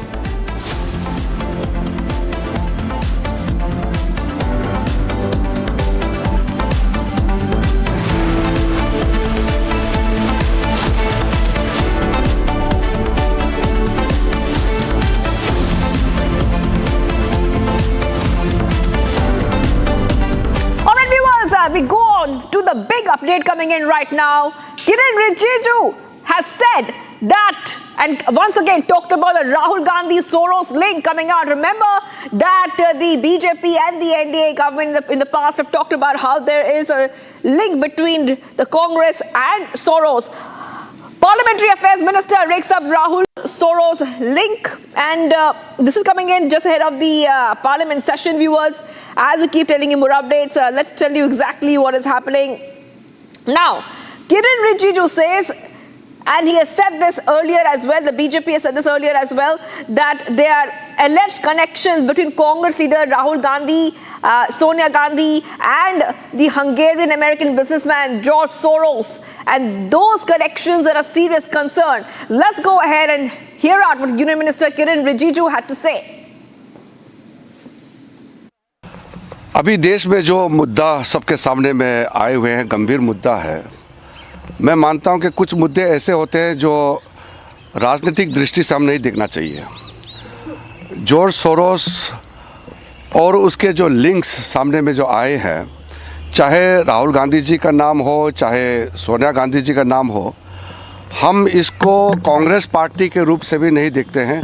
कोई भी भारतीय अगर विदेशी ताकतों के साथ जो भारत विरोधी है उनसे लिंक होते हैं और भारत का खिलाफ काम करते हैं तो गंभीरता से लेना चाहिए। हम इसको पार्टीबाजी के रूप से नहीं देखते हैं।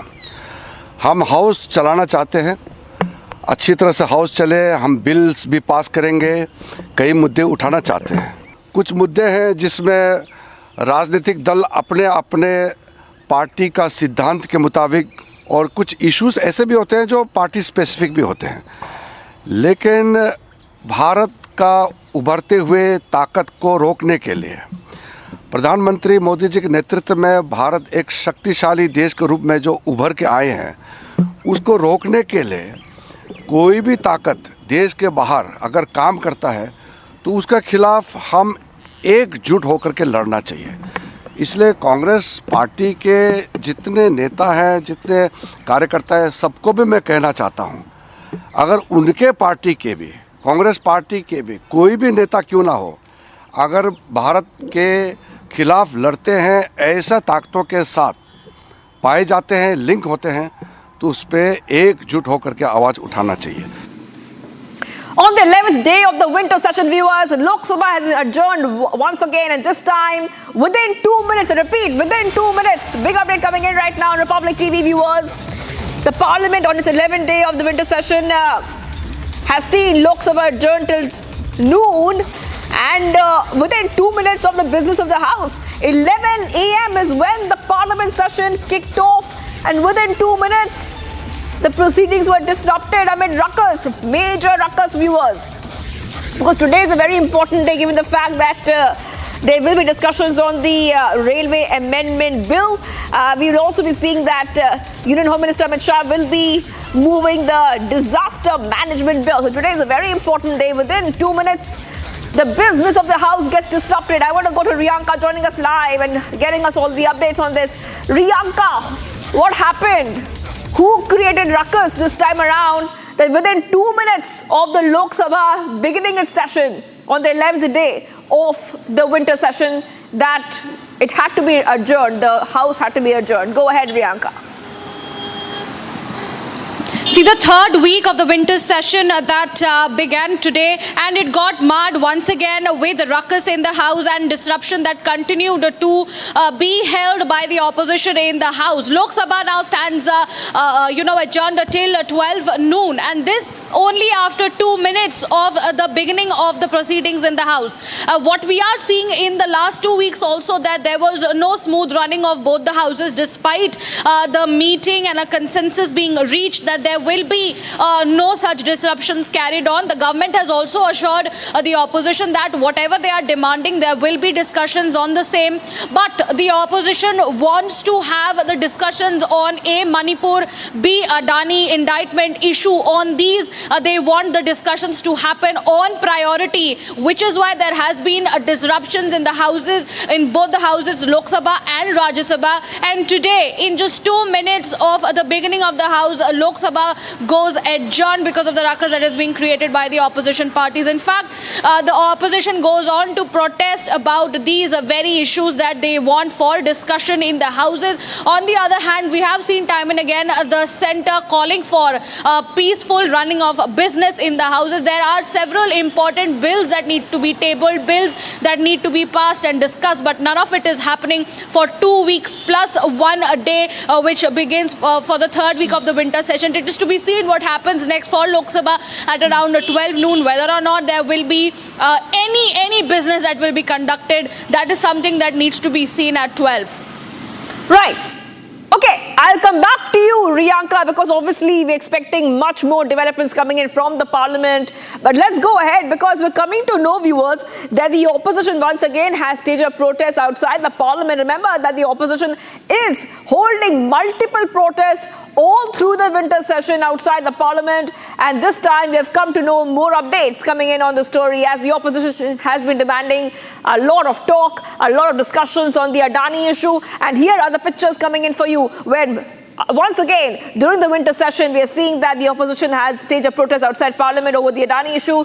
It is pertinent to note the SP and the TMC have once again snubbed the protest.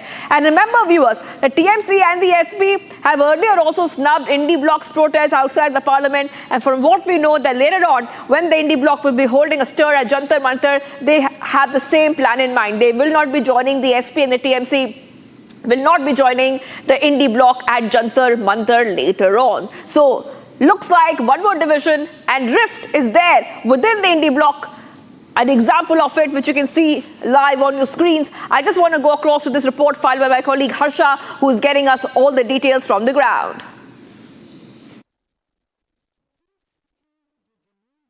Right now, reporting from the Makar Dwar of the Parliament, and the visuals clearly, what we can see here is the opposition leaders who are protesting here, agitating here at the Makar Dwar of the Parliament. And it is the fourth day in the row where the opposition leaders are continuously protesting. All the Congress leaders could be seen, and TMC and the Samajwadi Party leaders again are not here in the protest, and the same manner, different manner of the protest could be seen. This time the play cards of the Adani is bought by the opposition leaders. Congress leaders here are agitating and sloganeering against Adani, where they are continuously demanding that also JPC should be formed, where in detail the discussion should happen regarding the present situation and the indictment which the US has given. And this issue is now not only the inside the Parliament but also outside the Parliament, which we have seen.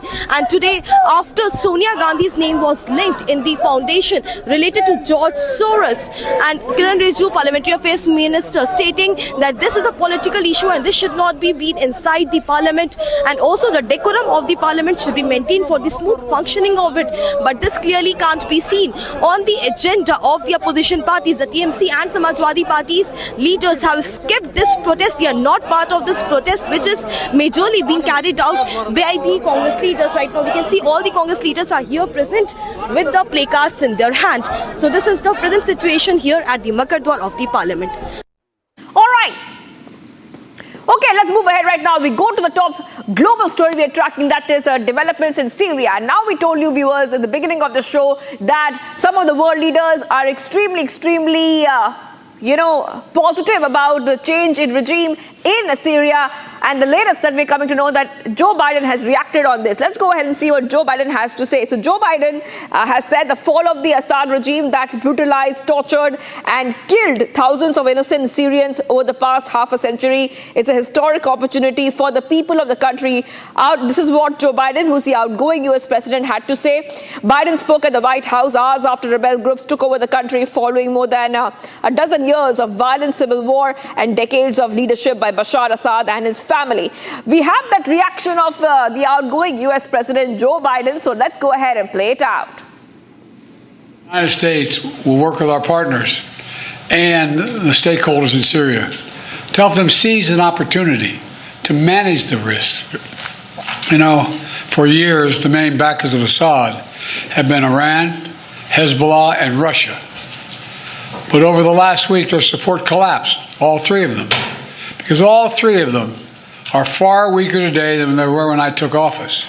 Over the past 4 years, my administration pursued a clear and principled policy towards Syria. First, we made clear from the start sanctions on Assad would remain in place unless he engaged seriously in a political process to end the civil war, as outlined by the UN Security Council resolution passed in 2015. But Assad refused. So we carried out a comprehensive sanction program against him and all those responsible for atrocities against the Syrian people. Second, we maintained our military presence in Syria, our counter-ISIS, to counter the support of local partners as well on the ground, their partners, never ceding an inch of territory, taking out leaders of ISIS, ensuring that ISIS can never establish a safe haven there again. Third, we've supported Israel's freedom of action against Iranian networks in Syria and against actors aligned with Iran who transported lethal aid to Lebanon. And when necessary, ordered the use of military force against Iranian networks to protect U.S. forces. Our approach has shifted the balance of power in the Middle East through this combination of support for our partners, sanctions, and diplomacy, and targeted military force when necessary. All right, getting you some more updates coming in from all across the globe, viewers. An online video has surfaced which shows rebels freeing dozens of women at the notorious prison in Syria, where rights groups say thousands were tortured and killed. This comes after Assad fled to Moscow, where he has been granted asylum from his longtime ally. Dozens of Syrian migrants are gathered at the border gate in southern Turkey, eagerly waiting for opportunity to return to Syria after President Bashar Assad's government was overthrown on Sunday. Syrians expressed their joy in going back home after fleeing the country to escape the atrocities committed by President Assad's regime.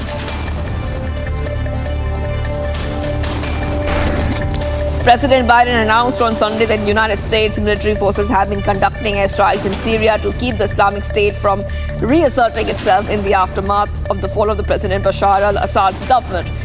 Speaking at the White House, Mr. Biden celebrated Mr. Assad's fall as a fundamental act of justice and expressed hope that after decades of repressive rule, the people of Syria could build a new, freer society. But he warned that it was also a moment of risk and uncertainty, and that his administration would strive in its final days to prevent terrorists from regaining traction. At long last, the Assad regime has fallen. This regime brutalized and tortured and killed literally hundreds of thousands of innocent Syrians. The fall of the regime is a fundamental act of justice. It's a moment of historic opportunity for the long-suffering people of Syria to build a better future for their proud country It's also a moment of risk and uncertainty. Israeli Prime Minister Benjamin Netanyahu praised the collapse of Assad's regime, calling it a historic moment of the Middle East. He stated that this collapse was a direct consequence of Israel's forceful action against Assad's key allies, Hezbollah and Iran, which triggered a chain reaction of others seeking to break free from this tyranny and oppression. However, he emphasized the need to address potential threats arising from this situation, one of which is the collapse of 1974 separation of forces agreement between Israel and Syria. The agreement had been in place for 50 years but fell apart last night when the Syrian army withdrew from its positions. As a result, Netanyahu ordered the Israeli military to take control of these positions temporarily to prevent any hostile forces from establishing presence near Israel's border. This is a historic day for the Middle East. The collapse of the Assad regime, the tyranny in Damascus, offers great opportunity, but also is fraught with significant dangers. This collapse is a direct result of our forceful action against Hezbollah and Iran, Assad's main supporters. It set off a chain reaction of all those who want to free themselves from this tyranny and its oppression. Despite the ongoing crisis in Syria, which saw the fall of Assad's regime after rebels took over, sources say that the Indian embassy continues to remain operational in Damascus as it is in touch with the all Indian nationals. Situation in Syria remains focal point for all the other nations after Syrian rebels on Sunday entered Damascus, forcing President Bashar al-Assad to flee from the country. The Ministry of External Affairs stated that viewing the situation prevailing in Syria, the Indian nationals are advised to avoid all travel to Syria until further notification.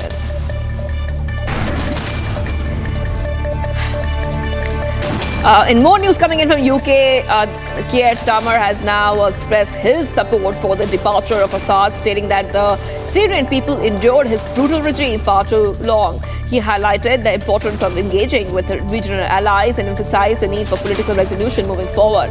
Starmer has stressed the necessity of ensuring the protection of civilians and minorities during this process and conveyed his satisfaction with Assad's fall.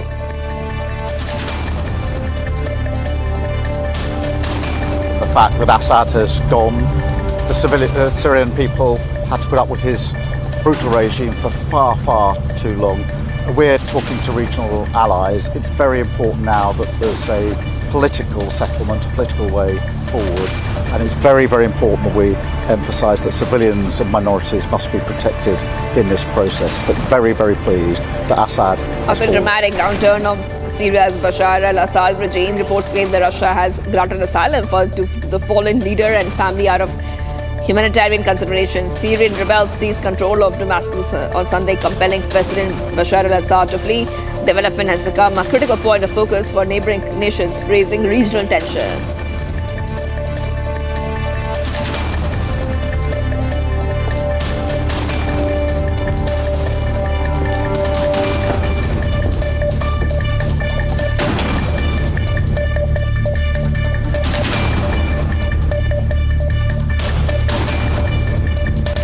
Let's move ahead right now to some of the other stories that's coming in right now, and we will keep a focus on Prime Minister Modi's Kisan Yojana. And a good news which is coming in for the farmers across India, the government has introduced new guidelines for the Pradhan Mantri Kisan Samman Nidhi PM Kisan scheme, which ensures financial support for the farmers with a 19th installment of rupees 2,000 scheduled for release in Feb 2025. Farmers must now complete a mandatory farmer registration process to continue receiving their benefits. Here's a report on everything that you need to know on this big update coming in, which is spelling good news for the farmers of India.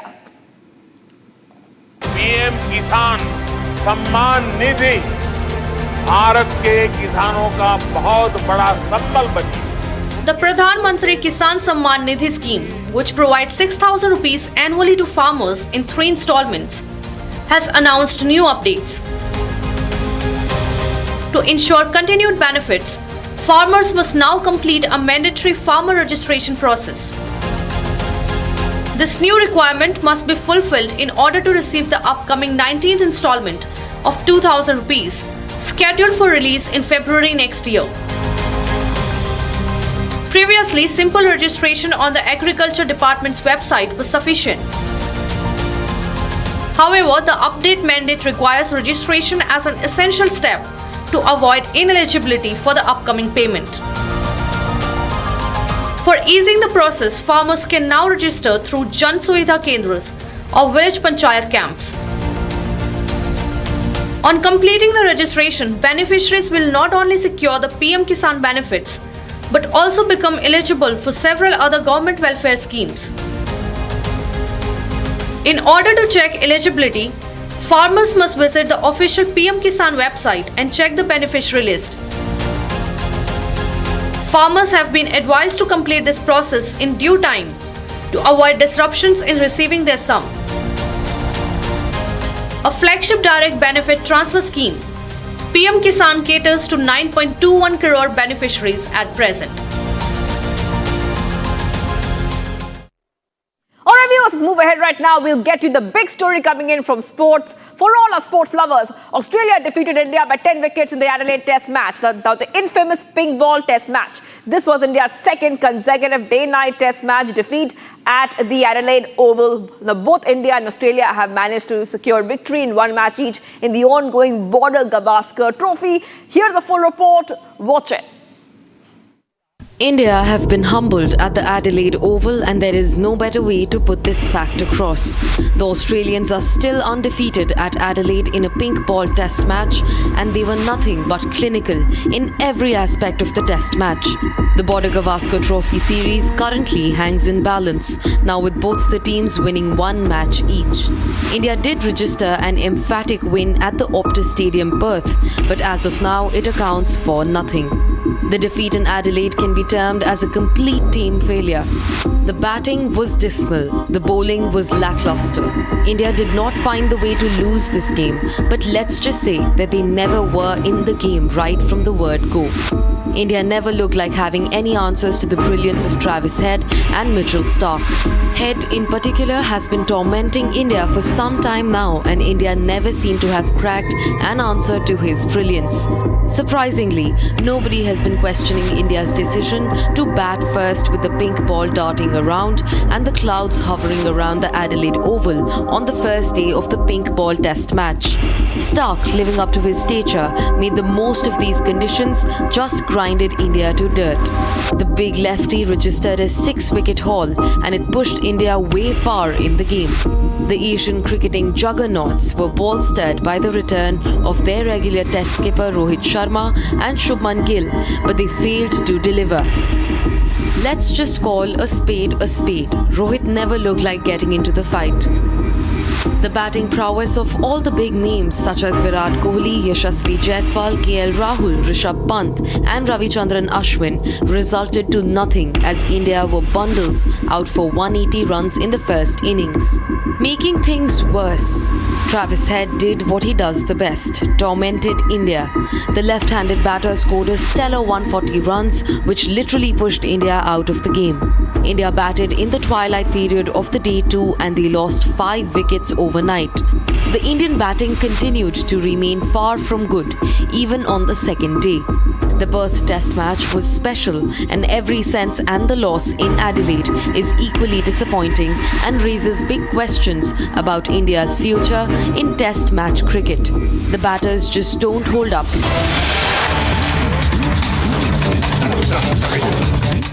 के सामने थे आप सुनिए सुनिए संजय संजय सुनिए सुनिए सुनिए संजय सुनिए कल का दिन माननीय सदस्यगण सुनिए सुनिए एक सेकंड आपके बारे में कह रहा हूं कल का दिन मैं कुरुक्षेत्र में था अंतर्राष्ट्रीय गीता महोत्सव था मुझे संजय की याद आई कि संजय ने धृतराष्ट्र को पूरा वर्णन बताया आपने पूरा वर्णन देखा है पहले सप्ताह का आपने पूरा देखा है आपने देखा है कि पहला सप्ताह कैसे धोया गया ऐसे नहीं माननीय नड्डा जी आदरणीय अध्यक्ष जी जो बात मैंने उस दिन कही थी मैं उस पर कायम हूं और हम चाहते हैं कि 0 आवर पर चर्चा हो जिस बात को आपने उस दिन कहा था उस बात पर आज भी मैं कायम हूं और आगे चर्चा चलनी चाहिए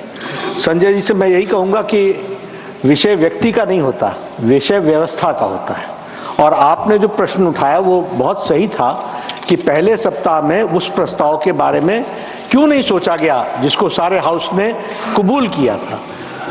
ये परिस्थिति परिवेश में हम अपने आप को बदलते रहें, यह उचित नहीं है। और इसलिए जो सच्चाई होती है वो हमेशा स्थित रहती है और वो हमेशा सच्ची ही रहती है। तो सच्चाई ये है कि पार्टिसिपेशन होना चाहिए, पॉजिटिव डिस्कशन होना चाहिए, लेकिन जब आपके अनुकूल नहीं होता तो आप उसके विपरीत खड़े हो जाते हैं, और जब आपके अनुकूल होता है तो आप 0 आवर की चर्चा मांगते हैं। तो कंडीशनल नहीं होना चाहिए, it should be always and it should be on the basis of reason. Thank you.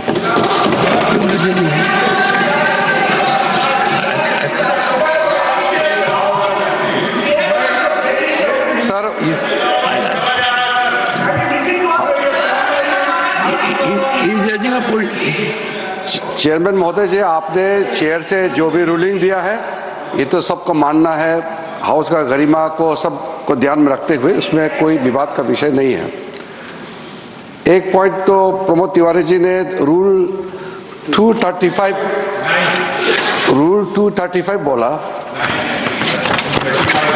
235 का नहीं, लेकिन आपने जो रूल कोट किया है वो रूल कोई इस पे रेलेवेंस नहीं है, आपने गलत रूल कोट किया है। दूसरा, संजय सिंह जी, आप यहाँ टेबल को ऊपर उठ करके नाचने वाले आप क्यों बता रहे हैं हम लोगों को ये हाउस डिसिप्लिन से चलना चाहिए? आप यहाँ हमारा पार्टी को आप पाठ पढ़ाने का कोई जरूरत नहीं है। आपका पूरा कारनामा सबने देखा है, टेबल के ऊपर चढ़ के आपने क्या तमाशा किया था।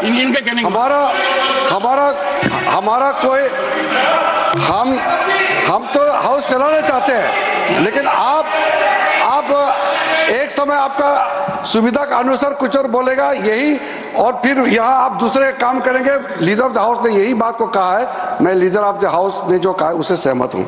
Sir,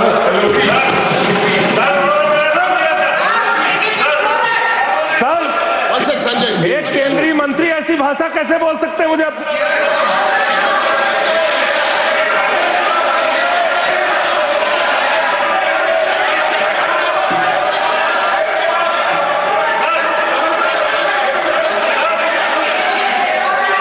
leader of the opposition, honourable, please take your seat, honourable leader of the opposition.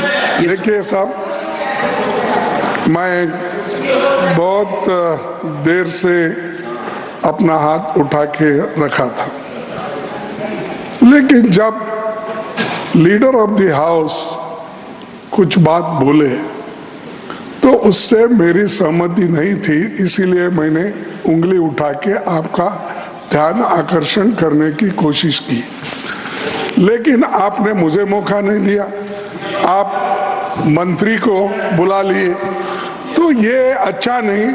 आप तो कहते हैं मेरे पर आरोप लगाने की बजाय, नहीं आरोप नहीं, इम्पार्शियलिटी बार बार कहते हो कि मैं मंत्री सर, हम पॉइंट आउट कर रहे हैं आपको, हाउस को फेवर करता हूं। आपका ध्यान खींचने के लिए मैंने हाथ उठाया, मैं कुछ गड़बड़ नहीं किया, मैं कुछ बोला नहीं, सिर्फ हाथ उठाया। आप मुद्दे पर आइए, मेरे को आरोपित क्यों? नहीं, मैं मुद्दे पे ही आता हूँ। आज का कोटा पूरा हो गया है, अगर आप नहीं, अगर आपका ध्यान इधर आ गया है तो मुद्दे पे आऊंगा मैं। अब आप मेरे तरफ देख रहे, जरूर मैं मुद्दे पे आऊंगा। बोलिए सर। जब हमारे नड्डा साहब जी जो नेता इस सदन के हैं, उन्होंने ये कहा जब आपको चाहिए तब आप 0 आवर बोलते हैं, जब आपको नहीं चाहिए तो आप उसको नकारते हो। तो ये एक ही स्टैंड लेना चाहिए, या तो आप मानना चाहिए या नहीं तो जो कानून के तहत नहीं है, रूल्स के तहत, उसको नहीं मानना चाहिए। सर, आप जो सारी बातें बोलते हैं सरकार, उसको विपक्ष हर बात को आपके हाँ में हाँ मिलाना जरूरी है, अगर गलत है तो भी जरूरी है, यहाँ के लोग इस मंसूबे से आए हैं। मैं माफी चाहता हूं उनसे और आपसे भी कि हाउस को नहीं चलाना, ये अगर तय करके आए हैं तो ये democracy, you are killing the democracy, you are killing the democracy. Nothing. Tiruchi Siva, Tiruchi Siva, Tiruchi, nothing is going on record now, sir. Tiruchi Shiva, Tiruchi Shiva, Tiruchi Shiva, Tiruchi Shiva, Tiruchi Shiva. Sir, you are making again a political speech. You want to misuse the platform, I am telling you. Yes. No. I am very clear about it. Honorable members, I carefully heard the leader of the house. Leader of the house did not say what LOP is saying. Leader of the house said, we must be uniform, we must take one stand, whether suitable to us or not suitable to us, regarding running of the house. You are saying something else. No, no, sir. And every time, sir, you take few seconds. Sir, this house is privileged. 1 second. Take your seat. Nothing is going to go. This house is privileged. It has president of the ruling party. It has president of the main opposition party. And this is how we are heading. This is how we are handling our matters. LOP must remember, leader of the house did not say what he is saying. He has to be attentive. Leader of the house said, we must be similar in dealing with situations. Listen. No, sir. Tiruchi, Mr. Tiruchi, want to say something? Mike is not. Mr. Tiruchi. Is it a point of order or an observation? Yes, sir, point of order. Okay. And I'll be happy to deal with it. Entirely different issue, sir. And sir, kindly let me your yes. And then I'll take business of the day. Yes. Sir, okay. One moment, sir, it's a point of order. Kindly let me your yes, sir. Business of the day is to adjourn. It's concerned about all members, not this side or that side. Under which rule? Sir, we are up. You want the rule? Yeah, point of order has to be under rule. 258, sir. 258. 258. 1 second. 58. Honorable member, I have before me 258. Any member may at any time submit a point of order for the decision of the chairman, but in doing so shall confine with the point. I am confining to my point, sir. No. This. 1 second. You are a very senior member. Rule 258 says every member has a right to raise a point of order. Yes, I am asking. But he has to raise a point of order with respect to another rule. Yes, sir. Yes. Obviously. Kindly, sir.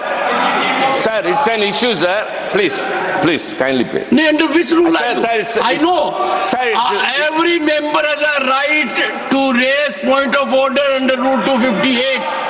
But the member has to specify he is referring to which rule which has been infringed. Let me make it clear, sir. You enlighten me, sir. Any member may at any point of time submit a point of order for the decision of the chairman, but in doing so shall confine himself to stating the point. I have the point, sir.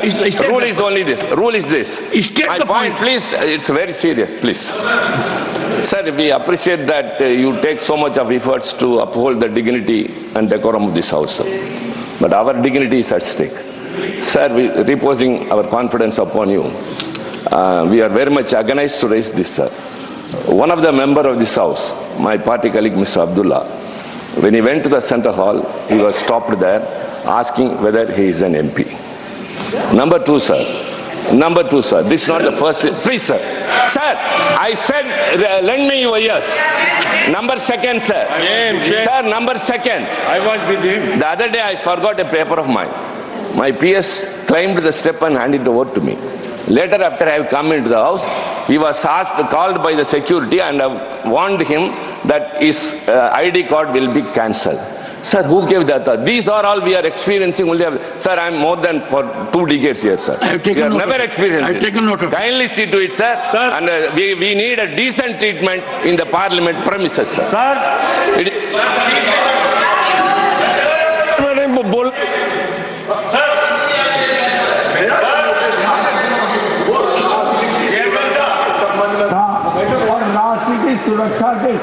लगातार बाहर देश के बाहर से हो रहे षड्यंत्र के संबंध में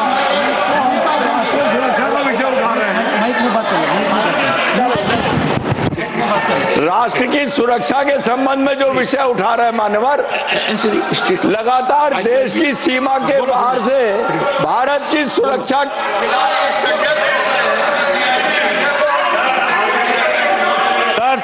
chairman sir, I am taking the listed business. Dr. Lakshmikant Vajpayee demand to constitute a special commission. 267 में उठाकर हम सदन के माध्यम से देश की जनता तक ये विषय पहुंचाना चाहते हैं, कौन लोग राष्ट्र की सुरक्षा से लगातार षड्यंत्र कर रहे हैं।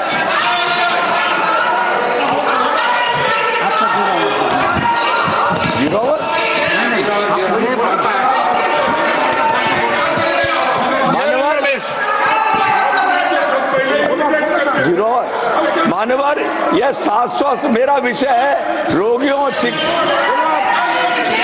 और चिकित्सकों के अधिकारों की रक्षा हेतु विशेष आयोग की स्थापना की मैं मांग कर रहा हूं। यही तो कहा है आपने। आज हमारे स्वास्थ्य सेवा क्षेत्र में रोगियों और चिकित्सकों के बीच में भरोसे की डोर कमजोर, मेरा यही है। तोड़ दीजिए ना उसको। और एक और मरीज अनावश्यक उपचार, अत्यधिक शुल्क, अस्पष्ट जानकारी के कारण पीड़ित होते हैं। हमारे विषय ये है, राष्ट्र की सुरक्षा से जुड़ा विषय उठाना चाहो तो नहीं उठाने देंगे ये, और राष्ट्र की सुरक्षा के खिलाफ लगातार देश की सीमा के बाहर से हो रहे षड्यंत्रों के खिलाफ चर्चा करना चाहो तो नहीं करेंगे। और अगर हम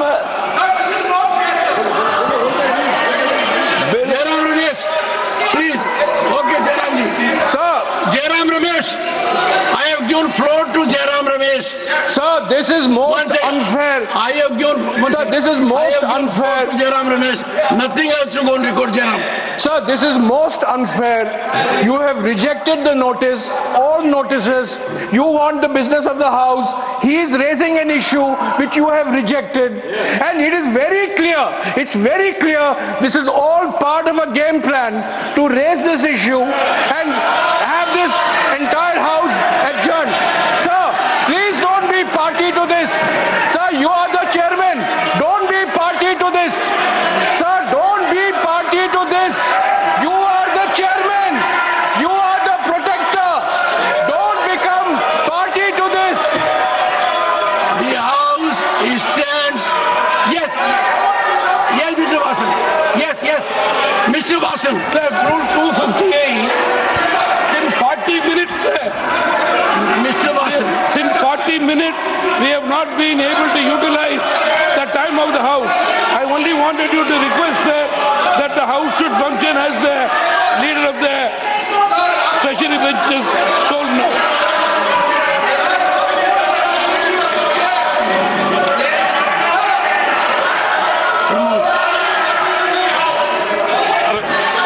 Point of order.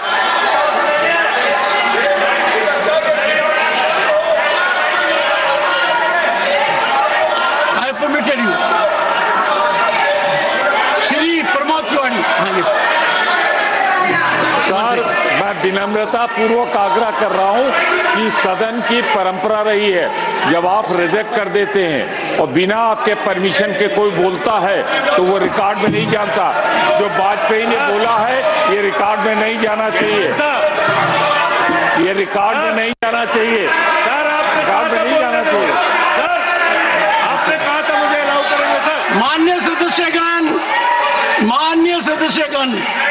मान्य सदस्यगण, अभी सुनिए मान्य सदस्य, एक सेकंड मान्य सदस्यगण, सम्मान्य सदस्य, एक सेकंड, नथिंग ओके। मान्य सदस्यगण, सम्मान्य प्रमोद तिवारी जी ने एक बहुत महत्वपूर्ण बात कही है और जो सदन के संचालन के लिए बहुत जरूरी है और सभापति की गरिमा के लिए भी बहुत जरूरी है।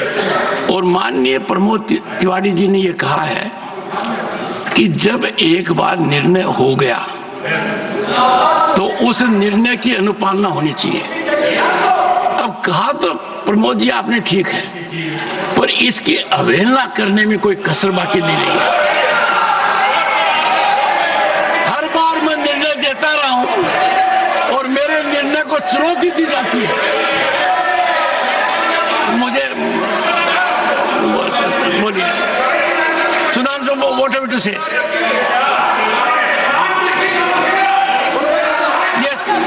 सर, मेरा सिर्फ ये अनुरोध है कि आपने जो बात कही और जो आदरणीय प्रमोद जी ने बात कही उसे ईमानदारी से स्वीकार किया जाना चाहिए, परंतु ये वचन के साथ आचरण में भी दिखना चाहिए। मगर अफसोस की बात यह है कि इनके लिए तो वो उक्ति लागू होती है कि पर उपदेश कुशल बहुतेरे, जे आचरण से नर न घनेरे। दूसरों को उपदेश दे रहे परंतु स्वयं रिजेक्ट होने के बाद एक नहीं अनेक बार अनेक अवसरों के ऊपर अनेक संसद सत्रों में इस प्रकार की बाधा उत्पन्न की गई है। धन्यवाद।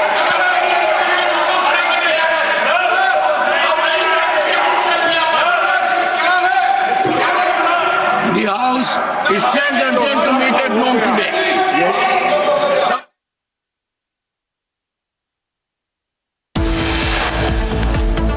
Has disrupted the parliament after Lok Sabha. Now Rajya Sabha also stands adjourned. We'll get you all the latest on the parliament winter session showdown after a quick break. Stay tuned.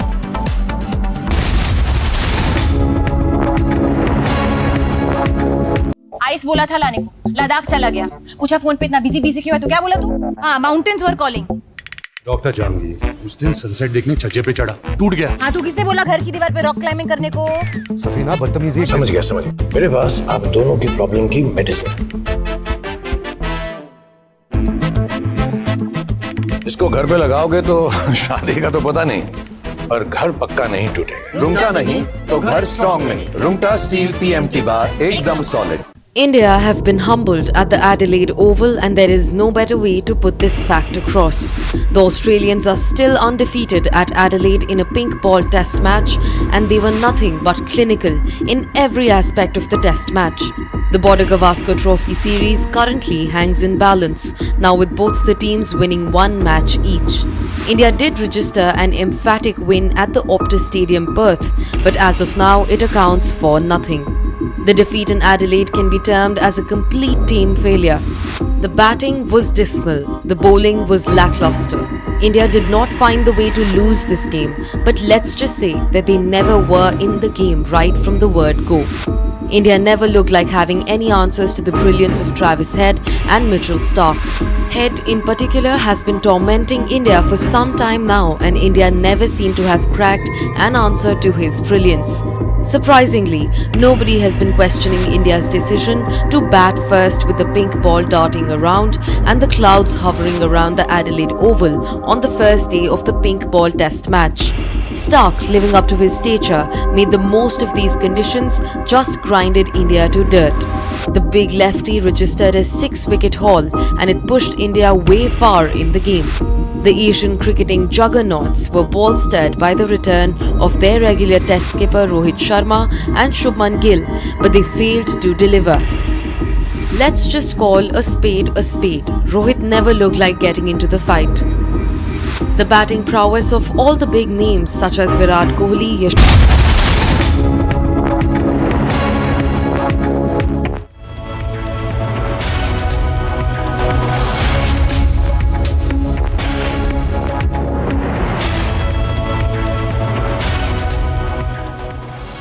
Welcome back, viewers. A day after Iltija Mufti made the anti-Hindu hate rant, today Kashmiri Hindus have filed a complaint against her over her anti-Hindu remarks. In fact, Vittal Chaudhary, the president of Youth for Panun Kashmir, has filed a police complaint against Iltija Mufti for a derogatory and inflammatory tweet against Lord Ram, Hindu faith and also Hindus. The complaint has been lodged with the cyber crime cell in Delhi, alleging that the statement is deeply offensive and is aimed at inciting communal discord and deliberately insulting Lord Ram and the Hindu religion and also its followers. Now, this Kashmiri Hindu organization has called on the authorities to investigate the matter thoroughly. and block the offending content under Section 69A of the IT Act and initiate stringent legal proceedings. So complete blowback against Iltija Mufti's statement against the Hindu community, against Hindutva, against Lord Ram. It was her tweet that has now sparked outrage in the Kashmiri Hindu community. They have filed a complaint with the Delhi Police Cyber Cell and have demanded action under Section 69A of the IT Act and stringent punishment against her. In fact, we have reactions coming in. Let's listen in. मुफ्ती का भगवान राम के खिलाफ अभद्र टिप्पणी, हिंदुओं को गाली देना समस्त हिंदू समाज को आहत करता है और कश्मीर में रह रहे कश्मीरी हिंदुओं में डर का माहौल पैदा करता है, क्योंकि अब जो जिहादी शक्तियां हैं, वो शक्तियां जो हिंदुओं के खिलाफ कश्मीर में कार्य करती हैं, उनको प्रोत्साहन मिलता है कि हिंदुओं पर वो अटैक करें, हिंदुओं को मारें। जाति सहार नरसंहार से पीड़ित कम्युनिटी में अब भय का माहौल है और इस सब की जिम्मेदार इल्तिजा मुफ्ती हैं और उनके बयानात हैं। यूथ फॉर पन कश्मीर और रूट्स इन कश्मीर ने फैसला किया है कि हम एक पुलिस कंप्लेंट फाइल करेंगे, जो फाइल करी जा चुकी है, और निवेदन करेंगे पुलिस से और न्यायालय से कि इस प्रक्रिया को जल्दी संपन्न करें ताकि इल्तिजा मुफ्ती जैसे लोगों को इस देश का सौहार्द बिगाड़ने के लिए प्रोत्साहन ना मिले, एक दंड मिले, और जो भी। My colleague Gursimran is joining me live from Jammu. Gursimran, Kashmiri Hindu community has expressed its outrage against Iltija Mufti, and the PDP leader, on the other hand, continues to remain defiant and refuses to apologize to the Hindu community. Now a complaint has been filed. Tell us more. See, now the members from the Youth for Pan Kashmir, which is the youth wing of the Kashmir organization working for the Kashmiri Pandits, they have moved to the police. They have filed a complaint under the Bharat Nyaya Sanhita Act 302, 323 and 325 for the outrageous remarks and also hurting the sentiments of a religious community of any religion. In this case, they have mentioned that the sentiments of the Hindus have been hurt by this statement of Iltija Mufti. Apart from this, they have also said that the Section 67 of the IT Act will also be invoked against Iltija Mufti, because what she has been doing is not only hurting the sentiments, but it has the potential to inflict, to have the communal harmony, to dent the communal harmony, and that is why they have written to the police asking for the FIR be registered and the legal action be initiated. They have also said that this tweet of the Iltija Mufti will be deleted with immediate effect. We will be continuing with this rolling coverage right after this short break on Republic TV.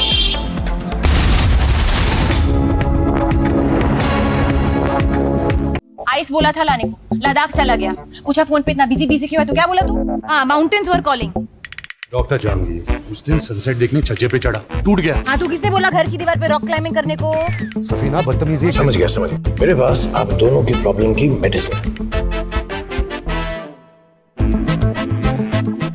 इसको घर पे लगाओगे तो शादी का तो पता नहीं, और घर पक्का नहीं टूटेगा। रुंगटा नहीं तो घर स्ट्रॉन्ग नहीं। रुंगटा स्टील TMT बार एकदम solid. Biden administration also, in fact, they were trying to hopefully drive a wedge or attract you from China and into the US sphere more. But President-elect Trump, we were trying to attract them into the Indian sphere. Yeah. Okay. Foreign Minister Jaishankar. It is said that certainly we know Prime Minister Modi had a very close relationship with President Trump in his first term. We know that the Biden administration also, in fact, they were trying to hopefully drive a wedge or attract you from China and into the US sphere more. But President-elect Trump, we were trying to attract them into the Indian sphere. Yeah. Okay. I don't know how it worked out, but right now you've got a whole threat of tariffs in the whole region and all the rest of it. President-elect Trump has also threatened BRICS, of which you are a member, with 100% tariffs if this and that. What do you expect for India and for your economy and your relationship with the United States and regional implications as well from that kind of message already from President Trump-elect? Look, we had a good relationship, a very solid relationship with the first Trump administration. Yes, there were some issues, mostly trade-related issues, but there were a whole lot of issues on which actually President Trump was very international, he was very forward-leaning, and I remind people that it was actually under Trump that the Quad was restarted. So if you look at the Indo-Pacific today, I mean certainly President Biden.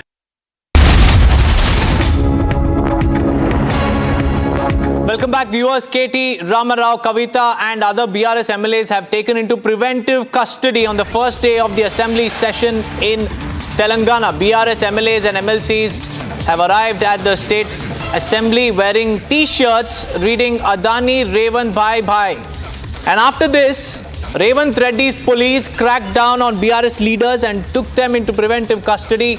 It's BRS versus Congress that has exploded once again in Telangana, this time over the assembly session, wherein the BRS leaders sported T-shirts wearing Adani Revan Bhai Bhai, and then they were taken into preventive custody. The police stopped them from entering the assembly. BRS working president and MLA KT Ramarao, MLC K Kavita and other party MLAs have been taken into preventive custody for staging a protest outside the Telangana assembly. This is the latest flashpoint in the BRS versus Congress face-off in Telangana. We have Aneri joining us live from Hyderabad. Aneri, tell us more about what happened outside the Telangana assembly today. Well, Deepak, what we have been seeing is that today being the first day of the assembly session, we had seen that there was a massive roar. On one side, we had seen that how BRS leaders, the MLAs and MLCs had come wearing a T-shirt of Adani Revan Bhai Bhai. And this was a similar sort of protest which we had seen in Parliament few days back by Rahul Gandhi, who was seen wearing T-shirt of Modi and Adani. But now a similar sort of protest which was taken up by the BRS, where they had worn T-shirts of Adani Revan Bhai Bhai, and they were while they were entering into the assembly, they were stopped by the police officials. They also staged protests there right outside the assembly, raising slogans against Revanth Reddy. And also at the same time, we see that after that, we see all the BRS leaders, MLAs, MLCs have been taken in preventive custody, and they were shifted to the party office, to Telangana Bhavan. They were shifted as to make sure that nothing goes wrong at the assembly, because today is the first day of the assembly session, which has begun already. And now we see that there has been a massive face-off between the BRS and the Congress party here in the state of Telangana over the Adani and Revanth issue. Well, on one side, we see that how the BRS has been hitting out at the Congress party, and they had staged a protest wearing Adani Revan Bhai Bhai, and they were taken in preventive custody for staging protests right outside the assembly. We will be right back after a short break. Keep watching Republic TV.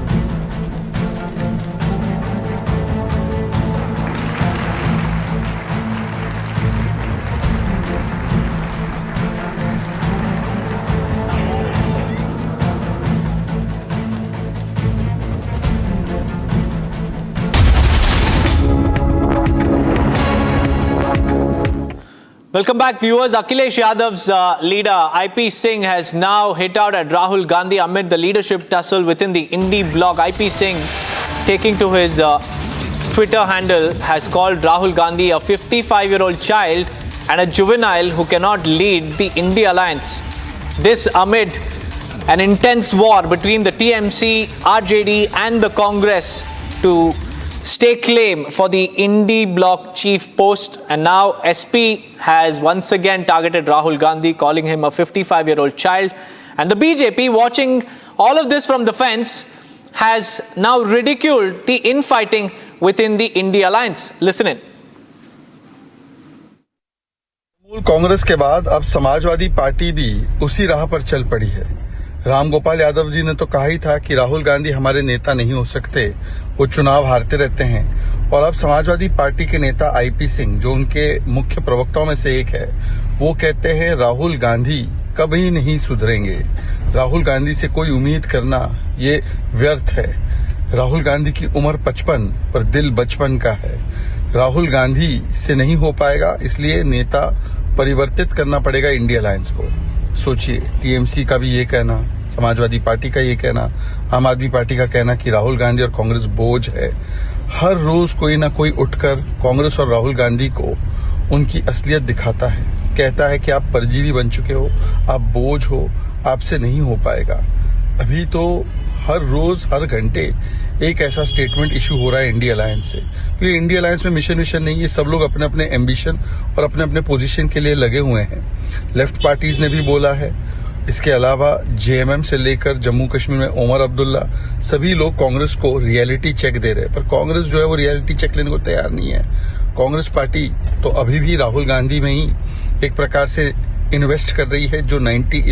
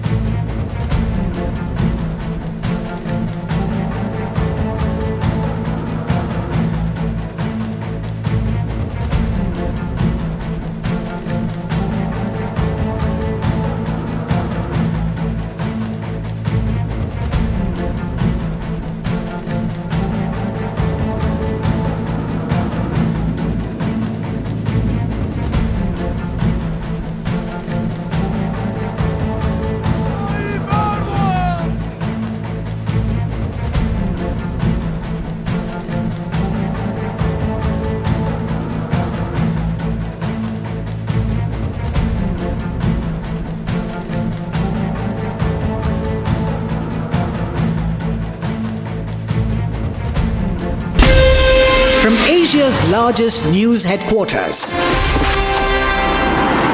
setting the agenda for Bharat.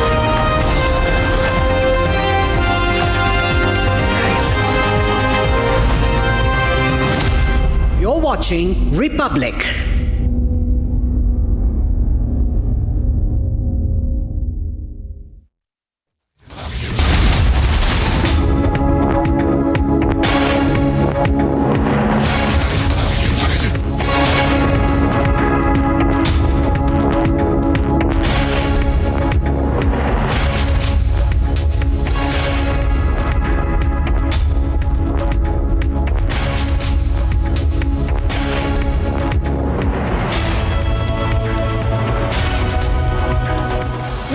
A very good afternoon. I'm Shivangi Shukla getting you the latest coming in, and we will be talking about the biggest global story making the headlines all over the world. That is right.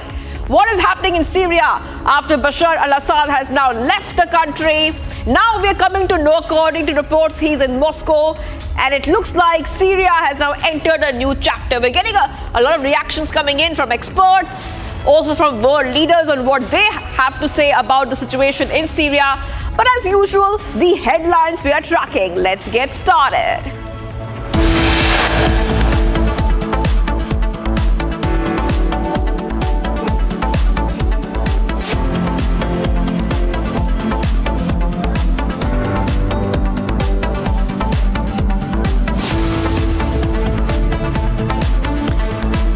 Parliamentary Affairs Minister escalates attack on Congress over Rahul. Soros link says must unite against those involved in anti-national conspiracy.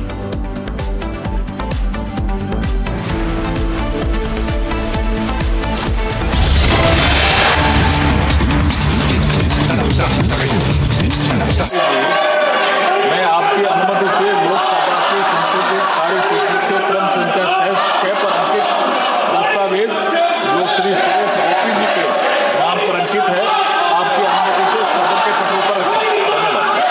Item number 7 माननीय श्रीमती रक्षा खड़से जी।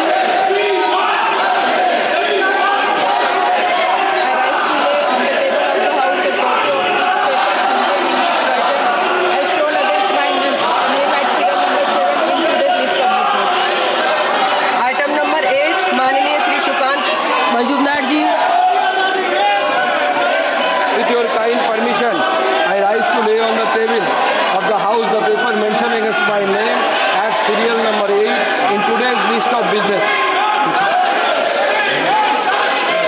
Item number 9 माननीय श्री हर्ष मल्होत्रा जी। मैं आज की कार्यसूची में क्रमांक 9 पर मेरे नाम के सामने उल्लेखित पत्रों को सदन के पटल पर रखना चाहता हूँ।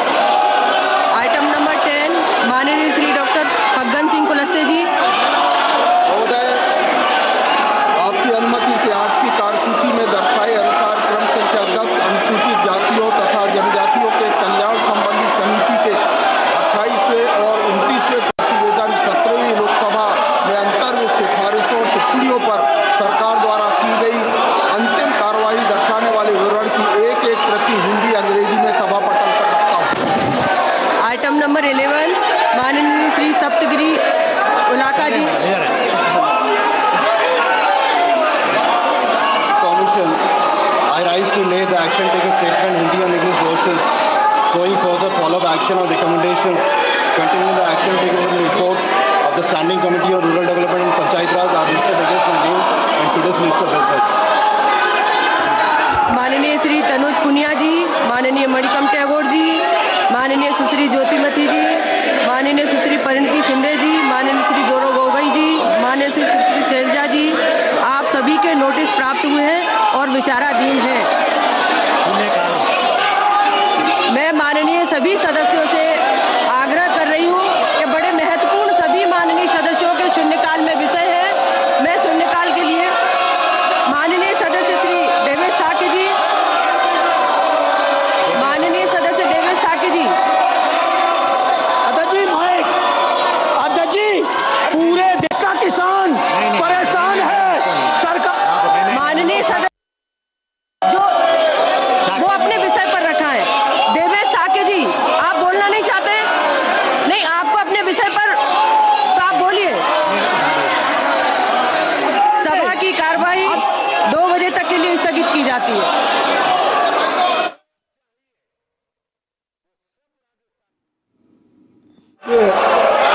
कार्रवाई में रुकावट नहीं डालेगा, सिक्का नहीं होगा करेगा, बाधा नहीं डालेगा और जब राज्यसभा में भाषण दिए जा रहे हैं तो साथ साथ उनकी टीका टिप्पणी नहीं करेगा।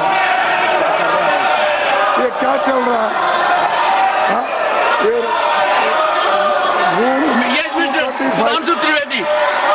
Sudhanshu Trivedi, what have you to say? सिर्फ ये कहना चाहता हूं कि हमारी तरफ से सदन के किसी सदस्य का नाम नहीं लिया गया है। यदि माननीय नेता प्रतिपक्ष ने बोला है तो इसका अर्थ होता है कि उन्होंने स्वतः स्वीकार किया है कि जो सदन के अनुपस्थित सदस्य उनमें से कोई है। हमारी तरफ से किसी सदस्य का नाम नहीं लिया, हम सिर्फ इस चर्चा का आग्रह कर रहे हैं।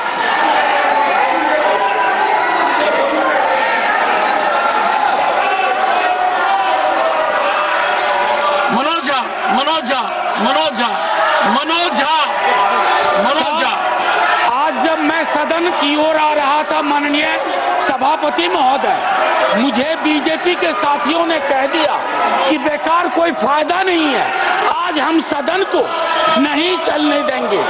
ये नहीं होना चाहिए।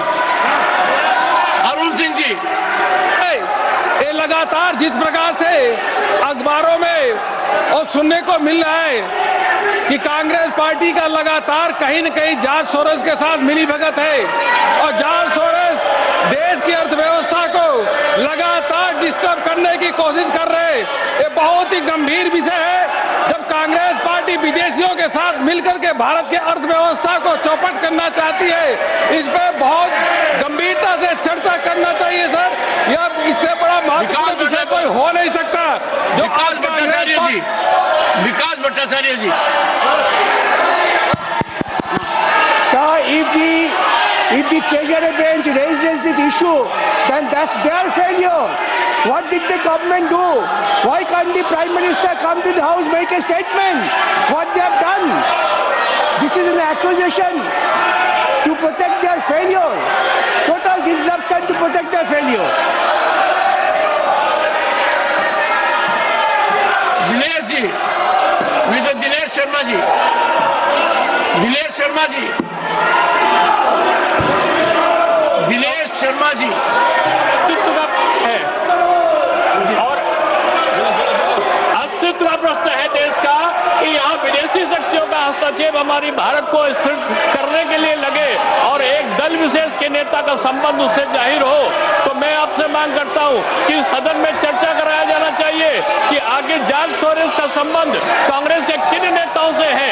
जब सदन चलता है तब इस प्रकार की घटनाएं क्यों होती हैं? क्यों पूरे भारतवर्ष में यहाँ के युवाओं को टारगेट किया जाता है प्रदर्शन के लिए और क्यों भारत में अस्थिरता फैलाने का काम किया जाता है? लक्ष्मीकांत जी, चर्चा होना चाहिए। लक्ष्मीकांत जी, लक्ष्मीकांत जी,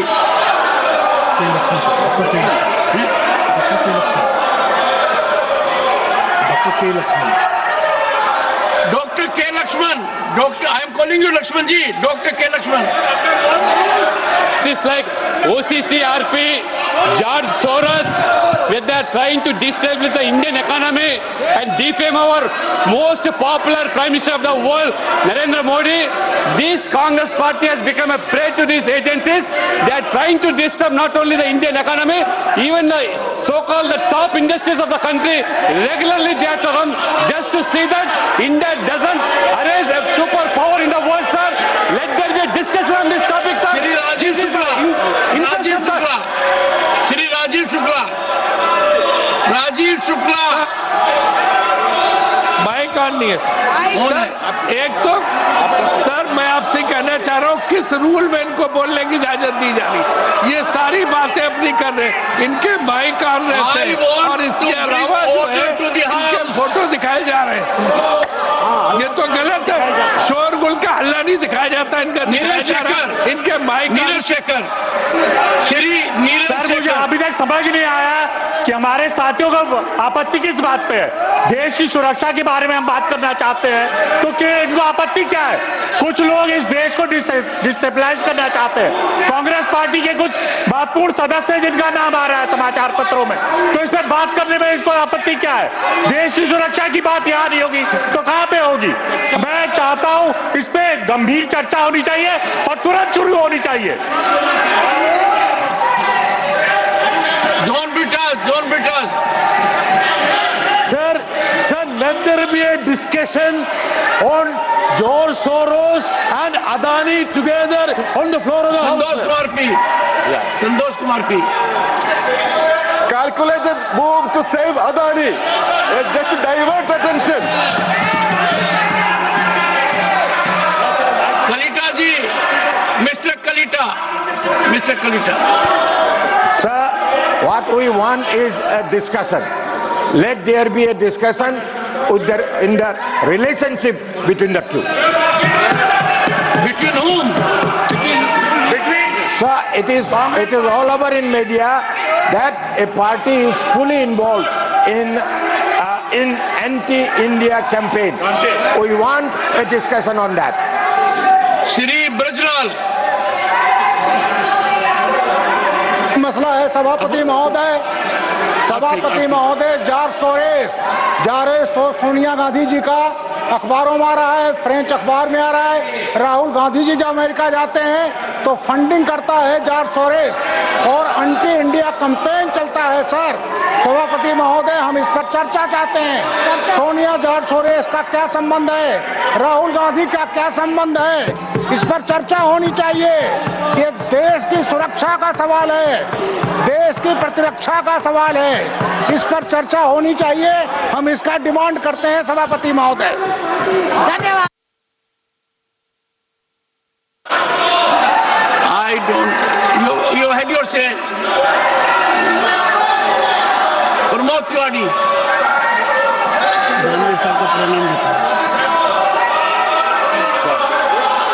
आपने परमिट किया है।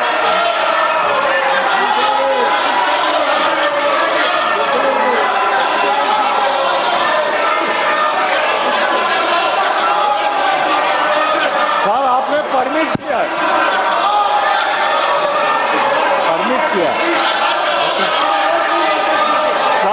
परमिट किया है, सर आपने परमिट किया है, मेरा क्वेश्चन नंबर 2 लगा हुआ है। सरकार बचाना चाहती है अडानी को, इसीलिए ये सब कुछ कर रही है। अडानी की चोरी को बचाने के लिए ये किया जा रहा है। आपने मुझे परमिट किया, मेरा क्वेश्चन नंबर 2 लगा हुआ है। बोंडे जी, साजिश है।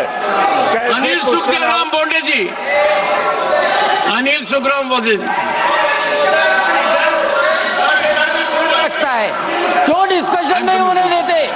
जॉर्ज सोरेस का इनका सगा है, जॉर्ज सोरेस और कांग्रेस मिला के पूरे दुनिया में।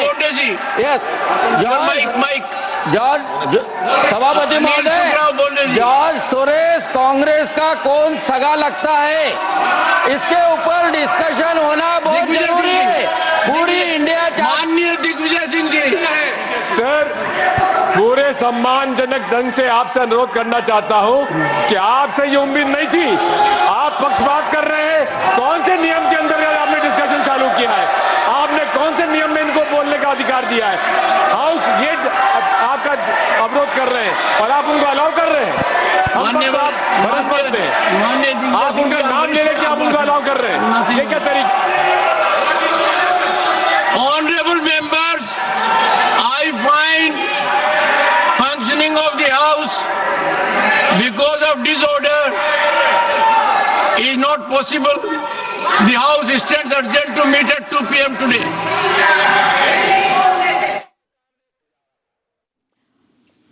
All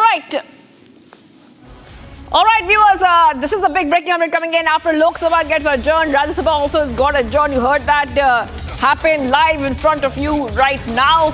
The BJP raising the Soros Congress link. So we saw one more dynamic discussion this time around.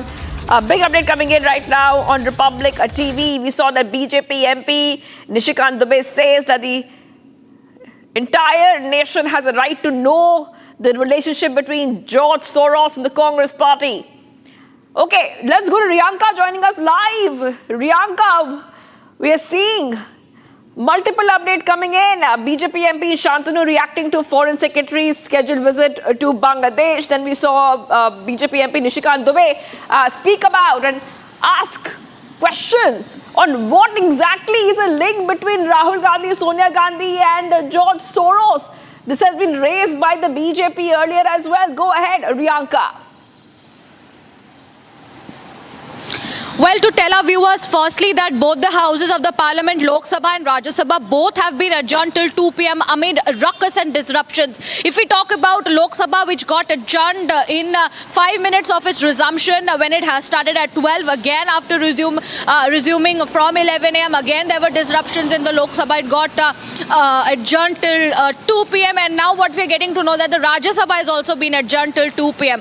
Now in the Rajya Sabha we have seen the BJP MPs all calling for a discussion on the alleged link of George Soros and the Congress Party, especially naming Sonia Gandhi and Rahul Gandhi, the BJP MPs are questioning the Congress as to what is the fear. Why do not the Congress want to discuss the link of George Soros and the Congress top leadership involved in anti-India elements, and also to the fact that Yes, Priyanka, we're getting a reaction coming in from the Congress, responding to BJP's claim on Sonia Soros-backed group link, refuting the charge. The Congress MP has termed these claims by BJP as diversionary tactics, as tactics of diversion. That's something the Congress has said again and again. If you have the reaction, we can go ahead and play it out. Congress counters claims made by the BJP, calling them tactics of diversion. Let's go ahead and play it out. of Parliament Rajya Sabha Renuka Chaudhary. Renuka ji, today now a new thing which has come out, a new issue which the BJP ruling party is now raising is the link of Sonia Gandhi with the George Soros Foundation. It took them 11 years to find out all this. Wah re wah. They're real slow coaches, I must say. They're quite useless. So this is their new diversionary tactic, that they'll find some reason to divert from the real issue. Everyone knows this drama of theirs. Nobody is going to believe them. And if they have so much proof, go ahead and do what you have to do. Karona! But Renuka ji, now it has come out in light that this foundation was linked by with Sonia Gandhi since the time they have been demanding the separate Kashmir from India. Who has supplied this proof? And who is giving this evidence? First, let us examine that. And if there is any association, there has to be a very clear-cut national reason. So just because BJP says it doesn't become the truth. One more thing, Renuka ji. Now, Kiran Rijiju, the Parliamentary Affairs Minister, has said that these all are political issues. We want the House to run and not to take up these issues, such issues. These issues should be discussed when the time is allotted. The proceedings of the House should go smooth. अच्छा, बहुत ज्ञान दे रहे हैं किरण Rijiju. And amazing, the failures of running the government and the parliament, they don't know how to do it. So they give us all this gyan about how we should run the government. We are not responsible, they are responsible. They should learn to talk to the opposition. They should learn to discuss with the leaders. And they should allow the leader of the opposition, Kharge ji, to get up and talk, which they don't allow. विदेशी ताकतों के साथ कांग्रेस के संबंध और विपक्षी पार्टियों के संबंध के बारे में इस देश को जानने का अधिकार है. मेरा बैलेट में फंसता है, संसद सदस्य का अधिकार है कि 0 आवर में वो मुद्दे को उठाए. आज भी मेरा 2 नंबर पर यह बैलेट फंसा हुआ है. मेरी आवाज को विपक्ष दबाना चाहती है, अपने विदेशी कनेक्शन को विपक्ष दबाना चाहती है. ये सोरोस जैसे आदमी जो कि देश को खंडित विखंडित करना चाहते हैं, जो खालिस्तान का समर्थन करते हैं, जो कश्मीर तोड़ने का समर्थन करते हैं, जो नॉर्थ ईस्ट में आग लगाने का समर्थन करते हैं, जो अलग देश बनाने की बात करते हैं, उन सबों की जो नेक्सस है, कांग्रेस पार्टी फंसी हुई है. इसलिए मेरी आवाज दबाने की कोशिश करते हैं. देखिए, सोनिया गांधी, राहुल गांधी, ये लोग देशद्रोह का काम करते हैं. ये जो जॉर्ज के साथ उसका सरोज, ये सरोज के साथ मिलकर के सरोज की भाषा यहाँ राहुल गांधी बोलते और राहुल गांधी की भाषा वहाँ सरोज बोलता. और वो फंडिंग करता, जो भारत विरोधी होता उसको फंडिंग करता. इस पर तो सोनिया गांधी को जवाब देना चाहिए, राहुल गांधी को जवाब देना चाहिए. ये टुकड़े टुकड़े गैंग के लोग देश को तोड़ने पर लगे हुए हैं और राहुल गांधी उसका नेतृत्व कर रहे हैं. All right. Let's go back to my colleague Riyanka joining us. Riyanka, we heard these reactions coming in. We have Harsha, inside the Parliament complex who's getting us all these reactions as the House continues. Now, both houses are adjourned. I just want to come back to you and ask you exactly what is happening in terms of what happened in the Parliament where the BJP again raked up the George Soros Congress link. And number two, we also saw once again how the Indie bloc was protesting outside the Parliament complex just ahead of the 11th day of the winter session. Go ahead, Riyanka, get us up to speed. Yes, absolutely. Firstly, there was an opposition protest at the Makardwar of the Parliament where all the members of the India Alliance, except the TMC and the Samajwadi Party who were not a part of the protest, the other members of the India Alliance were protesting against the Adani indictment issue. There were leaders like Rahul Gandhi, Sonia Gandhi, as well as Mallikarjun Kharge. All the top leaders of the Congress party were leading this protest. And we know that there have been disruptions and ruckus created in the House, which is why we saw Lok Sabha getting disrupted as soon as the proceedings began. At 11 a.m. for 2 minutes the House functions, and at 12 again after resumption the House functions for 5 minutes and get adjourned because of the ruckus that has been created. Now, on the other hand, the George Soros angle coming up with the BJP claiming that there have alleged links with the Congress party, with George Soros and Sonia Gandhi and Rahul Gandhi have been involved in such an anti-national element. Also, on the other hand, we have seen the Congress refuting these claims. The Congress also saying that these are diversionary politics, diversionary tactics being done by the BJP, only want to somehow remove the thought of the Adani issue and bring in this new issue of the George Soros angle. Also, there is a war of word between the BJP and the Congress regarding the same. So these are the latest developments coming in. Right, Riyanka, thank you for getting us on those details. I'll be coming back to you as we track all the developments coming in from the Parliament as the BJP MPs are raising the issue of George Soros and Congress link. Now, amid leadership tussle within the India Alliance, now we're coming to know SP leader has jabbed Rahul Gandhi, called him juvenile, saying he cannot lead the India Alliance. Very big update coming in, given the fact that this is one more case of division within the Indy bloc. We have reactions coming in. Let's play them out.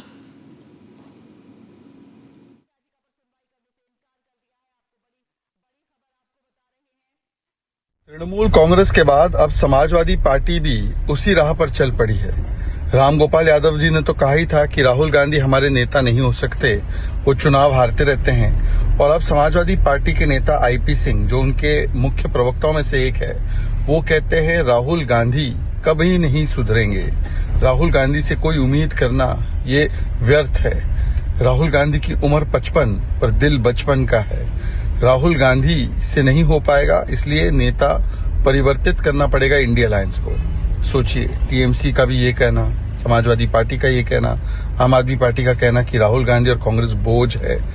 हर रोज कोई ना कोई उठकर कांग्रेस और राहुल गांधी को उनकी असलियत दिखाता है, कहता है कि आप परजीवी बन चुके हो, आप बोझ हो, आपसे नहीं हो पाएगा। अभी तो हर रोज हर घंटे एक ऐसा स्टेटमेंट इशू हो रहा है इंडिया अलायंस से। क्योंकि इंडिया अलायंस में मिशन नहीं, ये सब लोग अपने अपने एम्बिशन और अपने अपने पोजीशन के लिए लगे हुए हैं। लेफ्ट पार्टीज ने भी बोला है, इसके अलावा जेएमएम से लेकर जम्मू कश्मीर में उमर अब्दुल्ला, सभी लोग कांग्रेस को रियलिटी चेक दे रहे हैं। पर कांग्रेस जो है वो रियलिटी चेक लेने को तैयार नहीं है। कांग्रेस पार्टी तो अभी भी राहुल गांधी में ही एक प्रकार से इन्वेस्ट कर रही है, जो 90 इलेक्शंस हार चुके हैं। तो राहुल गांधी के खिलाफ लगातार जो अविश्वास प्रस्ताव पारित हो रहा है, इसमें एक नया अविश्वास प्रस्ताव आज जुड़ चुका है। जनता ने 90 बार नकारा, अब एलाइज नकार रहे हैं हर घंटे। All right, let's move ahead right now, viewers. We're seeing that Kashmiri Hindus have filed a complaint against Iltija Mufti over her anti-Hindu remarks. She had made this statement yesterday, where we also had a colleague, Gursimran, going ahead and confronting Iltija Mufti, who is a daughter of former Jammu and Kashmir CM Mehbooba Mufti, over her remarks. We know that Vithal Chaudhary, President Youth for Panuk Kashmir, has filed a police complaint against Iltija Mufti for her derogatory and inflammatory tweet against Lord Ram, Hindu faith and Hindus. We have a reaction coming in. Let's play it out. Iltija Mufti का भगवान राम के खिलाफ अभद्र टिप्पणी, हिंदुओं को गाली देना, समस्त हिंदू समाज को आहत करता है और कश्मीर में रह रहे कश्मीरी हिंदुओं में डर का माहौल पैदा करता है। क्योंकि अब जो जिहादी शक्तियां हैं, वो शक्तियां जो हिंदुओं के खिलाफ कश्मीर में कार्य करती हैं, उनको प्रोत्साहन मिलता है कि हिंदुओं पर वो अटैक करें, हिंदुओं को मारें। जाति सहार, नरसंहार से पीड़ित कम्युनिटी में अब भय का माहौल है और इस सब की जिम्मेदार इल्तिजा मुफ्ती हैं और उनके बयानात हैं। यूथ फॉर पन कश्मीर और रूट्स इन कश्मीर ने फैसला किया है कि हम एक पुलिस कंप्लेंट फाइल करेंगे जो फाइल करी जा चुकी है और निवेदन करेंगे पुलिस से और न्यायालय से कि इस प्रक्रिया को जल्दी संपन्न करें ताकि इल्तिजा मुफ्ती जैसे लोगों को इस देश का सौहार्द बिगाड़ने के लिए प्रोत्साहन ना मिले, एक दंड मिले और जो भी हिंदुओं के खिलाफ, हमारे आराध्यों के खिलाफ बोले, वो बोलने से पहले एक नहीं 100 बार सोचे।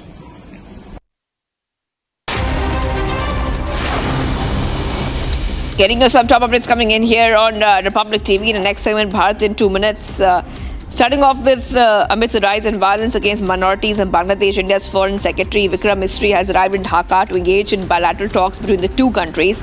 It's the first high-level meeting from New Delhi to Dhaka after the Yunus government took over reins of power in Bangladesh. The representatives of both India and Bangladesh are expected to discuss the entire length and breadth of the issues concerning both the countries through the Foreign Office consultation mechanism established between them.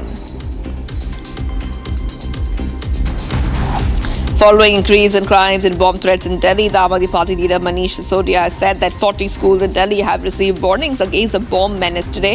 Expressed shock on children being unsafe, Sisodia further targeted the BJP for declining law and order in the national capital, claiming that such state of fear has not been seen in Delhi before.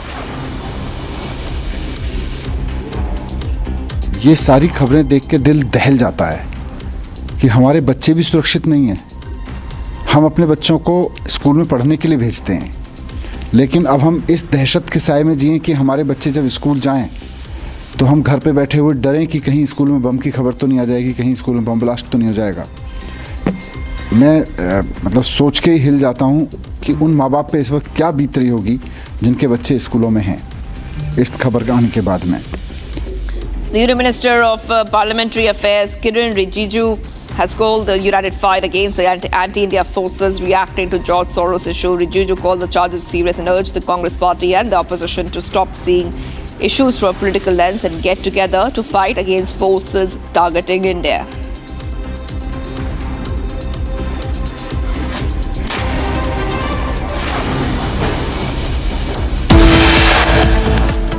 Yet another day, yet another hoax mail have been received by over 40 schools of Delhi by late night last evening.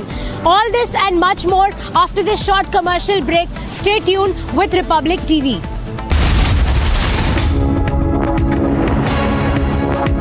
Amity has been ranked India's #1 not-for-profit private university for 11th year, with top 10 ranked institutions in management, engineering, biotech, law, masscom, telecom, hospitality, fashion and more. Yet another top ranking for Amity University.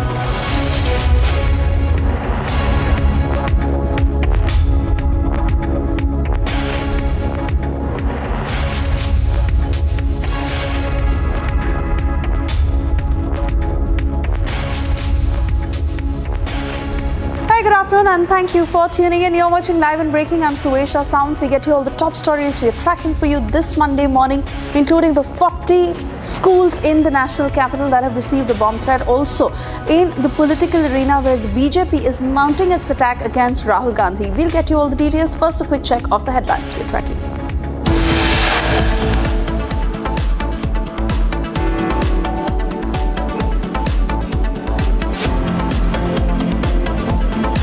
Parliamentary Affairs Minister escalates attack on Congress over Rahul Soros link, says must unite against those involved in anti-national conspiracy.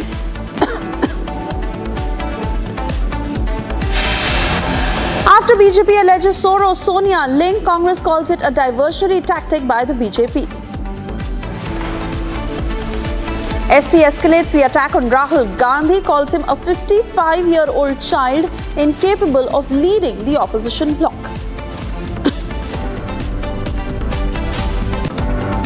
Over 40 prominent schools in the national capital receive hoax bomb threats via email. Threat issued to schools including Delhi Public School, R.K. Puram, G.D. Goenka. Foreign Secretary Vikram Misri in Dhaka today expected to raise with Dhaka India's concerns over increasing attacks on Hindus and other minorities.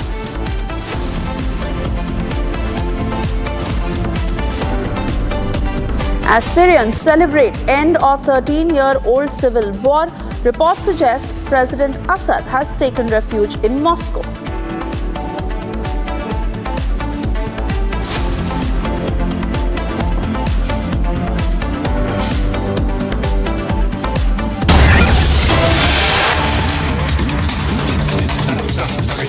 And first up, we get you breaking news coming in after BRS MLC K. Kavita, KT Ramarao and other BRS MLAs were taken into custody by Revanth Reddy's police. BRS MLAs have staged a protest outside the State Assembly. Those are the pictures on your screens as BRS leaders have been taken into police custody, post which there was a protest that was staged outside the State Assembly against this arrest that has been made. BRS leaders including K. Kavita, KT Ramarao and other prominent BRS MLAs who have been taken into police custody by Revanth Reddy's police. BRS is mounting the attack against Revanth Reddy. To this effect, they also staged a protest outside the State Assembly. Let me cut across to Aneri joining us on the broadcast to get a sense of the protests that are escalating against Revanth Reddy and why these BRS MLAs have been taken into custody. Well, Suesha, what we have been seeing is that today being the first day of the assembly session, starting from today, we had seen that the BRS MLAs, MLCs has decided, they had chalked out a strategy as to how to oppose against the government. And today, as the assembly session began, we see that the BRS MLAs and MLCs were seen wearing T-shirts of Revanth Adani Bhai Bhai right now. Also, after they were taken in preventive custody at the assembly because they were not allowed to enter inside the assembly session. And now we see that, as you can see here, all the BRS MLAs and MLCs, including K. Kavita and also KT Ramarao, who is also the BRS MLA, and K. Kavita, who is BRS MLC, and other MLAs have been staging protest after they were taken in preventive custody. They were shifted to the party office here in Hyderabad, and also now, as you can see here, they have been holding placards of Revanth Adani Bhai Bhai, and also not only that, they are also holding placards of how there was a protest by the Indy bloc today and of Adani and Modi and Rahul Gandhi, where you can see that these are the placards which now the BRS leaders, BRS MLAs who are staging protest are holding right now here, marking as a mark of protest against the Revanth Reddy's government. As you can see, these are the placards which are being held by the MLAs and MLCs who are staging protest against the Revanth Reddy government. They have been also raising slogans against the Congress government here, because what they say is that on one side, Rahul Rahul Gandhi and Congress party raises questions against Modi and Adani, but also on the other side we see that how Revanth Reddy has been joining hands with Adani over various issues, various projects, and that is the reason why we see the BRS MLAs and MLCs are staging protests here right now at the party office, where after they were shifted to, here at the party office from assembly after they were taken in preventive custody.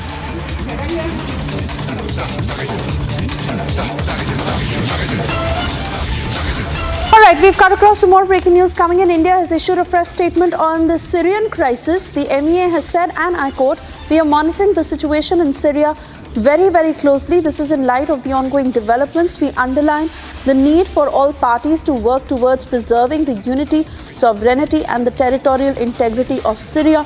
We advocate a peaceful and inclusive Syrian-led political process respecting the interests and aspirations of all sections of the Syrian society. Our embassy in Damascus is in contact with the Indian community for their safety and security." So while India makes its position clear on the ongoing crisis in Syria with regards to the fall of the Assad regime, let me cut across to our senior executive editor Abhishek Kapoor on this very statement by the MEA, where Abhishek, the MEA not just puts out a message of peace but also says that they're looking out for all Indians in Syria such that they are safe and secure.